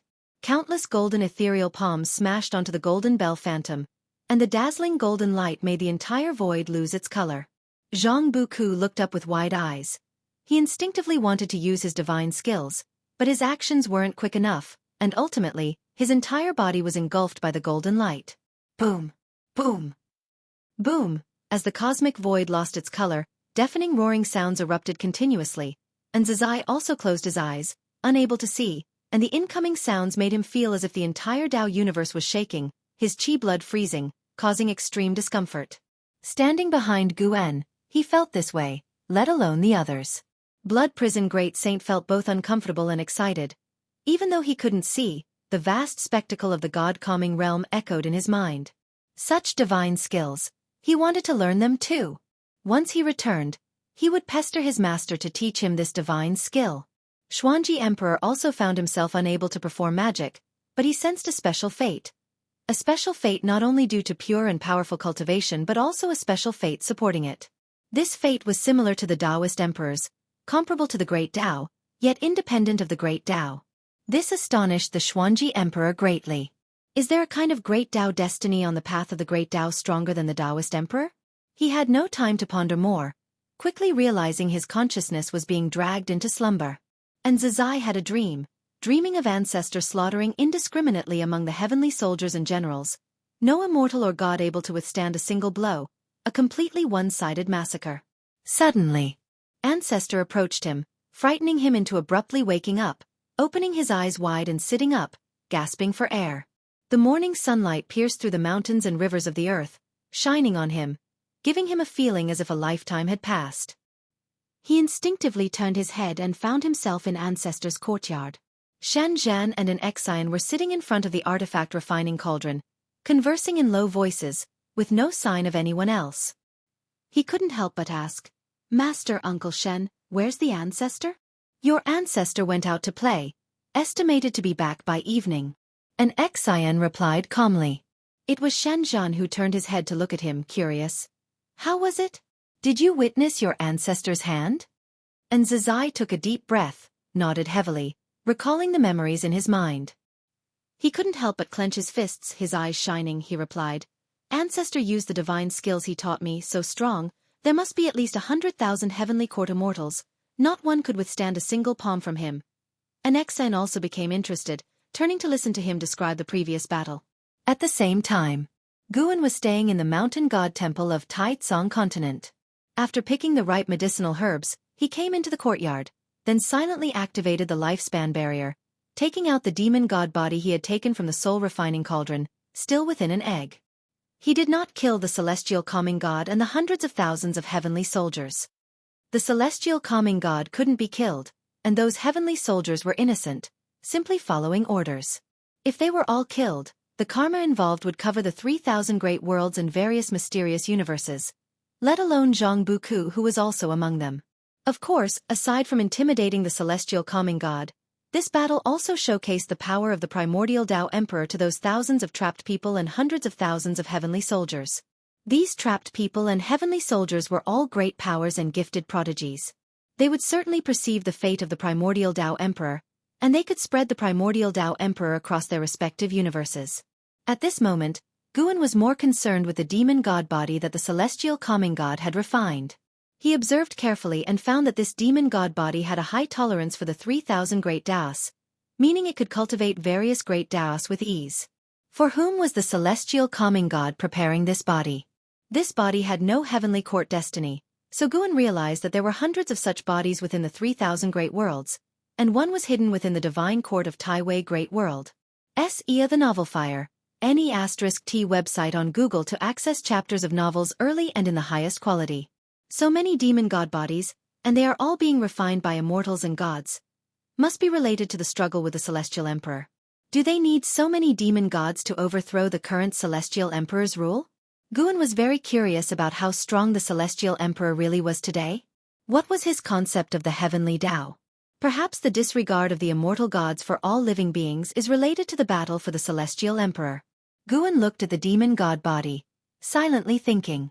Profound mysterious Zhenren sat beside him, curiously looking at the giant egg in front of Guan.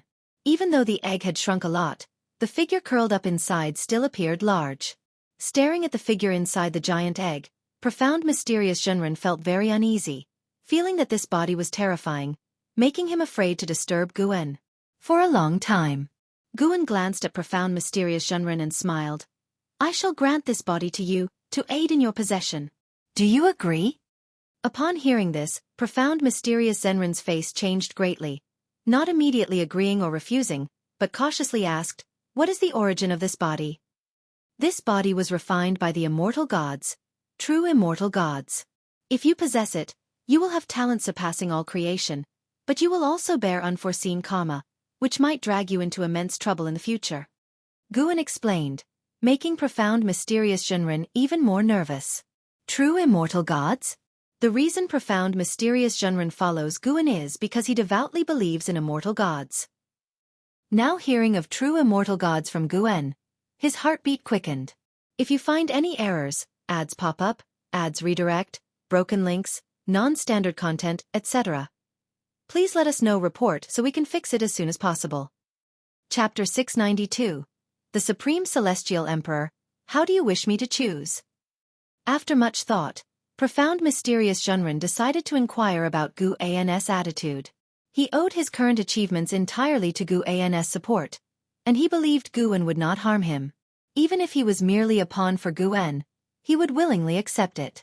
Guan replied, naturally, I hope you can accept it, and perhaps in the future, you could use this body to enter the immortal class. Profound mysterious Zhenren narrowed his eyes and asked, do you want me to infiltrate the celestial court? So clever. Guan spoke earnestly, immortal gods exist, but they disregard all living beings. Some even commit evil deeds in the human world. I think there might be issues within the celestial court that creates immortal gods. The reason he chose to give the demon god body to profound mysterious Zhenren was twofold, to genuinely help him change his fate, and because profound mysterious Zhenren yearned for immortal gods, thus he could send him to the celestial court as a spy. The destiny of the celestial court is complex and cannot be predicted, but if a spy is planted, they can still investigate the internal situation of the celestial court. After hearing this, profound mysterious Zhenren thought it made sense. The current immortal gods were indeed strange. They were not seen saving the world. Instead, many catastrophes arose because of them. Then I am willing to possess this body. Thank you for your grace. Saw the novel, F.I.R. NT website on Google to access chapters of novels early and in the highest quality. Profound mysterious Zhenren immediately knelt down and kowtowed to Guan. If it weren't for Gu An's care, he wouldn't have lived this long. Even though he was already hundreds of thousands of years old, his path of cultivation was still hopeful, all thanks to Guan. Moreover, he believed Guan was greatly virtuous. Without Guan, the world he resided in would have been destroyed several times already. No matter the underlying reasons, born in the celestial spirit great world, he should take its side. Whoever protected it was the true immortal god in his heart.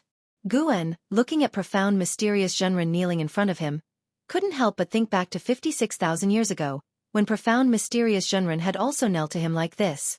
He wondered whether this arrangement was a blessing or a curse for profound mysterious Zhenren. Guan did not hesitate. He had already explained the pros and cons and his intentions to profound mysterious Zhenren, which was also what the latter sought. He believed that profound mysterious Zhenren was not compelled by his power. Profound mysterious Zhenren surely knew that even if he refused Guan would not trouble him. Then let's begin. On a desolate meteor on the path of the great Tao, Zhang Buku opened his eyes, quickly stood up, and looked around. He found himself surrounded by heavenly soldiers. Suyu stood by his side, frowning as he looked into the distance. Zhang Buku couldn't help but ask, "Did that person leave?"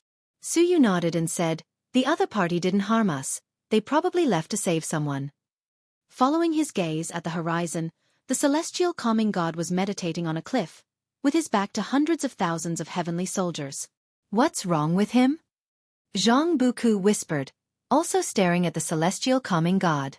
Suyu replied, "He might be transmitting information." He took a deep breath, turned to Zhang Buku, and asked, "Did you feel anything during the previous great battle?" Hearing this, Zhang Buku began to recall carefully, thinking of the terrifying scene that seemed to suppress the world, and he still felt fear. After a while, Zhang Buku hesitantly said, "That person had a kind of destiny similar to the Taoist emperor, but different from it. The great Tao destiny was no secret to him. He currently had access only to the celestial Tao destiny and Taoist emperor. Whether becoming a celestial Tao immortal god or a Taoist emperor, one would possess unparalleled divine power in the same realm. Now there was a new type. Guan's great Tao destiny made him feel an extremely fierce aura that directly confronted the soul and Tao heart. Indeed, it's another kind of great Tao destiny. The heavens are about to change," Suyu said softly, his words full of complexity. Zhang Buku asked in confusion, "Change?" A long time ago when the Taoist emperor was born, it once triggered a catastrophe that swept through the 3,000 great worlds and all the heavens, even affecting the celestial court. Although the celestial court disdained the Taoist emperor, once there were many Taoist emperors, they attempted to overthrow the celestial court's rule. If this great Tao destiny also flourishes, it will inevitably challenge the divine might of the celestial court. Suyu's voice was filled with emotion. "Do you mean the celestial court will hunt down this kind of destiny?" "No, the celestial court is arrogant. They disdain all existence, especially the supreme celestial emperor. He can allow all forces to grow. The conflicts between the celestial court and all the heavens are basically about offending a certain immortal god, rather than the will of the entire celestial court." Mentioning the celestial emperor, Suyu's eyes shone with a light Zhang Buku had never seen before. Zhang Buku could feel Suyu's immense reverence for the celestial emperor, sparking unlimited curiosity about him. What kind of being is the celestial emperor? Meanwhile, in another plane on the path of the great Tao, Blood Prison Great Saint and Feng Xian were blocked by a group of people. "Do you also wish to pursue the primordial Tao emperor?" Blood Prison Great Saint asked with a raised eyebrow. The primordial Tao emperor had already taken root and flourished on the path of the great Tao. Blood Prison Great Saint didn't think this was a secret, nor did he know that the primordial Tao emperor was something Guan had pioneered. After the previous great battle, he assumed that Guan was also the primordial Tao emperor. It made sense. If Guan wasn't the primordial Tao emperor, why would he let them cultivate as the primordial Tao emperor? As for Guan sending him to gather information, he understood it. Even though he had begun reincarnation projection, his understanding of the primordial Tao emperor was still insufficient. Not to mention the primordial Tao emperor, those Taoist emperors who achieved their own great Tao destiny probably didn't know enough about it. Xuanji Emperor nodded and said, "Indeed, that fiercely powerful great Tao destiny suits me more." Having witnessed Guan's power, he was enthralled by such a powerful and domineering aura. Even though he was already close to becoming a Taoist emperor, he decided resolutely to abandon it. In his eyes, the Taoist emperor was just a form of power, not his lifelong pursuit. Now, with the emergence of a stronger and more alluring power, how could he hesitate? The people following Xuanji Emperor had similar thoughts. They were very curious about the primordial Tao Emperor. To tread the primordial Emperor road, you must find the primordial crystal. It will guide you into the path. Blood Prison Great Saint began introducing the primordial crystal. A proud talent behind Xuanji Emperor had a slight change in expression because he had encountered a primordial crystal before but hadn't paid much attention to it, thus secretly blaming himself for being blind. After chatting for a while, Xuanji Emperor finally thanked them and left. Blood Prison Great Saint and Feng Xian both received heavenly materials and earthly treasures from him, which made them feel favorable toward him. This person was different from other proud talents on the Emperor Road. He was not that arrogant and acted considerately. Watching them leave, Feng Xian smiled and sighed. My path is not lonely. I truly look forward to the day when the primordial Tao Emperor overshadows the Taoist Emperor. Blood Prison Great Saint laughed. That day will surely come. The Taoist Emperor's path of proving the Tao, like raising venomous creatures, goes against the natural Taoist technique, and will ultimately be eliminated. If you find any errors, ads pop up, ads redirect, broken links, non-standard content, etc., please let us know report so we can fix it as soon as possible. Chapter 693. 50,000 years in the human world. Attacking the celestial calming god celestial army didn't bring any trouble to Guen. With his help, profound mysterious Zhenren successfully possessed the demon god body, but needed time to adapt. Life returned to tranquility once again. Having witnessed the might that could calm the world like a god, and Zizai became thoroughly exhilarated and focused all his efforts on cultivation, more diligently than anyone else. Time flies like a fleeting horse, never to return. 500,000 years passed in the blink of an eye. The human world welcomed an unprecedented golden age, with the 100 sects establishing branches beyond the heavens, exploring the void and the silent extinction domain. The number of free immortals doubled, and most free immortals were born after the reshaping of heaven and earth, all possessing excellent talents.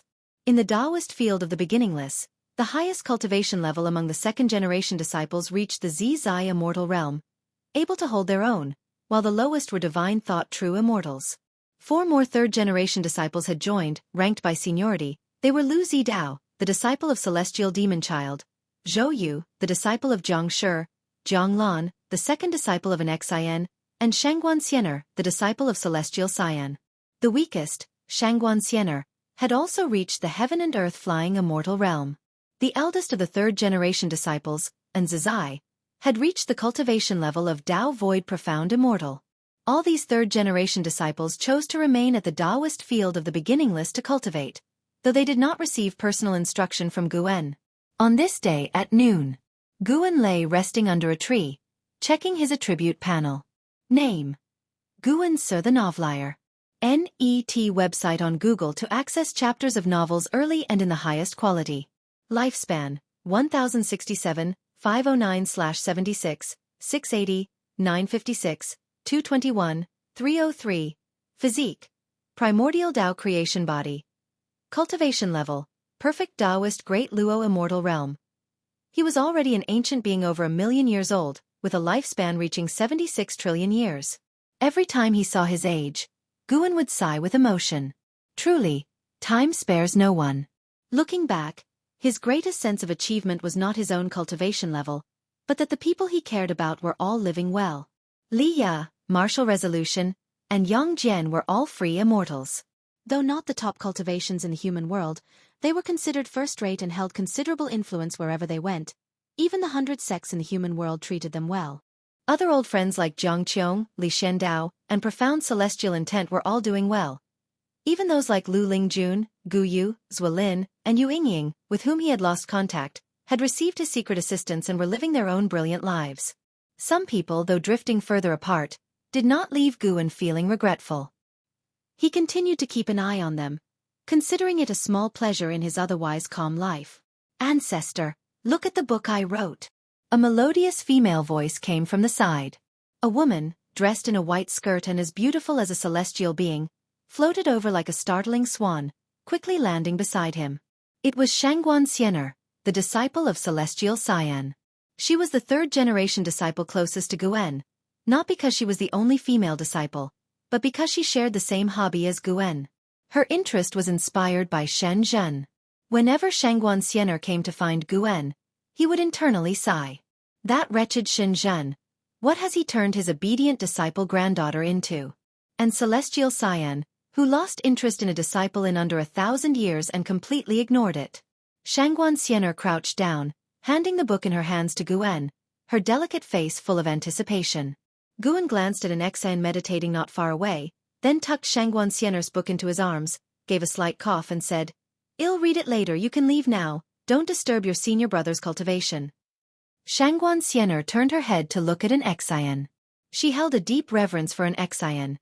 In the entire Taoist field of the beginningless, she feared an Xian the most. Seeing an Xian still meditating, Shangguan Xian'er turned back, looked at Guan, and said mysteriously, "Ancestor, Chenkuan sect is going to war with the Tao court because of Yuan Luo. The information is very reliable." Yuan Luo and Zhao Rushan had a long-standing feud from their early years. Both were once the first geniuses of their respective sects and now held great power, which gave them even more confidence. Conflicts arose with each encounter. "What's it to you?" Guan said casually. In fact, he had already foreseen the final outcome of this conflict. Before Yuan Luo's birth, Emperor Tianhong would kill Zhao Rushan, causing the decline of the Tao court until it disappeared from history. Now that Yuan Luo replaced Emperor Tianhong, a war between Chenkuan sect and the Tao court was inevitable. Not just Chenkuan sect, the 100 sects in the human world would also besiege the Tao court, aiming to overturn the world order of the past million years. Many other sects' great cultivators had already secretly colluded with Yuan Luo. The 20 geniuses from the undefeated Emperor clan had also risen. They came from the Emperor clan, inherently belligerent, and had long wished to overthrow the Tao court. Now they were on good terms with Yuan Luo, serving as his support. Even without these 20 geniuses, the Tao court would ultimately fall. It was a destined fate, as no power could remain prosperous forever in the human world. So Guan didn't stop the geniuses from the undefeated Emperor clan. Not only had he introduced variables to the human world, but over these 500,000 years, there were also more than 1,000 beings with great divine skills from other great thousand worlds. The celestial spirit god did not intervene, for the celestial spirit great world also had many who ventured through the world gate. The variables increased, and the profound Yuan-free immortals and Taoist Zhongzhizai immortals of the human world could no longer foresee the future, causing unrest within the Tao court. Yet the fate of the celestial spirit great world remained visible to Guan whenever changes occurred. New destinies appeared in his vision. If he focused, he could even see the destiny branches created by these variables in advance. That's the Tao court, the strongest sect under the heavens. No, it's the strongest even beyond the heavens. Once Chenkuan sect goes to war with them, could it affect our Taoist field of the beginningless? Shangguan Xian'er's voice was filled with excitement and anticipation as she spoke. Among the third-generation disciples, aside from Nzizai, the others only knew Guan was strong, but how strong exactly, they were unsure. Moreover, the second-generation disciples intentionally didn't reveal that Guan was invincible to prevent them from becoming too arrogant. Guan stood up listlessly saying, "Maybe. You better seize the time to cultivate. With your cultivation, you're merely cannon fodder against the Tao court." He touched his chest, curious about the book Shangguan Xian'er had written. Deliberately, he didn't simulate it beforehand, letting this book remain a mystery. Objectively speaking, Shangguan Xian'er's characterization of people and depiction of environments was indeed top-notch, though she lacked the creativity of Shen Zhen. Shangguan Xian'er huffed, "I've already preliminarily mastered the 3,000 slaying Tao swords. I may not lack the strength to fight." "Oh please, with your swordsmanship, you call that the 3,000 slaying Tao swords? Ancestor, you're going too far.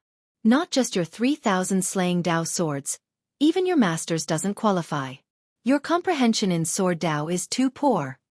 Guan deliberately teased Shangguan Xian'er, inciting her face to redden with anger. Unlike how he encouraged the second-generation disciples, Guan relished discouraging the third-generation ones.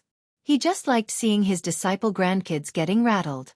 He knew he was quite vile for doing so, but seeing his grand-disciples, he just couldn't help but crack jokes.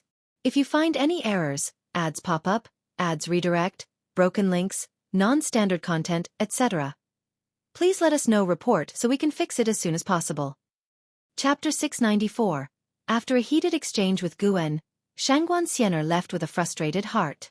"Master, is there divine scheming behind the conflict between the Tao court and the 100 sects of the human world?"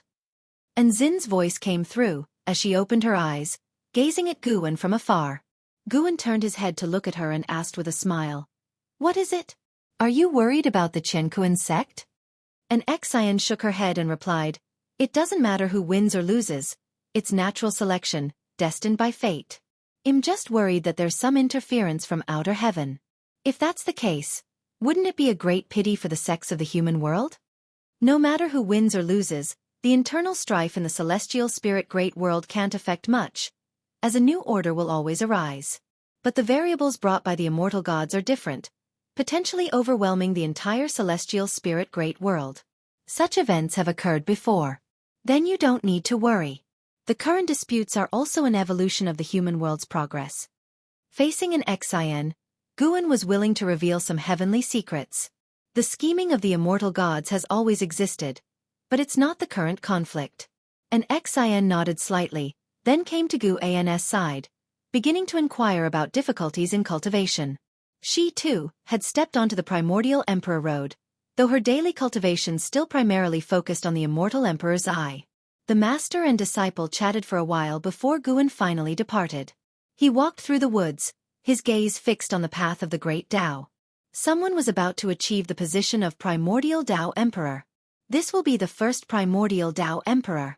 And that person is Feng Xian. On the current path of the great Tao, over 3,000 beings have stepped onto the primordial emperor road. Once the first primordial Tao emperor is born, the fortune of the primordial Tao emperor will rise significantly, extending to the 3,000 great worlds. At that time, the primordial crystal will also be distributed across all heavens and myriad realms. The fortune of the primordial Tao emperor is still in a growing state. If someone were to kill Guan, this fortune would dissipate into thin air. Once a primordial Tao emperor is born, then, even if Guan were to fall, the fortune of the primordial Tao emperor would remain, just like the great Tao, eternal and unchanging.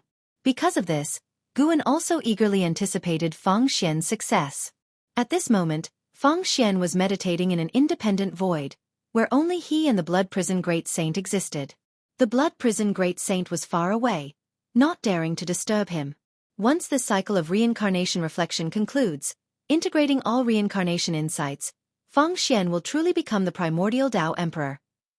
As Guan's gaze fell upon Feng Xian opened his eyes in response, his eyes bursting forth with a frightening brilliance, as if illuminating the entire void.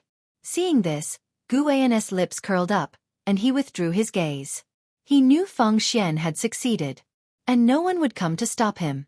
As the sun set in the west, on the grass by the big river, a man in black with a straw hat was advancing. He carried a broadsword on his back, 3 treasure swords at his waist, and a wine gourd in his hand, drinking as he moved. Behind the man in black was a young boy in commoner clothes, with 2 ropes thicker than his arms tied around him, connected to a broken log with a diameter of over a foot. This scene was quite spectacular because the disparity between the young boy's physique and the log was immense, making one marvel at the powerful strength contained within his small frame. Search * the novel Fire. Net * website on Google to access chapters of novels early and in the highest quality. The young boy was already drenched in sweat and panting heavily. He looked up at the man in black ahead and gritted his teeth, saying, "Master, I've been carrying this burden for 100 miles. Are we not stopping yet?" "This is just the beginning," Liya replied casually, tipping over the wine gourd in his hand and shaking it downwards, catching a single drop that fell before tossing it into his mouth. His action seemed quite carefree, making it hard to believe he was a free immortal. The tides of the human world rose and fell, with exceptional talents always taking turns to shine. Li Ya's renown wasn't particularly illustrious, but his growth rate had always been among the top in the world, with continuous opportunities. He, too, was now on the primordial emperor road. Hearing his master's words, the young boy couldn't help but ask, "Continuously refining my physique, is it really useful? When will you teach me the method of cultivating immortality?" "Master, I really want revenge. You can't just mess with me like this." Liya did not turn back, snorted, "You brat, I'm not some idle person who has the time to mess with you. Your physique is extraordinary. It needs to be awakened. I'm doing this for your own good." Hearing this, the young boy could only suppress his frustrated feelings. After a while, he couldn't help but ask again, "Master, where are we going?" "To the sword sect, to see how my junior brother's disciple is doing in their Tao practice. The sword sect? Is Master Uncle also in the sword sect? During the years following Li Ya, the young boy had heard of the sword sect's name, a supreme sect rumored to house immortals. Just the thought of possibly having his master come from the sword sect made him excited. Having lived together for many years, he only knew his master's name was Li Ya, but not his background, which he was always curious about. Unfortunately, Li Ya wouldn't divulge any details. Your master uncle isn't there because the founding ancestor of the sword sect is your master uncle's disciple. Li Ya's response made the young boy's eyes widen, his face full of disbelief. He was truly shocked. The sword sect was founded countless years ago, and in the legends of the immortal cultivation realm heard, only the Tao court was older than the sword sect. If Li Ya wasn't exaggerating, then how many years had Li Ya lived? Your master uncle has many disciples. Of course, I also have many, but unfortunately, my disciples don't compare to his. Li Ya hummed softly, intentionally provoking the young boy. As expected, upon hearing this, the young boy quickly said, "Master, don't worry, I will surely not disappoint you. I will cultivate to surpass the sword sect's founder." All you do is brag. Li Ya said this, but couldn't help the upward curve of his lips.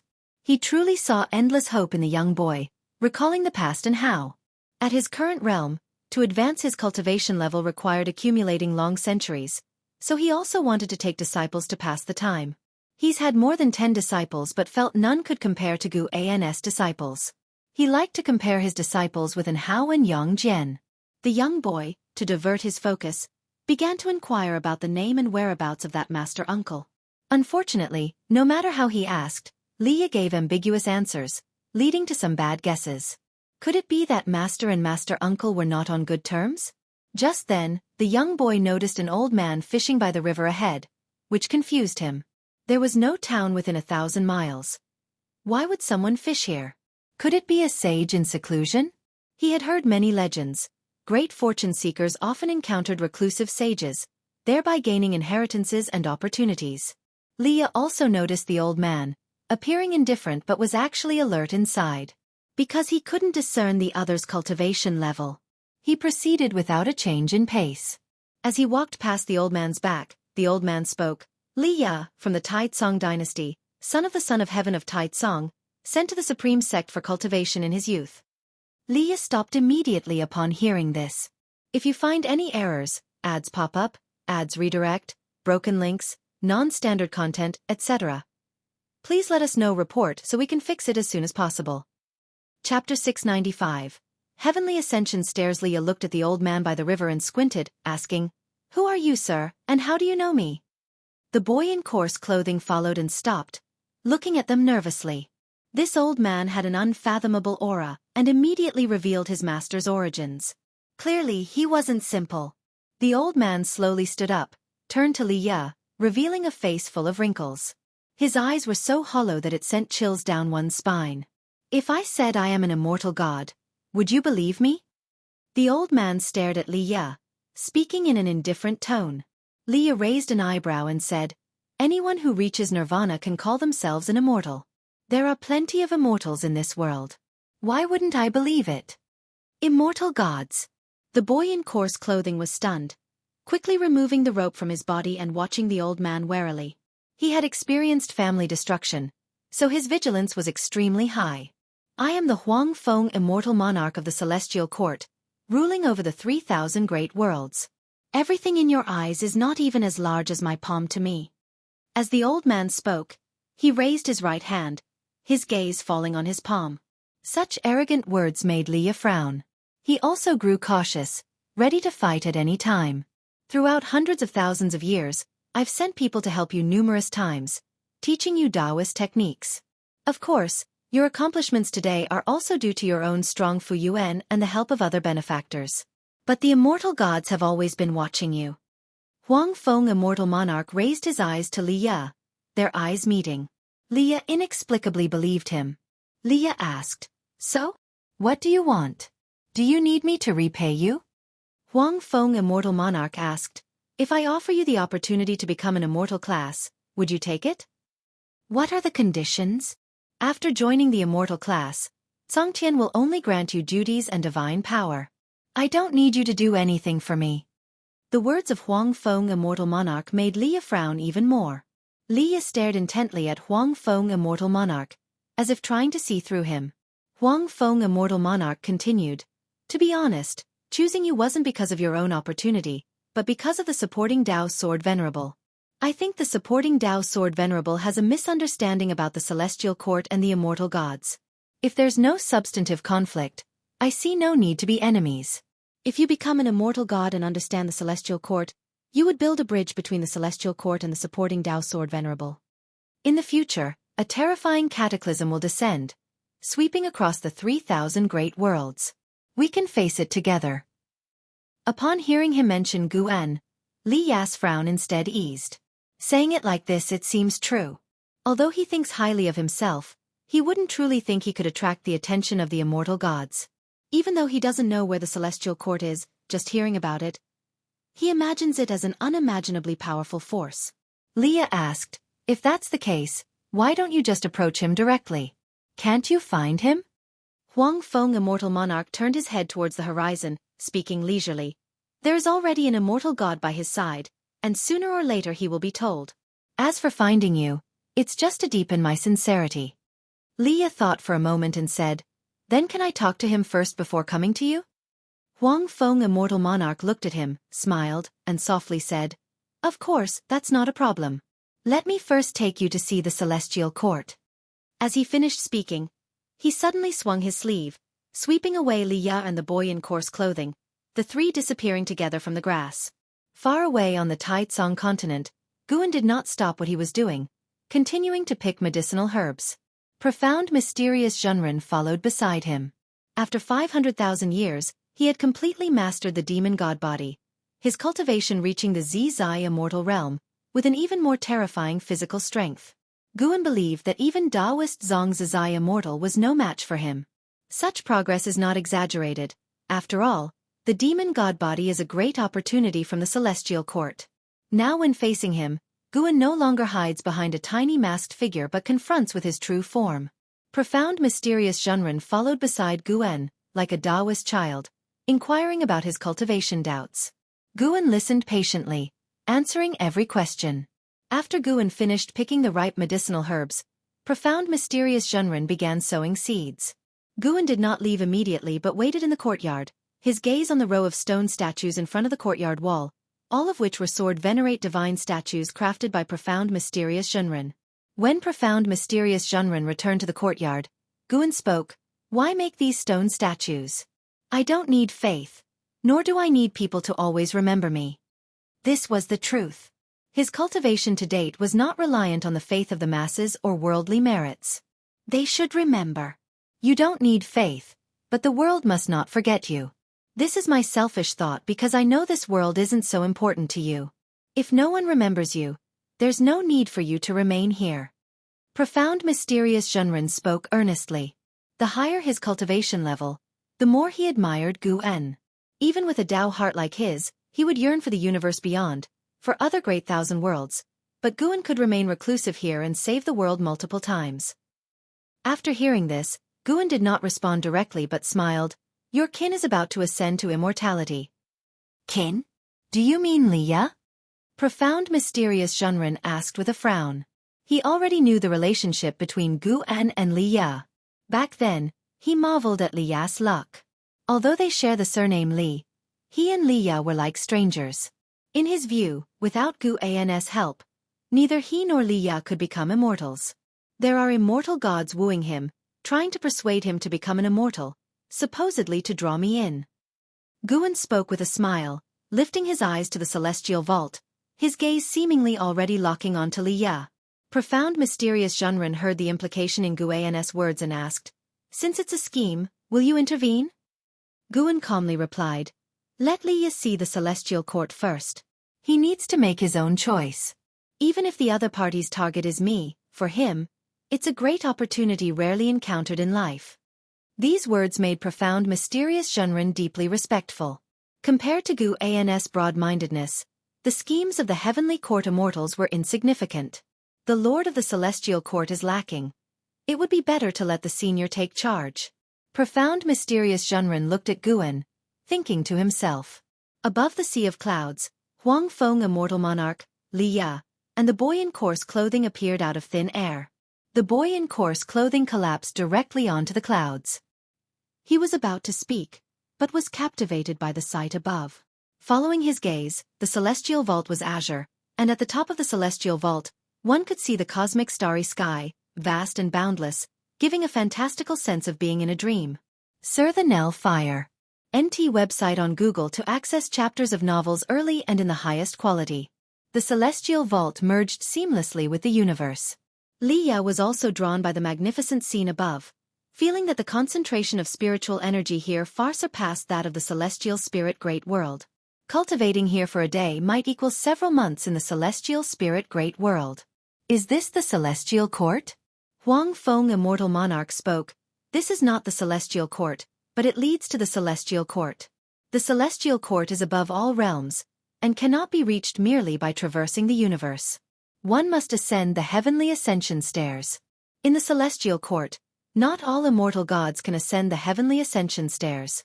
The celestial spirit god who guards the celestial spirit great world has never stepped on the heavenly ascension stairs in his life. If you find any errors, ads pop up, ads redirect, broken links, non-standard content, etc., please let us know report so we can fix it as soon as possible. Chapter 696. Heavenly Might. Heavenly Ascension Stairs. Li Ya looked up, searching for the heavenly ascension stairs that Huang Feng immortal monarch mentioned, but no matter which direction he looked, he couldn't find them. The cloth-clad youth was also searching for the heavenly ascension stairs. The celestial vault was boundless, the universe magnificent, its end unseen, and the sea of clouds beneath their feet equally vast, making them feel as insignificant as dust. After looking around, Li Ya couldn't help but ask, "Where are the heavenly ascension stairs? You can't have brought me here just to look at the sky, right?" Huang Feng immortal monarch smiled and said, "Usually, you can't glimpse the immortal signs of the celestial court, but today I will make an exception. You are about to witness something even a celestial god cannot comprehend." These words made Li Ya and the cloth-clad youth even more expectant. Huang Feng immortal monarch stepped forward, then lifted his robe, kneeling with one knee and raised both arms, chanting magic spells that Li Ya and his apprentice could not understand. Li Ya and the cloth-clad youth became even more anxious, looking up at the celestial vault, waiting for the heavenly ascension stairs to appear. CTH Nelfer. Net website on Google to access chapters of novels early and in the highest quality. The sea of clouds ceased its surging, the celestial vault and the starry cosmos remained silent yet oppressive.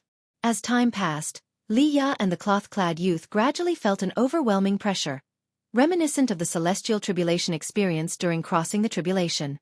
Li Ya felt it most acutely, as none of the pressures he had faced during any celestial tribulation ever compared to the current heavenly pressure. Suddenly, a burst of golden light descended, illuminating Li Ya and the others, eyes wide open, mouth slightly agape. A streak of golden light quickly descended from the depths of the universe, rapidly enlarging, seemingly set to occupy the entire cosmos. Before Li Ya and the youth could ponder further, the golden light had already descended, turning into an incomparably majestic golden mountain, stretching countless miles long, its height unfathomable. The cloth-clad youth gazed upwards, pupils full of golden light. Even Li Ya was shocked, looking up in awe and spontaneously guessing how high this golden mountain might be. It seemed 1,000,000 zhang high. Placed in the celestial spirit great world, it would probably be visible even from outer heaven. Yet he had never seen such an enormous mountain, making him forget his worries for a moment, staring blankly at the golden mountain ahead. The golden mountain shone brightly, devoid of any vegetation, appearing like a heavenly wall across their path, and once it fell, its imposing aura grew, showing no end in sight on either side. Huang Feng immortal monarch slowly stood up, looking at the 1,000,000 zhang high golden mountain before him, eyes full of reverence. How could the heavenly ascension stairs? Li Ya took a deep breath, looked towards Huang Feng immortal monarch, opening his mouth to ask, yet before he could finish, another vast heavenly pressure descended, startling him to look up again. What he saw next was a scene he would never forget. One after another, golden mountains 1,000,000 zhang high fell from the top of the universe, stacking upon each other, shaking the heavens. Boom! Boom! Boom! The entire world seemed to tremor, the sea of clouds roiling like molten waves, The cloth-clad youth gazed in shock at the celestial vault, body trembling incessantly, and Li Ya, though slightly better, was not much different. Golden mountains layered upon one another, rising continuously, forming a golden celestial staircase leading into the depths of the universe, each step 1,000,000 zhang high, exuding an insurmountable oppression, sacred and solemn. After a while, the disturbances in this world finally subsided. Huang Feng, immortal monarch, waved his sleeves, taking Li Ya and the cloth-clad youth to the distance, looking at the heavenly ascension stairs from millions of miles away. Even from such a distance, the heavenly ascension stairs still overwhelmed the eyes of Li Ya and his apprentice. From this vantage point, the heavenly ascension stairs seemed to have already broken out of the boundaries of this world, leading deep into the universe, unseen at the end, and Li Ya and the youth felt that just walking along these stairs would take them to the peak of the great Tao. The feeling was wondrous, yet the two inexplicably nurtured such a thought. The heavenly ascension stairs are not just tall. Each step harbors immense heavenly pressure. To set foot on the first step, one must first reach the golden immortal Tao fruit realm, a realm far beyond your current reach. Only those in the immortal class have the opportunity to attain it. Huang Feng, immortal monarch, remarked with a tone of reflection. Although this was not his first sight of the heavenly ascension stairs, he could not help but marvel every time he saw them. The existence of the heavenly ascension stairs symbolized the insurmountable gap between the mortal and the immortal. Even someone like Huang Feng, immortal monarch, felt a sense of awe toward the heavenly Tao. Li Ya did not respond, still caught in the throes of shock. He could feel that every step of the heavenly ascension stairs encompassed the strongest true meaning of the great Tao, so much so that he felt an impulse to kneel and worship. The trembling cloth-clad youth couldn't withstand the heavenly pressure and knelt in the sea of clouds, eyes vacant. Huang Feng, immortal monarch, turned, looking at Li Ya, and with a smile, asked, "Now how will you choose? Will you still seek him out? Even if I can't form a friendship between you and him, becoming an immortal god is your greatest opportunity. Only by becoming an immortal god can you truly achieve immortality. I cannot harm you, for the celestial rules exist." Upon hearing this, Li Ya instinctively wanted to agree, yet as he spoke, he forcibly suppressed the urge within. After seeing the heavenly ascension stairs, he believed in the existence of the celestial court, influenced by the heavenly Tao on his soul, making him unable to doubt it. Yet when it came to Guan, he had to tread carefully. Huang Feng, immortal monarch's words only made him feel that the immortal monarch was fearful of his contact with Gu, and was it truly to form an alliance through him? Li Ya took a deep breath and said, "I still wish to find him first. I will strive to convey your sincerity." He feared that Huang Feng, immortal monarch, would turn hostile, so he left room in his words. Huang Feng, immortal monarch, heard this, still maintaining a smile, yet his smile grew more and more eerie. Li Ya realized something was amiss, immediately grabbing the cloth-clad youth, distancing them from Huang Feng, immortal monarch. The next second, Li Ya's expression changed drastically, discovering his mana had solidified, looking at Huang Feng, immortal monarch, in terror. The cloth-clad youth also awoke from his shock, glancing at Huang Feng, immortal monarch, frightened by the monarch's sinister smile. Huang Feng, immortal monarch, stared intently at Li Ya, sighing, "Mortal, I have treated you with such sincerity, yet why do you still mistrust me?" Though fear gripped Li Ya's heart, his words remained unyielding. He directly questioned, "What do you intend to do with Guan? If you are truly an immortal god, why resort to such tricks?" Huang Feng, immortal monarch, laughed coldly. "I did not deceive you. I do wish to win him over, to make him an immortal god. But if he refuses, then the celestial court can only eliminate him. No one can refuse the celestial court's invitation. If you do not understand, you must understand today." Boom! His aura erupted suddenly. His clothes burnt away by flames, flesh as if turning to ashes and scattering. His form heightened, quickly revealing his true form. Golden red light ribbons surrounded him, his appearance still aged, yet more solemn than before, two divine beast phantoms rising behind his head, intertwining. The yellow robe fluttered, celestial aura exuded. The revealed form of Huang Feng, immortal monarch, emanated an unparalleled aura of dominance.